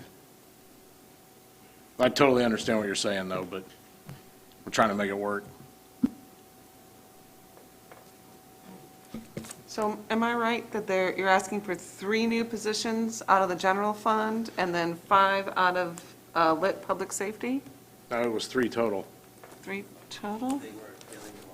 Yeah, they weren't all approved. They No, they okay. weren't. So Okay. when we had, sorry, this plant just got me coughing too. We had 2, 4, 6, 8 requested. I was asked to prioritize those. So after much not sleeping and talking with folks, we came down to 3 must-haves. I mean, we need them all, but 3 must-haves from 8. And are those in the general fund, or are should they in be in public that. safety? No, they should be in general. I think so. Yeah. Is there a reason we put them in general fund instead of public safety? Well, public safety's running, well, it's not running out of money, but our revenue is greater or less than what our expenditures are. I mean, both of them are, it's the same problem. Okay. We could do it in either one, it doesn't make any difference really, but, now, I think we did not get a position that the commissioners created in, I don't even know what that position was, but in the full-time, so I think we need 5061, 500 in the full-time. But then, and again, he asked for the new positions prior to the commissioners deciding whether they were going to create them or not. So the deputies, we can cut that down to 4121,825. Okay. Take care of that part. And then we can talk about the public safety when you get over there, because we got some cuts over there too. I'm sorry, I missed why did the full-time employee become more? I think it did not get included in the, Did they talk about utilities? in the request. Okay. So it was approved but wasn't in the request? Right. Okay. Throughout the department, Sheriff, how many openings do you have now? We have 3 on the road, and I think we're at 13 in the jail. 2 in dispatch. So I just got back from the sheriff's conference, and we are way ahead of everybody else. Our biggest problem in the jail, as you know, when you were sheriff, and Smokey, if he's still back there and Tracy's gone, is that jail, I started there in '97, and it's very rare that it's full staff. It's kind of a training ground. We lost one to Lafayette. We've got others going other places. I've hired, I don't know how many out of the jail since I've been in office, but that, and we do have people leaving.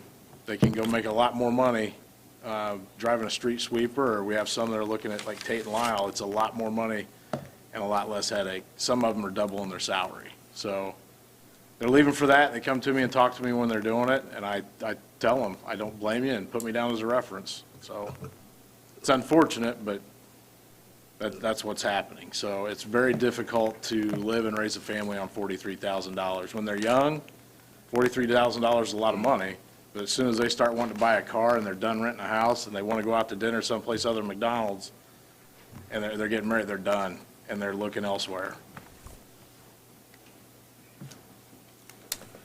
I agree with everything you said, Sheriff, on that. Well, thanks. It's good.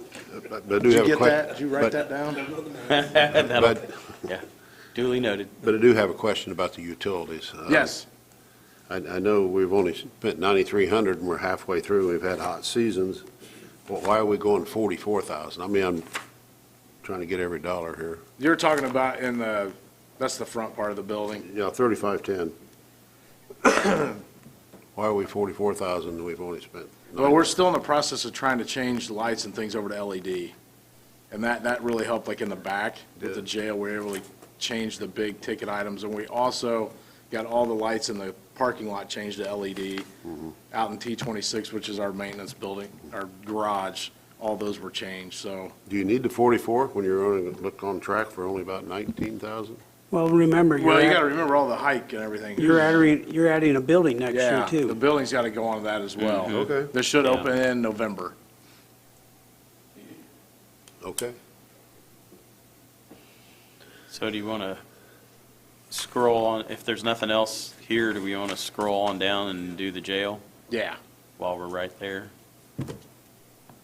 Any, I had no changes. I don't have any changes either. Council, any questions regarding any of those numbers? I'm afraid If to ask. not, we'll move on to page 41, public safety. Sheriff portion of that. Are you making the corrections, Bob? Bob's going to reduce the full-time employee by the number that were not created Correct. by the commissioners. There were 4 positions the commissioners did not create that he requested in the budget, so. So the total will be reduced by that Oops. Where'd 183. it go there? Oh, That didn't work out That well. didn't go so well. So just keep going until it's at 0. Keep it Scrolling till all it's over the 0? place. Just make it 0? Make it 0.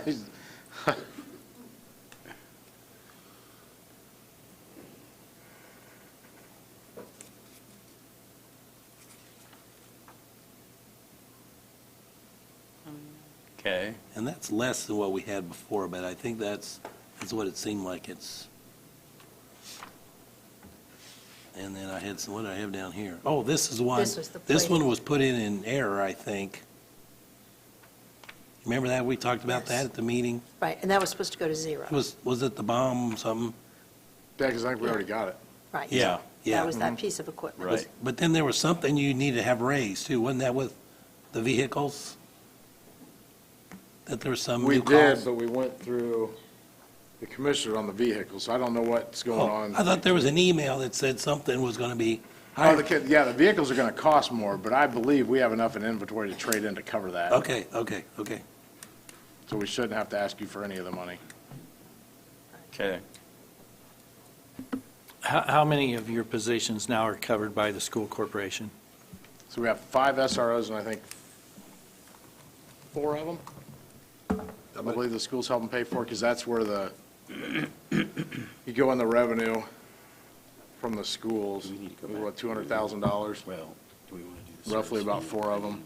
and then talk They pay about part of it. Yeah, cap? yeah, I think so. So obviously we pay, and then as you remember, they cut you a check back.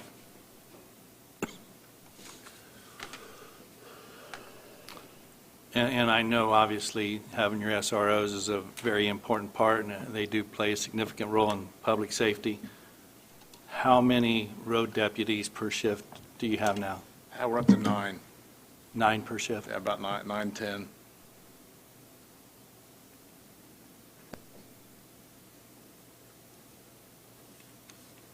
Okay, real quickly, let's, page 46, service fee. We had a small change there, I think. Yeah. Oops, I can't read it,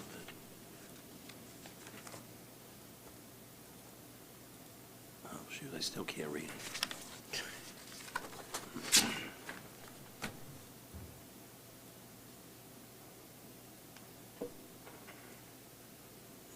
97. 695.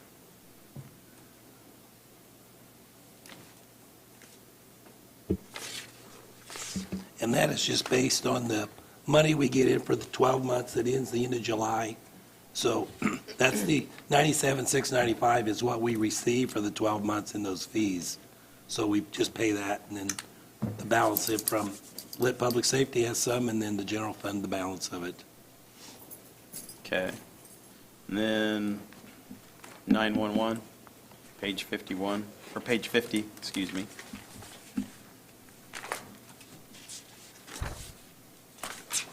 I didn't have any changes on that. No. But I wanted the council members to see it.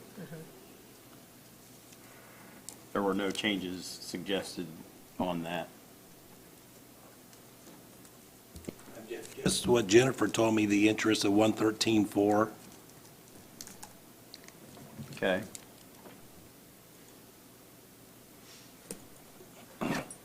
And then, if we're all okay with that, we will circle back to cum cap discussion about vehicles and so forth. I don't think we put vehicles at Or all in no Q-Cap. vehicles? No. Not for him. Okay. Okay, then it did go to you. Still don't Those understand were in lit. lit, I think. Where it's going, how you Because request it. you have 10 vehicles that we're getting out of lit, correct? Correct, Okay. okay. And you're able to do the package and absorb the additional 11%? We should be able to, absolutely. Okay. Okay.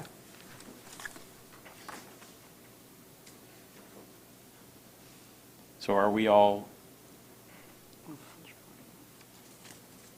did we need to go back to? I don't know, do we, Bob, need to go back To where? to Q-Cap for the sheriff? I don't, does he even have anything?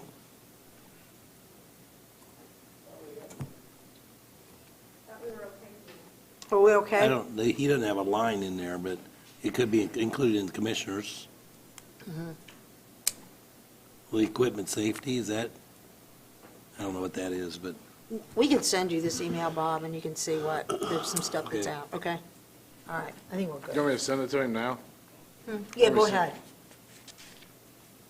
Sheriff, on the communications, the trunking, Because I don't know where That's like- this is in the line item. it seems like It's some of for the some of the radios. figures are, the money's not being spent till the second half, that's why. Yeah, and and right now, they're going through a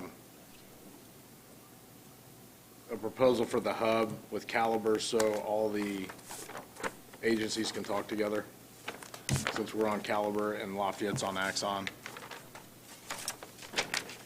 So you're at 93,000 and you're gonna spend 440.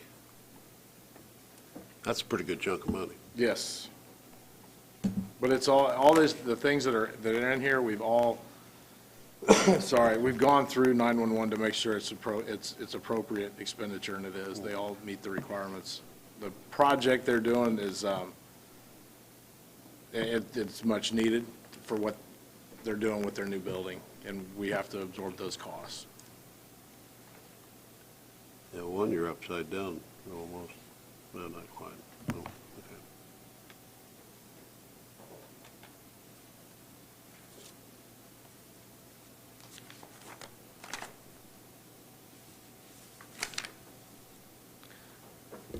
So, Well, it's upside down, but remember, there is a surplus. Do what now? There's still a surplus in there. So what we're needing is about 300,000 more than we did last year.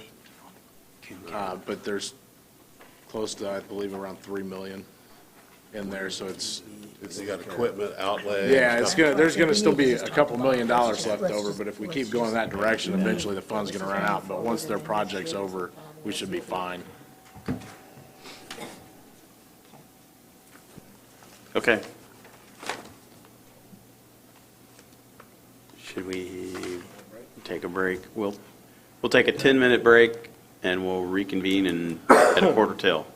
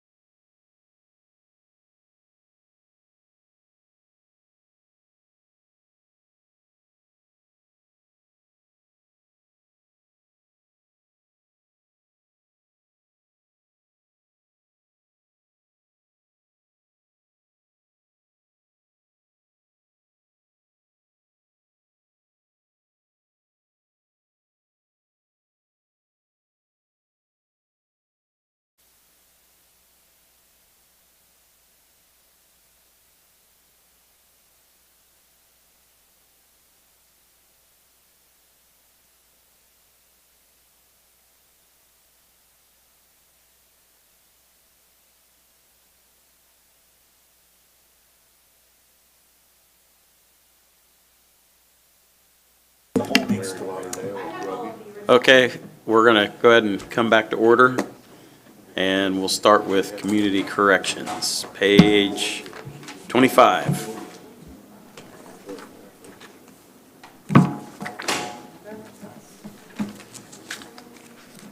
Welcome, Jason. Thank you. Did you have anything that you wanted to start with, or you just wanted to go through? Yeah, Ben, did you have notes that you wanted to share? I didn't have really any major changes or anything. Okay. But we can go through it, Jason, if you Yeah, that's fine. found some areas you can. Yep. I know the general fund request is less than what last year was. It was, right. We reduced our overall general fund request by about 60,000 from last year. There is an increase in the overtime line that you'll notice, pretty significant, about 17,500. This is to help fund a overtime for our staff to provide work crew hours. So we have a very difficult time finding any kind of part-time help, let alone seasonal part-time help for sending people out for road crew. I know my office is inundated, I know the sheriff's department office is inundated, and the commissioner's office is inundated with phone calls about needing trash picked up around the county and requests for kind of some help along that line. So our thought is that if we can pay our own staff about 16 hours a week to handle the road crew services, that should be able to help get those requests satisfied and pick up some of the trash that is scattered throughout the county. And that's the same philosophy that Rebecca has at Carry Home. Yeah. It's the same concept that we heard earlier. So that was the major increase as far as that goes in our line item for the general budget. Okay. Everything else, I think, was a reduction. Any other notes from council? If not, we'll go on to the user fee fund on page 35.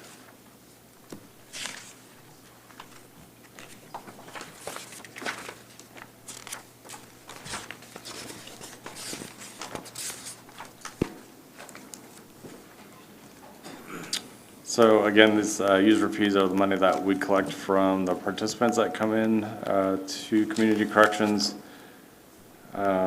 They did lump in my salary and deputy director's salary into the one line, so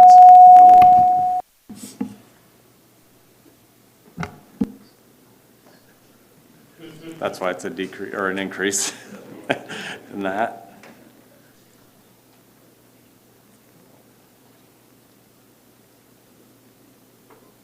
We are asking for our increase in part-time rates for a corrections officer and administrative assistant to accurately reflect an hourly rate for full-time staff. Again, just trying to attract part-time help, at least at a rate that a full-time person would be in. And then we have a $26,000 increase for utility rates for our new building. Happy to answer any other questions as far as user fee goes.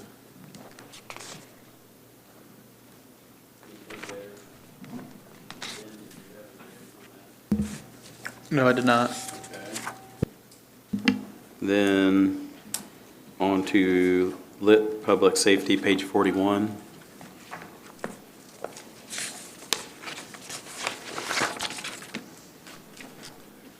So we had a lot in public safety, but we were asked to put things both in our cum cash requests as well as public safety. So we kind of have some things in different pots. We did ask for seven positions last year. One corrections officer position was approved by the commissioners.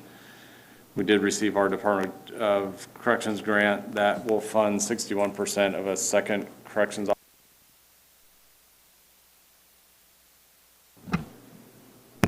Rest of that we picked up by user fees.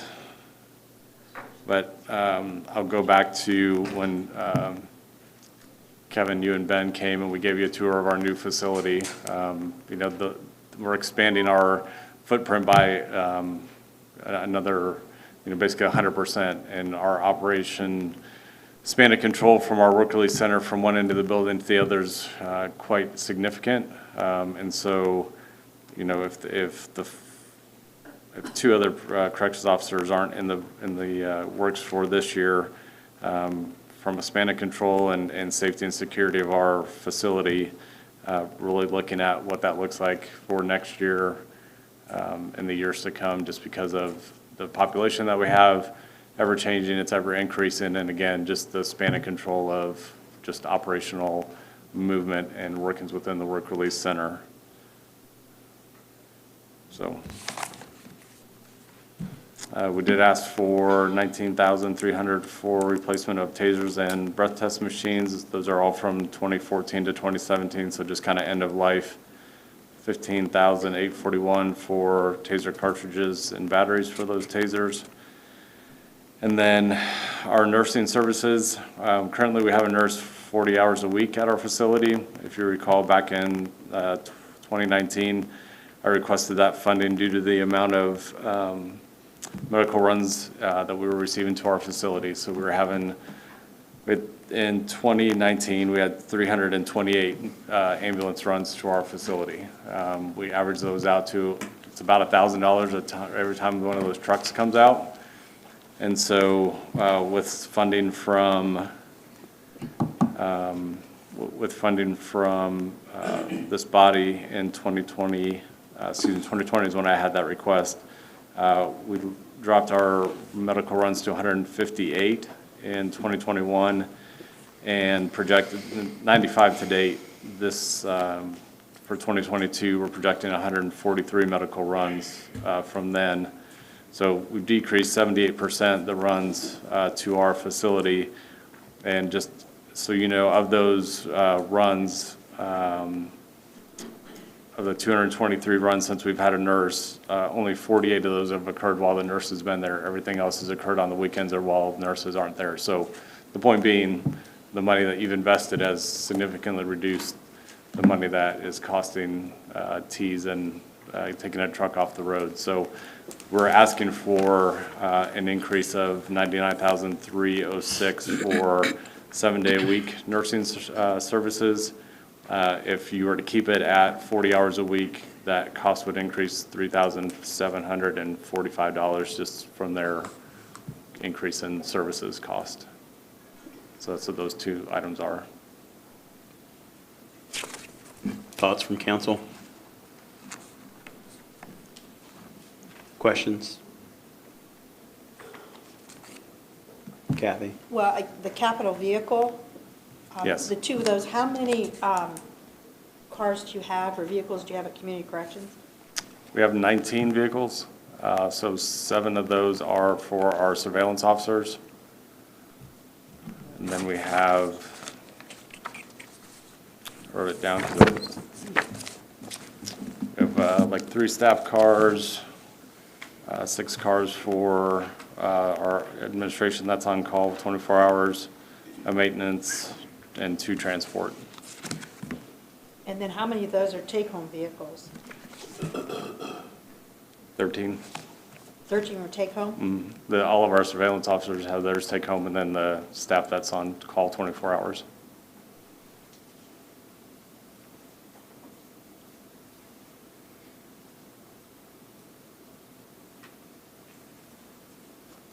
So all those staff ones are lease vehicles that we use our misdemeanor money for, to pay for those leases.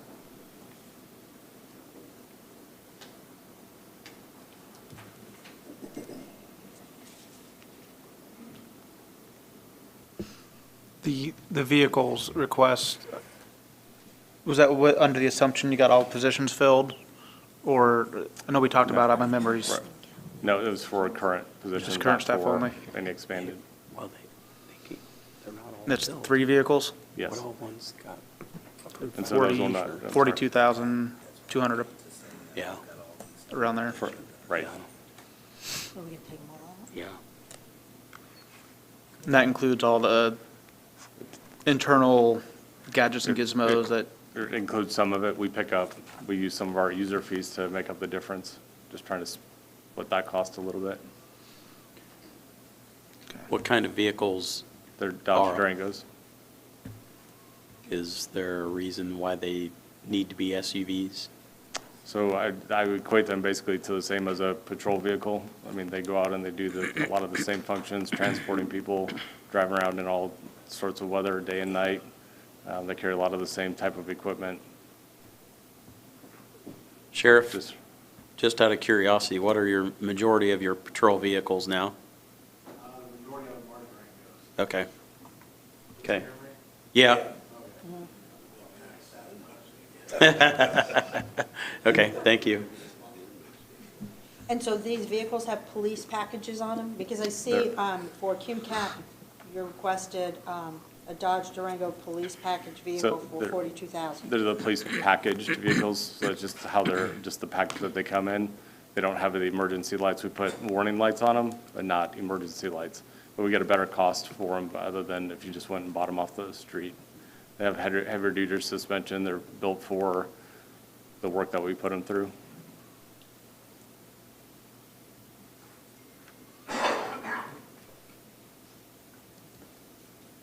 Okay. Positions, Bob, you have the list of ones. Yeah, there's a number of positions that he requested the commissioners didn't create, so I will take those away. I'm way out of touch with community corrections. I didn't know you needed that many vehicles. We operate a very large operation. We oversee about 1,000 people every day on our various programs. I thought your main customers drive motor scooters or mopeds. So you go out and, I mean, this is not the place probably to learn about it, so. I'm happy to educate you. Huh? So I'm happy to educate you. So we have surveillance officers that go out and do checks on residents, on workplaces, make sure everybody's maintaining their compliance, as well as assisting all the area law enforcement agencies. If they come in contact with one of our individuals, they'll assist them on scenes. We help with search warrants. They pretty much do all of the things a police officer does outside of the arrest portion of it. Thank you. I think it'd be great when we get the new facility done to get a tour. Welcome anytime. A little dusty right now, but you're welcome to come out Yeah, anytime. okay. How many additional head count are you getting this year? What's that? How many additional head count are you getting this year? Head count, did you say? Yeah, positions. Just one. Just one, okay. That's funded through the county. We have 2 positions that were funded through Department of Corrections. Okay. So we'll get 3. And so you're just getting the one corrections officer, is that? So we're getting a corrections officer from the county. So we have 3 positions from the Department of Corrections, 61% of another corrections officer, and then a work release assistant coordinator and a case manager assistant supervisor. Okay, thank you. You're welcome.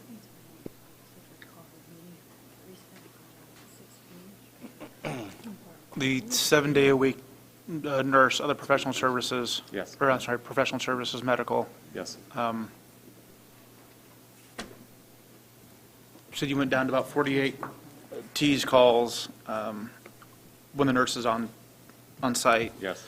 Obviously, the anticipation is those would go down as well, but you'd also be able to provide ongoing medical care such as diabetes monitoring and other health-related Yes. benefits as well. Correct. From a number standpoint, are more people at the facility during the weekends, Yes. during the days? Yes. So there's a chance for greater outreach Yes. and education and support there? Correct. A higher number of our participants are during the weekend. And then talking to Quality Correctional, we'd even maybe try to adjust to cover some evening hours as well. Is there a subgroup that is not being able to access the nurse? I mean, if we agree to go to the 7-day-a-week program, is there a subgroup that just won't be able, because of the timing of when they're on call or, I guess, on site, that they'll miss it? I'm sure there's a potential there, but I think it's greatly reduced. I mean, outside of having somebody there 24 hours, there's a lot of people that just work that third shift, that might have a small window to be able to see them, but that doesn't mean they can't make an appointment or work it out. So you'd see the, $96,000 for the 70-week program versus the increase of 3,000 for the next year as a very beneficial and a wise investment? I think it's extremely wise, not only for our participants, but also the strain on the medical services that is going on with the county. I mean, we all know how stretched Tees is, you know, so anytime that we can not divert an ambulance for a bellyache to our place and keep it on the street for something better, I think it's a win for everybody. What would be the expected, I guess, hours that they would work? I haven't worked that out with them yet. It's going to depend on what their staffing is going to allow. So obviously, we'd want to cover into the weekend, and again, like we talked about, covering maybe some evening hours. So would you expect like a full day Saturday, full day Sunday? Probably something along those 8 lines. to 5 or Probably, ish? yeah. Maybe adjusting a little bit in the week to cover some evening hours. What does the current staffing look like on the nursing end? Is it 8 to 5, Monday through Friday? For the most part. Our nurse covers also Carroll County and fills in for some others, so her schedule fluctuates. So for 2 days, 8 days a month, $96,000? That's what they said, yeah. Okay. It's a good business to be in. Well, that's what I was trying to process in my head. That's Yeah, a big chunk of yeah. change for just 2 days, Yeah. you know, 8 days a month. Yeah, Yeah. yeah. You got to weigh the cost benefit, right? I mean, that's the flip of the coin. Again, at the $1,000 a T's run, Yeah. you know. Yeah. Quality correctional.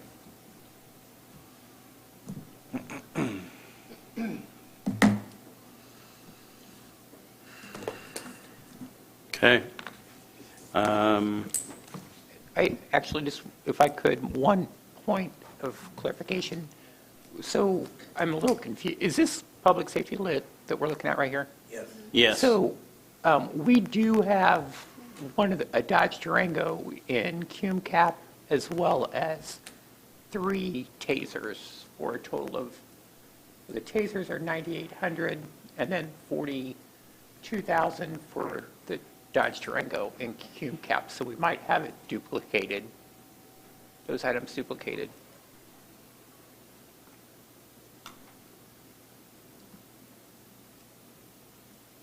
And do we need all three vehicles if we are not, if we've took those staff away that were not Yeah, approved? this would be for current staff, not for additional staff. So it's replacement of vehicles? Correct.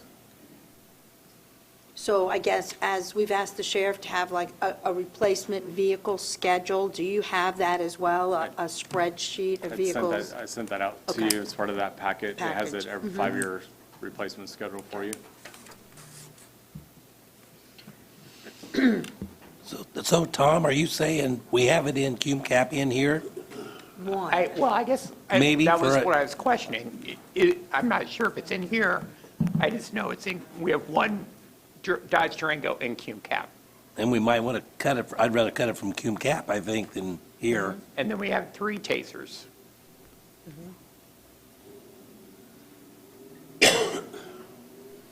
For a total of approximately 52,000 total. The what? Yeah, because here's the tasers, Kevin. Where is that? Oh, yeah. Jason, you just want 3. Correct, yeah, wherever it comes from. That's what, buy 3, get 1 free. I'll take that too. So. And we the have- tasers are listed in the lit public safety as Yes, well, correct? correct. So we just take them out. So if we could just take So we take them. all that out of cum cap and Take them out of the cum cap. cum then cap's in a better spot. That would be the place where we're most in need of finding some cuts. What line is that? What line are we talking about? The 4510 would be reduced by 42,000. Only got 6,000. Tom, you said 52,000 in total, right? 9810 and 42,000. So really, 51.8. We can round it up.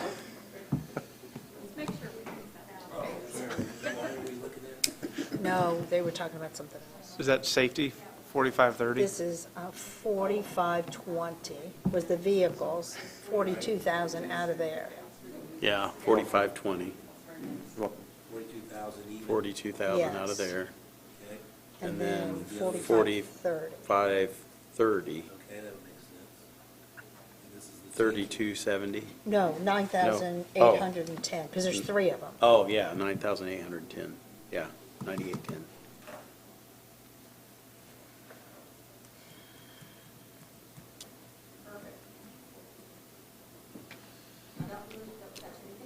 Just leave it.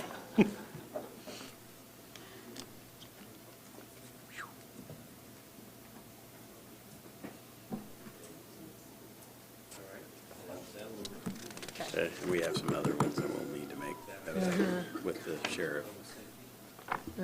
So Jason, while they're figuring that out. Yes. Do you already have plans for the vehicles that you're not going to be using? That's replacing with the vehicles in this? Right, so there are lease vehicles that will be turned in, and then we'll own these. So the problem with lease vehicles with people that have a lot of equipment is that it tears up your vehicles, and you don't end up getting as much out of your lease as you're hoping for. So, and they're just not built for this type of work. You're welcome. Okay, and then grant fund, page 67. Doesn't look like the right page. That's what I have on the agenda. What is it? What page? Hey, look, are you at the grant fund, Kevin? Community Corrections Grant. Is that right? Yeah, grant fund.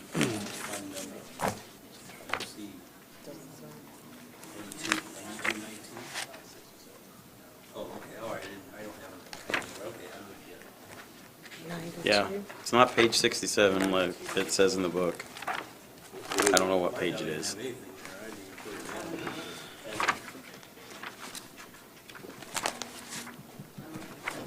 So we do have an adjustment to this. So after we submitted this, we received our grant award letter.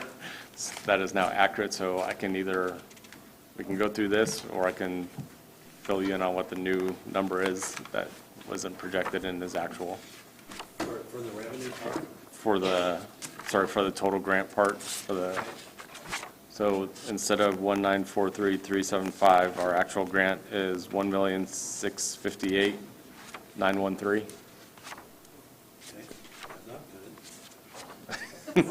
That's the wrong way. Well, I'll let you take that up with the Department of Corrections. And I can get the adjusted numbers from the other part if you need it. I don't have those off the top of my head, but I can get those at. Email them to me. Yep, I'll have Kelly email that to you. Okay. Okay. All right, then that ends the ones on community corrections. Thank you, Jason. Okay, thank you. Next, we have court services. Oh, yeah. Dave, are you okay to wait? Because I'll get Pat Harrington, if that's all right. He shouldn't take horribly long. Let the prosecutor go first. Then we'll come back to you. Since you've got some other phones here we got to attend to as well. Thank you. 26. Page 26.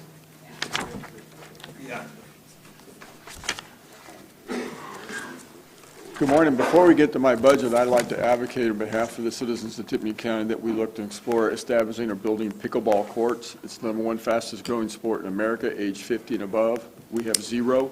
They're very cheap to build. They're 1/2 the size of a tennis court, and we have a lot of ground at amphitheater. Just my thought for improving the health of our community. Randy's all for that, I'm We only sure. have 12 in the county. They're all in Lafayette. Okay. Okay, If anybody wants to go, I'll teach you how to play. all right. Page 26. Employees. Geez, how many?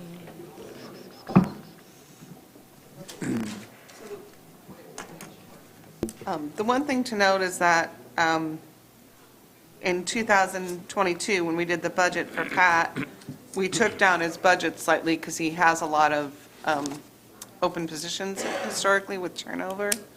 So that's, the 31,600 is actually fully staffed, correct? Correct, and we will be full staff. We have 5 people waiting for the bar results. So you're right, we were not, our hiring seasons traditionally is October. They graduate in May, study for the bar, come on. So we have 5 people that took the bar, and if they all 5 pass, those are all 5 positions that will be fully staffed on for DPAs. We've had a very successful recruiting season at the law schools in the spring. We put a lot of time and energy into advertising and trying to encourage them to come here. It's the same for us as is for business to get young professionals to move to Lafayette. You really got to sell them. Once they see what we have here and offer, that they're usually are interested. But, you know, when they're in Indianapolis for 3 years in law school and have Indianapolis, to do Indianapolis lights, so to speak, but it's really good. So we're very happy this year. So I think, and to your point, we're going to be about, if they all 5 come on budget online in October, we still, this year we'll probably still have about 200,000, 210,000 that wasn't spent, to your point. So we could theoretically take that out. I'd be hesitant because I'm full staff, so. So we'd be gambling that people would be leaving. Right. Okay. And right now, we have more people now that are hitting the 15-year mark, the 10-year mark, and the 5-year mark than we've ever had. So I have a more senior staff, let's put it that way. It's a good blend.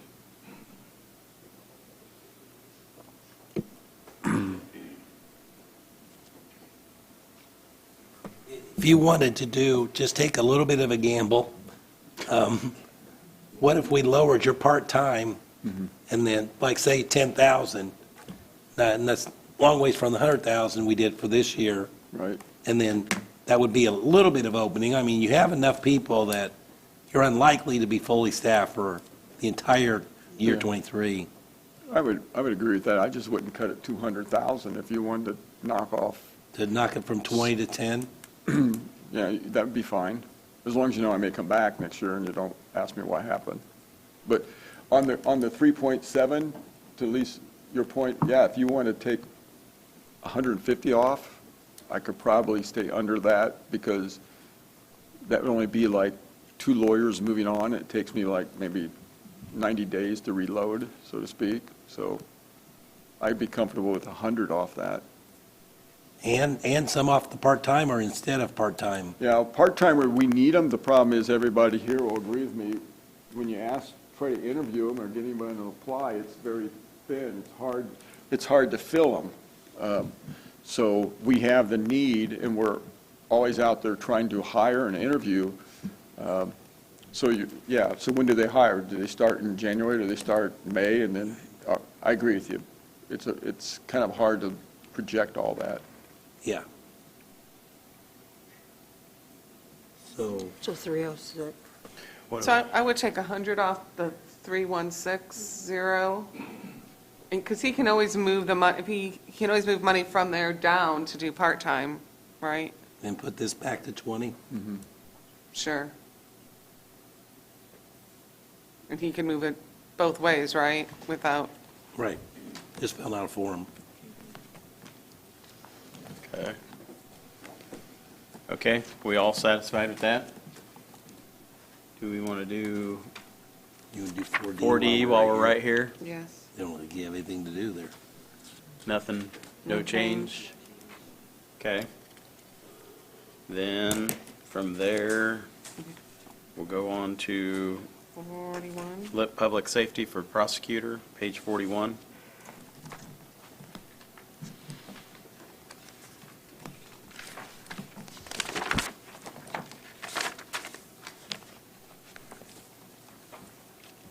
And did we do this, Did we do the same thing? I think we did. Because he's up 15% on salary. But he kind of moves people up and down a little bit more than, he moves people on the scale Okay. differently than everybody else Yeah. does. Okay. So I think he has him a little bit higher on the appropriation side.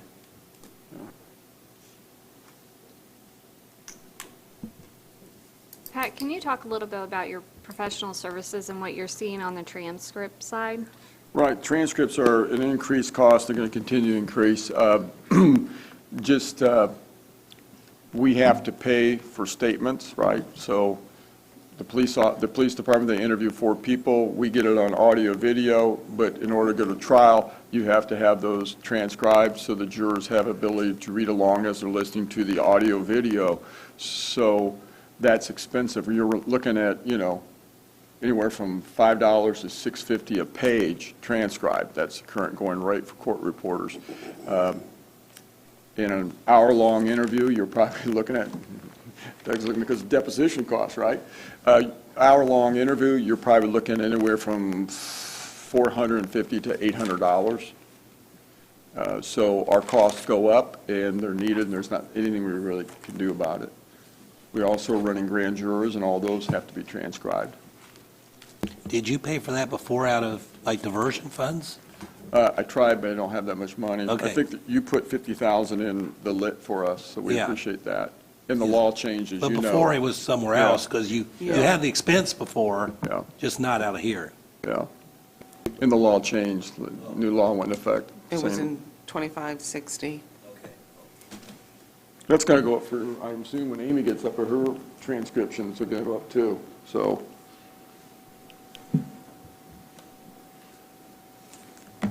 Cost of doing business.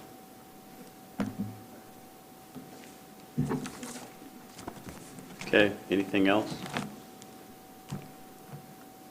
Then pretrial.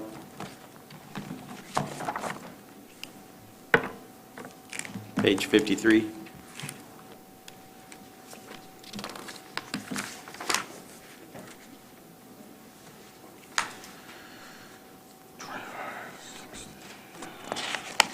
That's when you talked about that is more restrictive than it used to be, right? Correct. What you can spend out of 2560. Right. 2560 is our diversion funds, pretrial diversion, and we use that to fund a lot of things in our office, as you'll see in the different line items. We basically, it helps the general fund.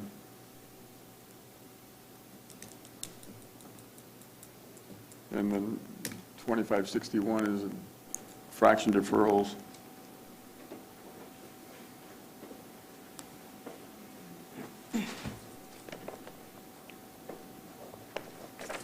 Okay. Infraction.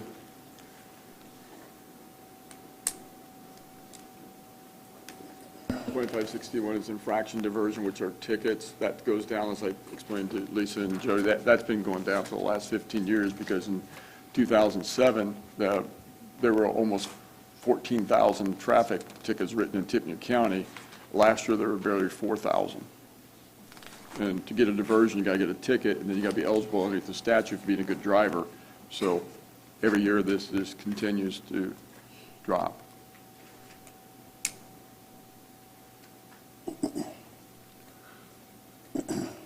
Okay. May I ask a question on gas and oil?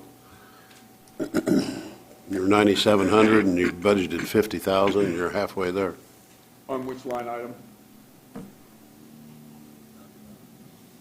Do what, Pat? Which line item? 2560? Gas and oil. About 400%. Which fund are you on, John?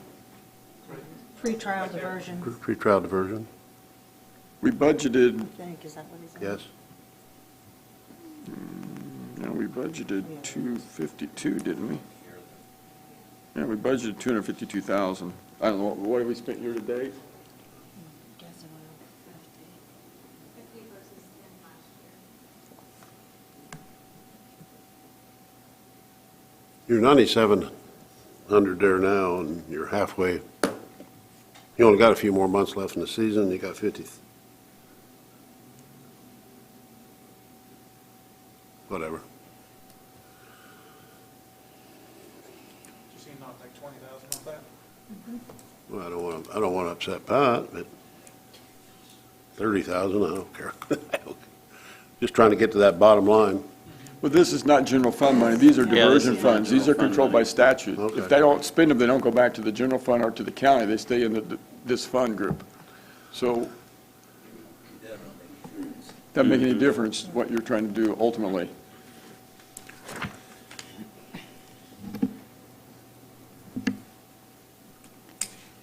Okay. And law enforcement warrant fund, page 57.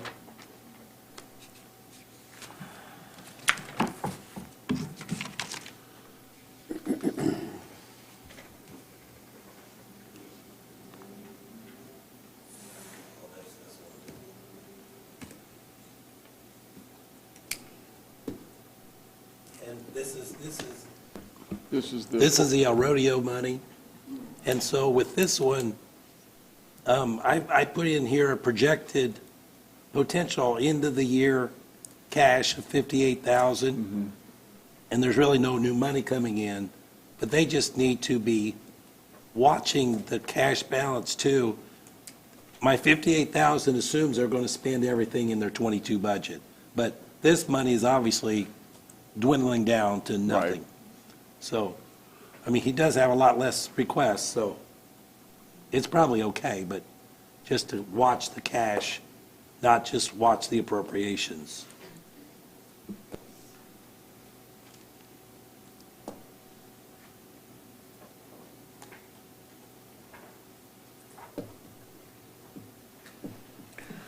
Okay. Then 4D incentive, page 62.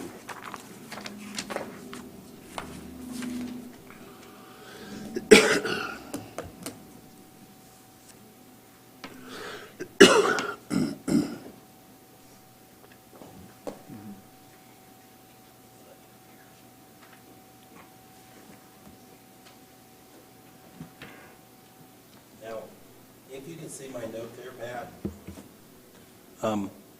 Logan, move to the general fund. Yes, Is that a permanent thing? yes. So can that go to zero? For If you're 23? correct, yes. I don't remember even writing that, but I must have. Yes, you can. Okay. That may have come out, originally that position may have been in that fund, but it went to general fund. Because this was just in June that, Yeah. okay. Incentive funds are regulated by State Child Support Bureau, what we can spend on, that's the money we get back. So then all the associated costs would go away as well, the No, retirement, it- social Oh, yeah. security?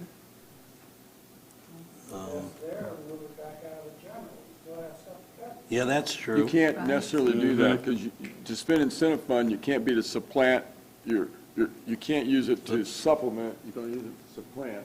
Oh, shoot, now I messed that up. Or Bob, so you can't, you got to, there's goal, you have to show the position you're putting back in there is not an existing position, you're moving out of regular tax revenue. You have to show that position's for a new type of program or project in order to increase your child support overall collections. So it's not meant to, you get incentive funds, so you then slide people back and forth, so to speak. But we're not supplanting if he's already paid out there, are we? No. So if you want to leave him there, that's fine, If we're going to leave him here and take him out of the general fund?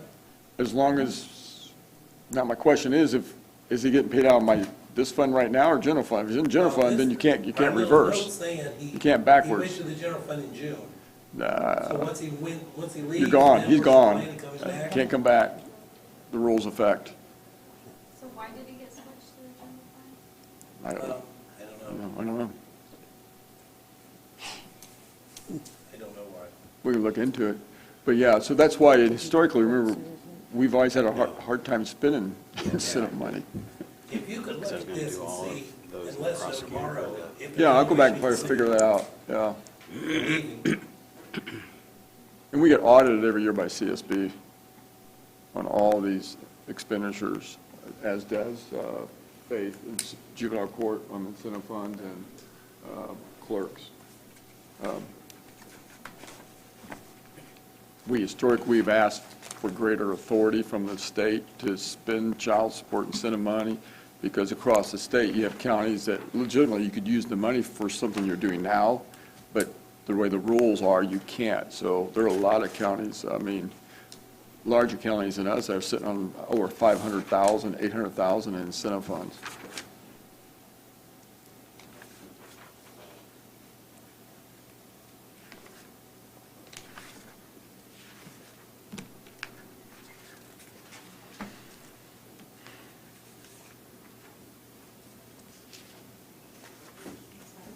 Anything else?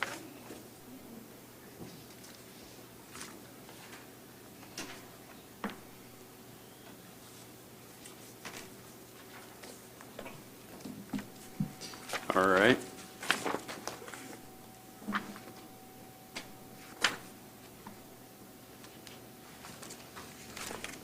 Anything else for Pat? Thank you. Thank you. And please think about those pickleball courts. We will circle back to court services and probation, if that's all right. Oh, well, pickleball. Is that okay with council? Court services and probation? Dave?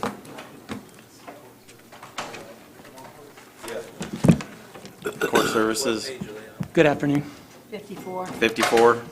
Substance abuse.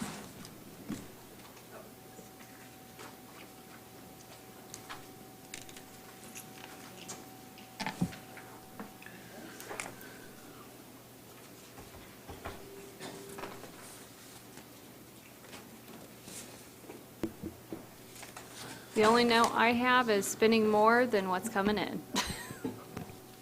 So if you want to explain that a little bit, that'd be, Spending more that's coming in. yeah, that's my note. My wife tells me, don't do that. Ooh, that's a bad thing. So if you look at the full two full-time employees that are covered under the 2580 fund, which is the court services, for lack of a better term, user fee fund, both my full-time employees, two of my full-time evaluators, their salaries are just increasing by whatever the projected wages are supposed to be for their year seniority next year, so it goes up by about $3,000. I also asked for $500 in the 3910, which is the dues and subscriptions. That wasn't in last year. It was a mistake on my part in that I need to get participation in one of the annual drug and alcohol evaluation groups here in Indiana. It's ICCADS, which don't ask me what that acronym stands for, because I can't remember. But they are frequently sending me messages wanting to know why we're not involved, and it's important that we have that as a professional organization. We're involved in that. More to the point, what we're seeing is there has been a reduction since the beginning of 2020, about the time that COVID hit. We started seeing a reduction in the number of people that were coming into court services for evaluations. We're down about 20% since 2018. I can't explain why that is, because I would bet even money that the number of people that are struggling with alcohol or substance abuse issues hasn't reduced at all since 2018 or 2019 or even COVID in 2020, but for some reason we aren't seeing the total number of referrals that are coming in. If you look at what I project our court services fee income will be, I'm guessing it's going to be around 180 next year. This year, it looks like it's going to come out, I project that it's going to be about 167, 168,000. And when I say revenue, what I'm talking about is if someone comes in out of one of the courts referred for a drug and/or alcohol evaluation, they're charged a fee of $200 for that evaluation. In addition to that evaluation, they're also being offered case management that lasts all the way until their supervised or unsupervised probation term is over. So that it's not just they get the evaluation and then they're done. There's quite a bit of case management that's involved in that. So I have 2 full-time staff that are paid out of that. I'm projecting right now that our income for 2022 out of the court services 2580 fund is going to be somewhere around $168,000. That's going to come up to be potentially shy of what our obligations are going to be. I currently have in that 2580 fund approximately $120,000. That may be a little, I pulled those numbers in early August, and at that time, Kirby, my office manager, didn't know, or we didn't have all the liabilities entered for August against that fund. But in effect, I have roughly $120,000 in the fund. And at my current burn rate of about $8,000 a year, I'm looking at maybe I have, give or take, 9 years before I would run out of monies in that 2580 fund. So that's a long answer to a short question, which is why are you spending more than you're earning? I can tell you that if you look at the referral sources, they come out of all the courts, but the lower courts, or what are referred to as the high-volume courts, make up a majority of the referrals that are coming to court services. And those include Superior 4, Superior 5, Superior 7, and they handle, amongst other things, all the simple, for lack of a better term, simple arrests for our simple possession charges. And then Superior 6 does almost exclusively our driving while intoxicated referrals. And if you look at the numbers, I provided my team that came to visit, Jody and Lisa, the referrals in 2022 out of the high volume courts are down, right now they're down about 9% year over. And I project that there are going to be about 900 evaluations total that are going to be coming in to court services this year. So we continue to be down. I'm not in panic mode yet. But I felt obligated to let you know that things have slowed down some. And again, that could be a myriad of reasons, including the plea agreements. There may be a reduction in arrests for simple possession. There may be some type of on-the-spot warrant and release. I don't know what discretion is being given to other officers that refer to our department. So. The fee that we charge, is that set by statute, or is that decided by us in the county? How is that determined? Great question. So it's there's a cap on that fee that's set by statute of $400, and I hesitate. The way that fee would get changed is that I would have to sit down with the probation oversight committee. I'm sorry, the Court Services Advisory Committee, which currently actually is the same committee that does the probation oversight committee. I'd have to sit down with the judges and talk about whether or not they would feel comfortable in increasing the fee.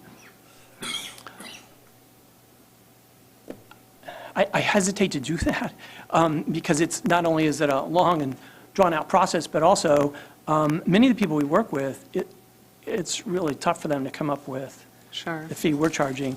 I would mention that in defense of the $200 cost, I would challenge you to go anywhere else in our community and ask for an evaluation and any kind of case management, follow me and make sure that I'm getting these things done and in compliance with a court order for $200. You're just not going to find it. That's not to say that our colleagues that are at Meridian or at Valley Oaks won't also potentially offer a reduced rate on a sliding scale. But we have to do assessments regardless if somebody pays us or not. Okay. So people come in, if they're court ordered, we have to do that evaluation, make recommendations, case manage them all the way through. And the last day, they can come in and say, give me the raspberries and say, I'm not paying you anything. And we have to continue to provide services for them anyways. I do know that right now, Valley Oaks, they did have it where you would come in to schedule This is the old Wabash Valley that's now up on Ferry Street, referred to as Valley Oaks. They are now on first come, first serve. I don't know what days it is, but it's first come, first serve. And Meridian, the last I heard, they're on a 6-week waiting for an evaluation. So if you come in today, they'll give you an appointment for approximately 6 weeks down the road.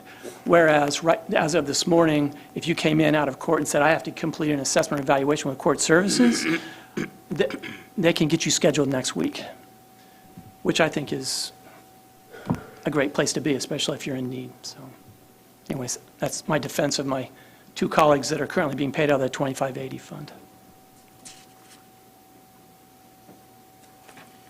So the only increase is on the 2580 fund, again, is that there's a rate increase based on years of service or seniority, or just is it 3%? Can't remember what the county's. Are they paid from the state schedule? Oh, strike that, I'm sorry. I think that there's. That was about 3%. About 3%. And then the second is that I asked for $500 to go towards dues and subscriptions. Those are I believe, were the only 2 major increases on that fund. Now, that's not to say that, I don't know if you want to expand off into, I have other employees that are part of court services, but they're paid out of a separate fund, so I don't know if you want me to talk about that now, or.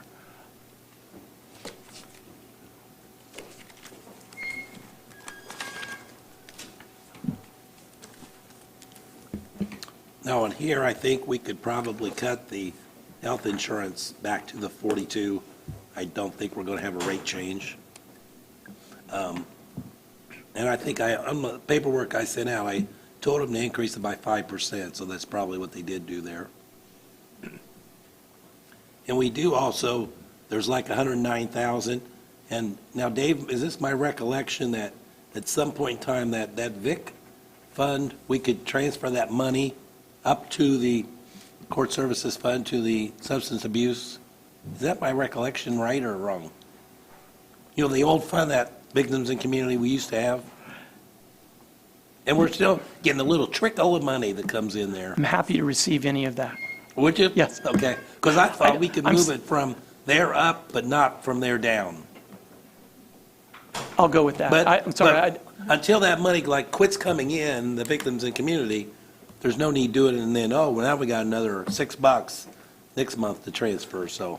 Correct. But there is 23,000 there, so. There is. Kind of put that together with the 109 to make it a little nicer balance. Well, I'm sorry that I didn't include that in my calculations. That's kind of a, yeah. Well, there wouldn't be anything you'd put in revenue. I think it's so small, but it's, whatever, $20, $30 a month or something. Okay. All right, anything else? Probation, general fund, page 27.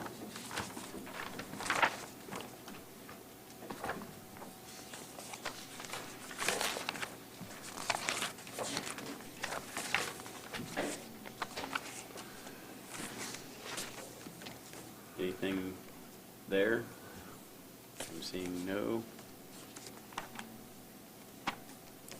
If not, we'll go on to the probation lit public safety, page 41.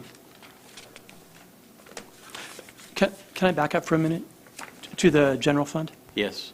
Sorry.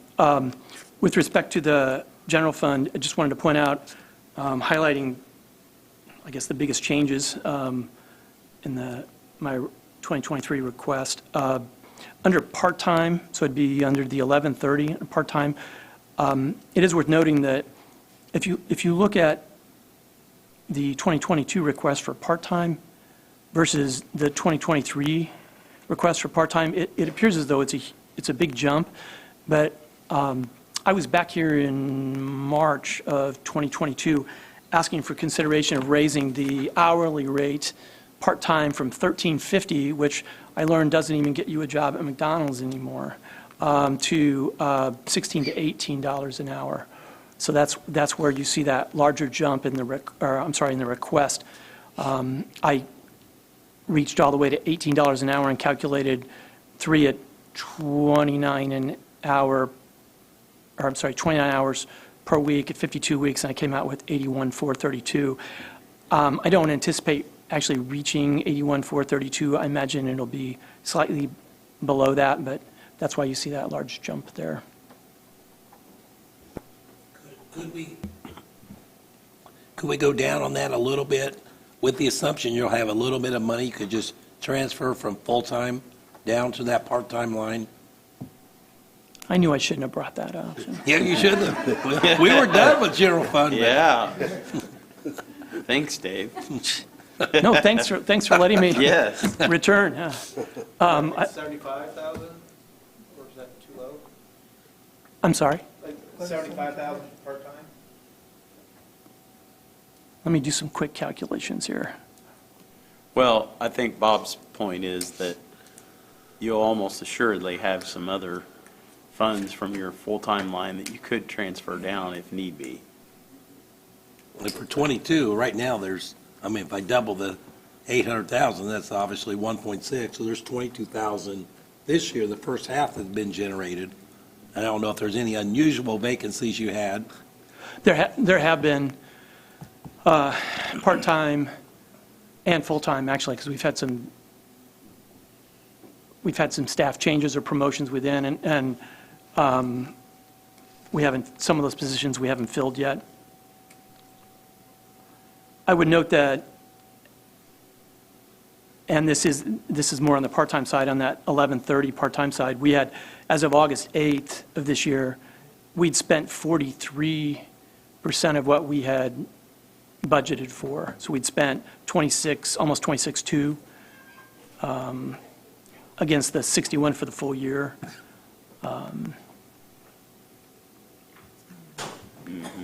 So are you suggesting that it might be worth considering going down to 75? Was that the? That's what I would think. 75 at least, yeah. Happy to do that. Right. Great, thanks, Dave. Consider it done. When I come hat in hand, who do I? All right, then we'll move on to lit public safety for probation. Okay, so do you want me to start? Yes, page 41. I'm going backwards as we speak. So on the lit public safety, we have, I have 2 full-time staff members on the public safety. I have Amber, who's assigned full-time to the high-volume courts, which are Superior 4, 5, and 7. She's doing a great job working with, I think she had just a little over 1,000 people she was monitoring. Wanted to check that. And then the second is Courtney's one of my newer court services evaluators. So I have 2 full-time staff there. One goes to court services, and the other one is up on the probation side of the office. Both of them are serving the same high-volume courts. The dramatic difference would be all the way down to 4520 under capital or plated vehicles. Summary is that we don't have a department vehicle. We have, in the past, we've used what we lovingly refer to as the Commissioner's Subaru. I don't know if it's anybody else's, or if it's, I don't know who's. It's a county car. Unfortunately, the county car, we've struggled of recent with finding a good time to use the county car, as in it's been out at the health department, out at the fairgrounds, or it's somewhere other than where we've been able to try to get reservations on a regular basis. And we have, I provided some information to my council reps regarding mileage claims and what kind of when we're using a vehicle and what we're using it for. So I have both juvenile and adult probation officers that are using their own personal vehicles to go to homes. And that doesn't sound like much, but many of our homes, the people know we're coming, as in the minute we get to the door, because they have those really cool little, I got to get one, cameras on the doorbells. The concern is that if they can see our faces, they can also see what kind of vehicle we may or may not have. And some of my staff are concerned about going on home visits with their own personal vehicles.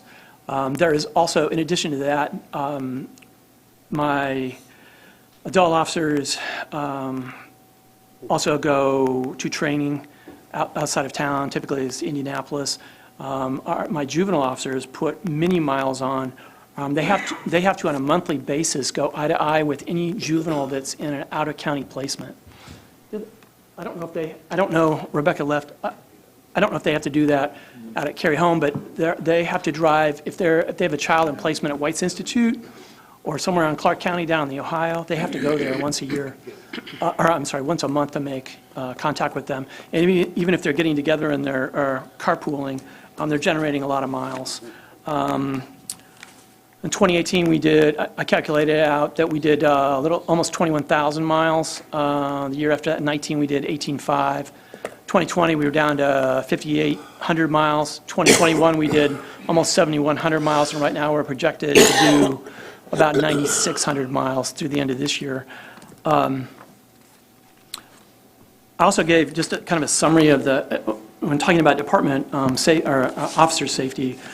I hit some highlights and put them together and provided them to Jody and Lisa. Just what our probation officers are finding when they're going on home visits, including multiple firearms hidden in the home, drug activity, children in the home, 50-plus needles laying around, handgun, weed, cocaine, cash, scales, what's going on there, paraphernalia, large quantity of ecstasy, dealing, children in home, meth, coke. These are just highlights. They're going out much more often than that, but I just kind of tried to hit some of the highlights. I have some safety equipment I can provide my officers, as in training, as in ballistic vests, as in run as fast as you can. If you're really concerned, please call local law enforcement, and I would say that they back us up almost any time, unless there's an emergency. If they feel as though it's going to get spooky, they can call local law enforcement, and they'll come, and I'm grateful for that. But I'm asking for council to consider whether or not they can, or whether or not there's within the budget the opportunity to secure a vehicle that we could put our name on the side of and use for share amongst the divisions, that being adult and juvenile, and the travel both local and also out of town. Is this a trip that they do weekly? Is it, with the car being used every week, one day a week, 2 days a week? How often do you think the car would be utilized? Great question. I know that on the adult side of the office, they enjoy Fridays, making Fridays their day out in the field. Although they go other times, but often Fridays is a opportune time. And then on the juvenile side, I know that frequently they're also using Fridays to go, or often using Fridays to go out and make their out-of-county contacts. I'm sure there are other times that's not just Friday, but Friday seems to be the hot day for trying to get a vehicle.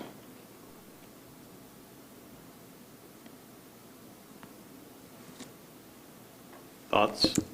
And just so everybody knows, we did have a discussion with Tracy because he did, and Ben, because they both helped the health department with this kind of same issue.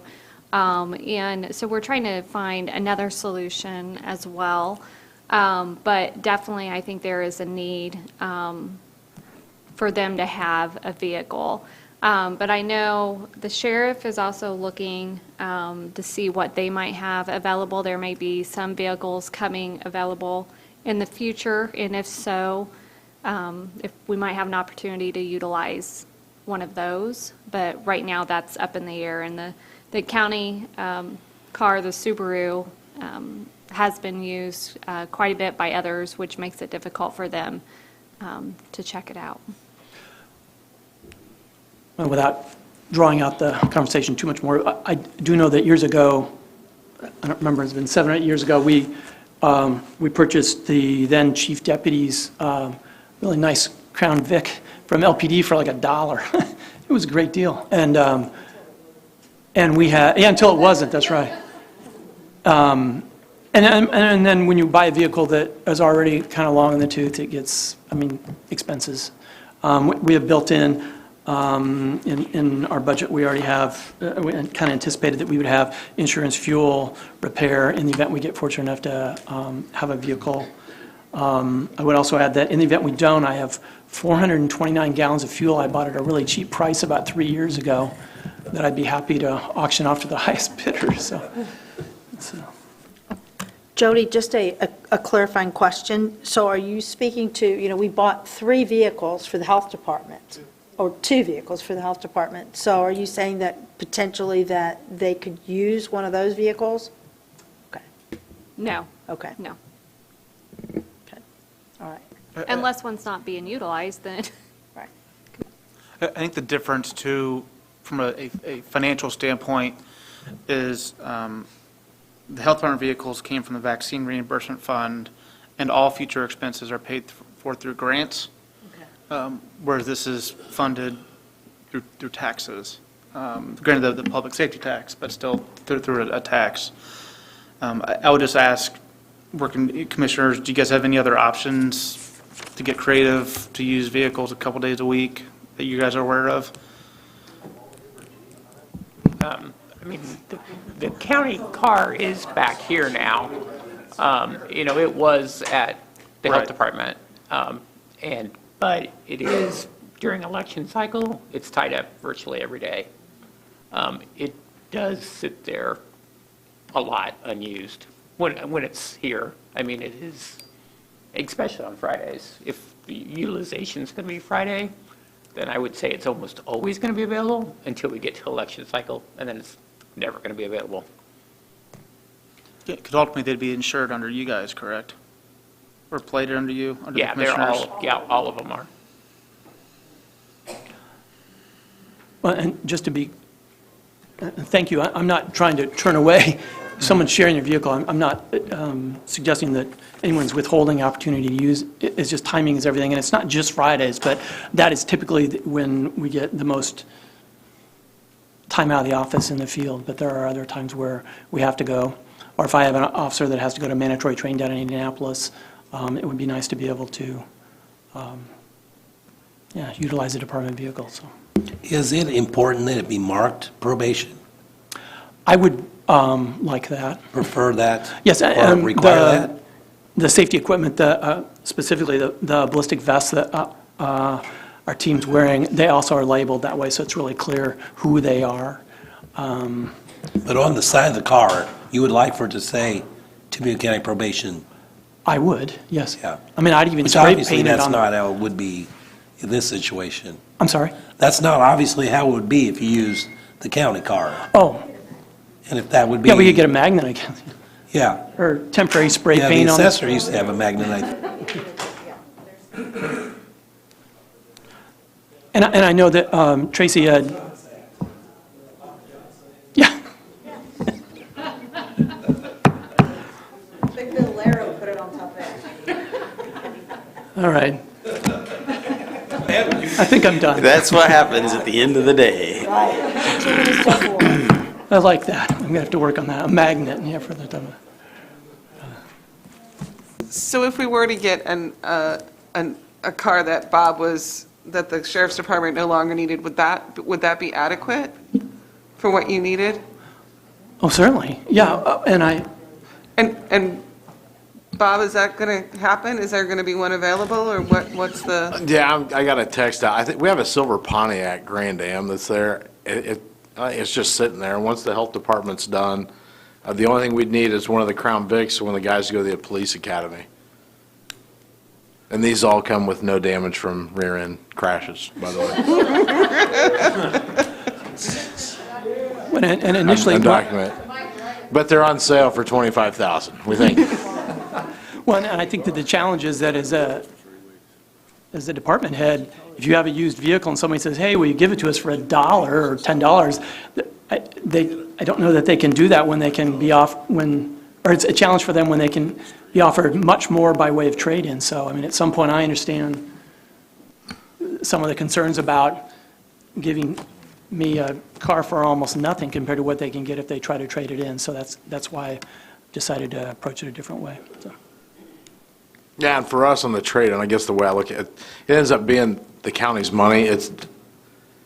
And I could be wrong, it's literally taking something that's already belonging to the county and giving it to somebody else in the county. And I get trading it in and how it benefits all of us, but if it's just sitting in our parking lot and we haven't traded it in, and it benefits you, that just makes sense. Thank you. And it runs.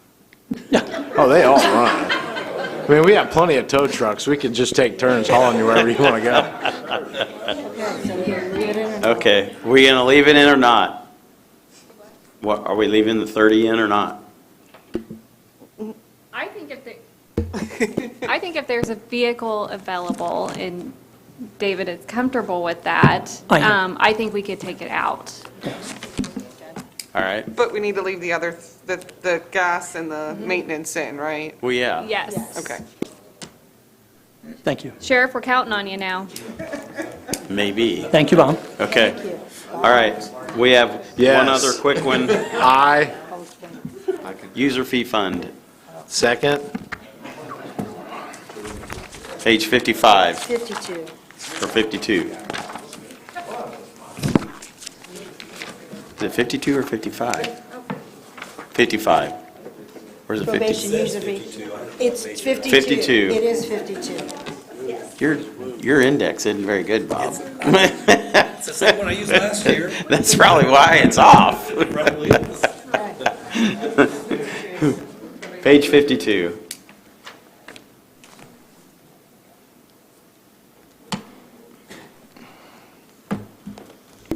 Anything there?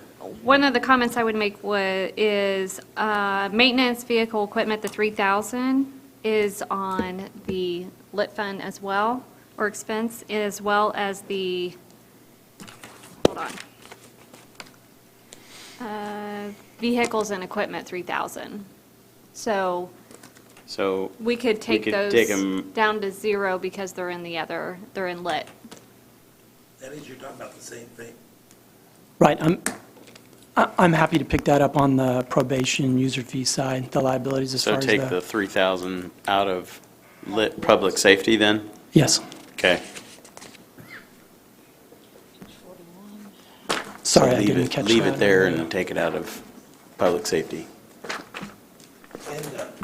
There was a massive amount of emails between our office and Kirby on this interstate compact, and I marked it as a blue box, and I don't know what I'm supposed to do with it. Bring her up here. Kirby said, I'll come over as long as you don't make me stand up. Kirby's our office manager. We got a lot of emails on a trivial little thing. Oh, that was a Right. nightmare. Yeah. So the way we're having to switch our systems, we're being forced to switch to SRS, supervised release system through the state. So the way we've always done the interstate compact in the past is the 125 comes to us, we send it to one account, and then on the back end, it's split 50/50 between the state and however. Well, we're being told by statute, it has to be split up front between a county offender transportation fund and then the state fund. So that 3,500 interstate, the way that fund was before, I'm not sure how we have to do that now, but I know going forward, I had to switch the line items, and myself, when I send report of collections to the auditor, I have to split those funds 50/50 at the end of every month. So we created a new fund, I remember that. Yes. So can this go away because it's going to go to the other fund? I don't remember the whole story anymore. Or do we still need to leave this in there? Is that for the state? Is that like the? I would say so. Then I think it would be, if that's for the state, then I would think it still has to stay. Okay, that's fine. That's my I guess. just put a little box on it and I didn't know what I was going to ask. Yeah, because I think that has to do with extradition, Okay, yeah. I believe, yeah. Excellent. Okay. Thank you, Kirby. All right. We okay? All right. If we're done with him, I'd like to go back to 1170 again. It doesn't really have anything to do with him. But Well, no, we're not going to do that because I'd like to get Want to get Amy in? Amy in real quick. Just don't let me forget tomorrow. It's Okay. just- It's with the health insurance and some other Yeah, things. there. I'd like, since she's here. Okay. Thank you, Dave. Thank you. We'll go ahead and do the public defender. Amy, if you want to, since you're here and you've been waiting patiently, I'd like to get you finished before the end of the day, if possible. Hopefully it'll be easy. Hopefully it'll be It easy. usually isn't with her, but. Yeah, that's right. I'm So- taking my chances here. I don't know, do you want me to explain what I did, or do you want to ask questions? I can do it either way. Lisa, Jody, do you have, which way would you prefer? Probably if there's any questions. I don't have, there really wasn't. I can explain a couple of things. Page You'll- 26 for those of you'll you see who are our- wanting to Our know. full-time increase, because we've combined some part-time positions to make full-time. The couple things you probably should address is 3110, professional services legal. That 30,000 was in our budget to pay hourly chins and TPRs, and it's been there for a couple of years, and we don't pay the hourly rate. The courts pay that, so we just zeroed it out. We don't use it. I don't think we need that. I cut our part-time down from 98,000 to 60,000. I'm a little hesitant about this now because I turned over 3 full-time front office staff in one day, so we're doing a lot of training. Jan Payne Johnson came back to help us, but we'll see how it goes. I may have to come back, but we'll just see how it goes over the next 6 months. The people we've hired are doing great, so it may work out a little faster than we had expected. And the only thing I really increased was professional services. We've used 79% of that budget. I'm coming back in September for more money. That pays for psychological evaluations, depositions, transcripts, all of those professional service types of things. I think we need the 400,000. I expect that we'll spend it. We usually spend more than that every year. But that's basically, otherwise my budget's pretty much what it was from last year.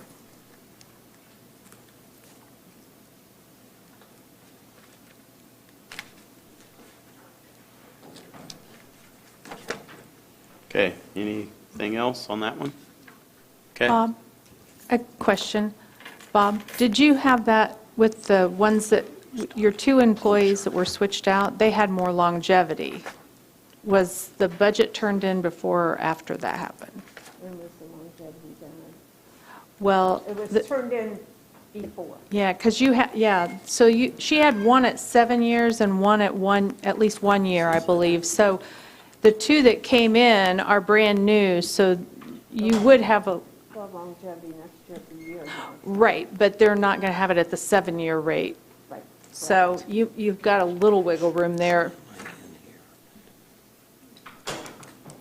And Amy, don't you still have one that's vacant? I have a vacant Okay. position, yeah. Okay, but that's probably still, that's fine, because you I need can't it in fill there. it yet. Yeah, you need that in My there. front office, I actually have 2. Well, yeah. But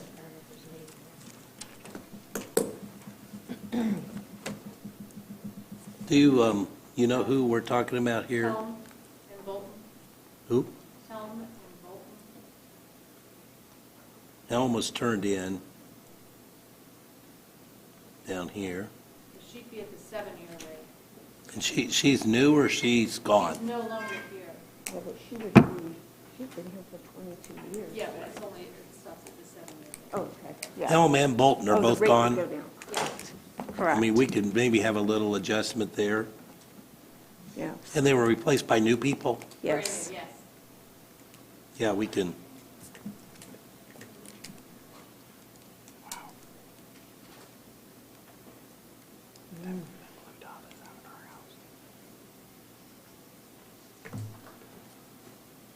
I can look at that overnight. Okay.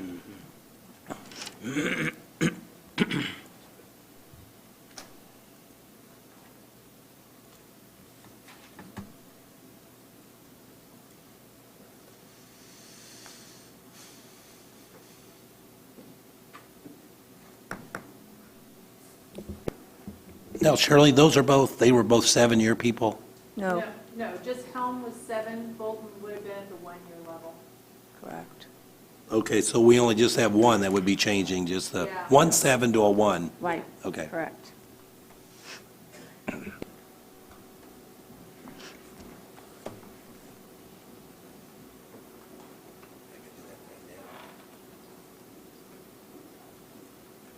And that's a comment 3.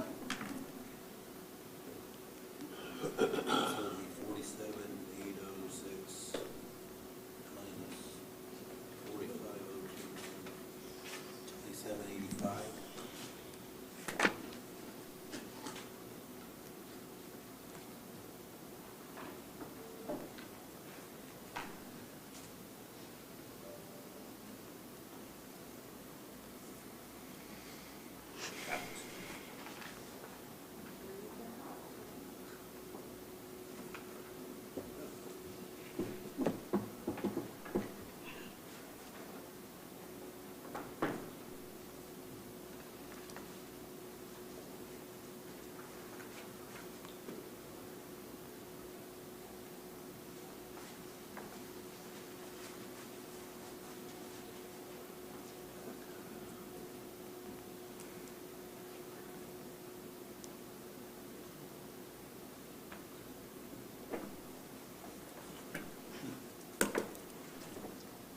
I'm not doing anything.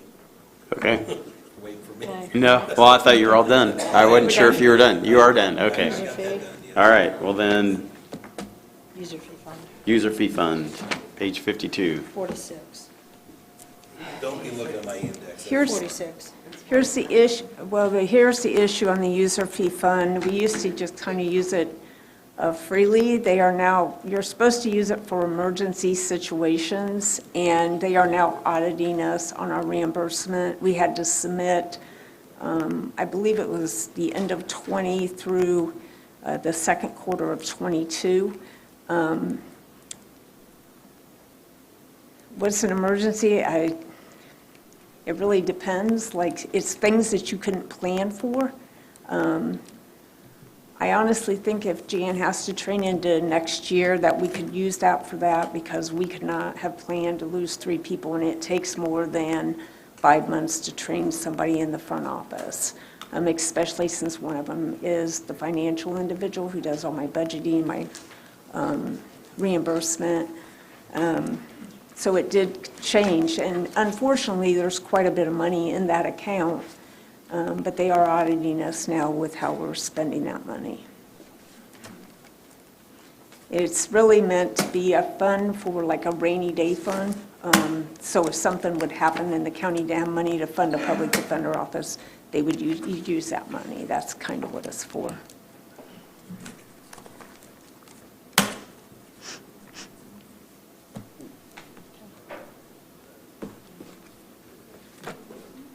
Okay.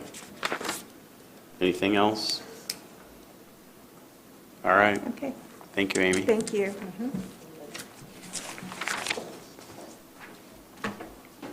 All right, Bob, where are we in the number, in the scheme of things?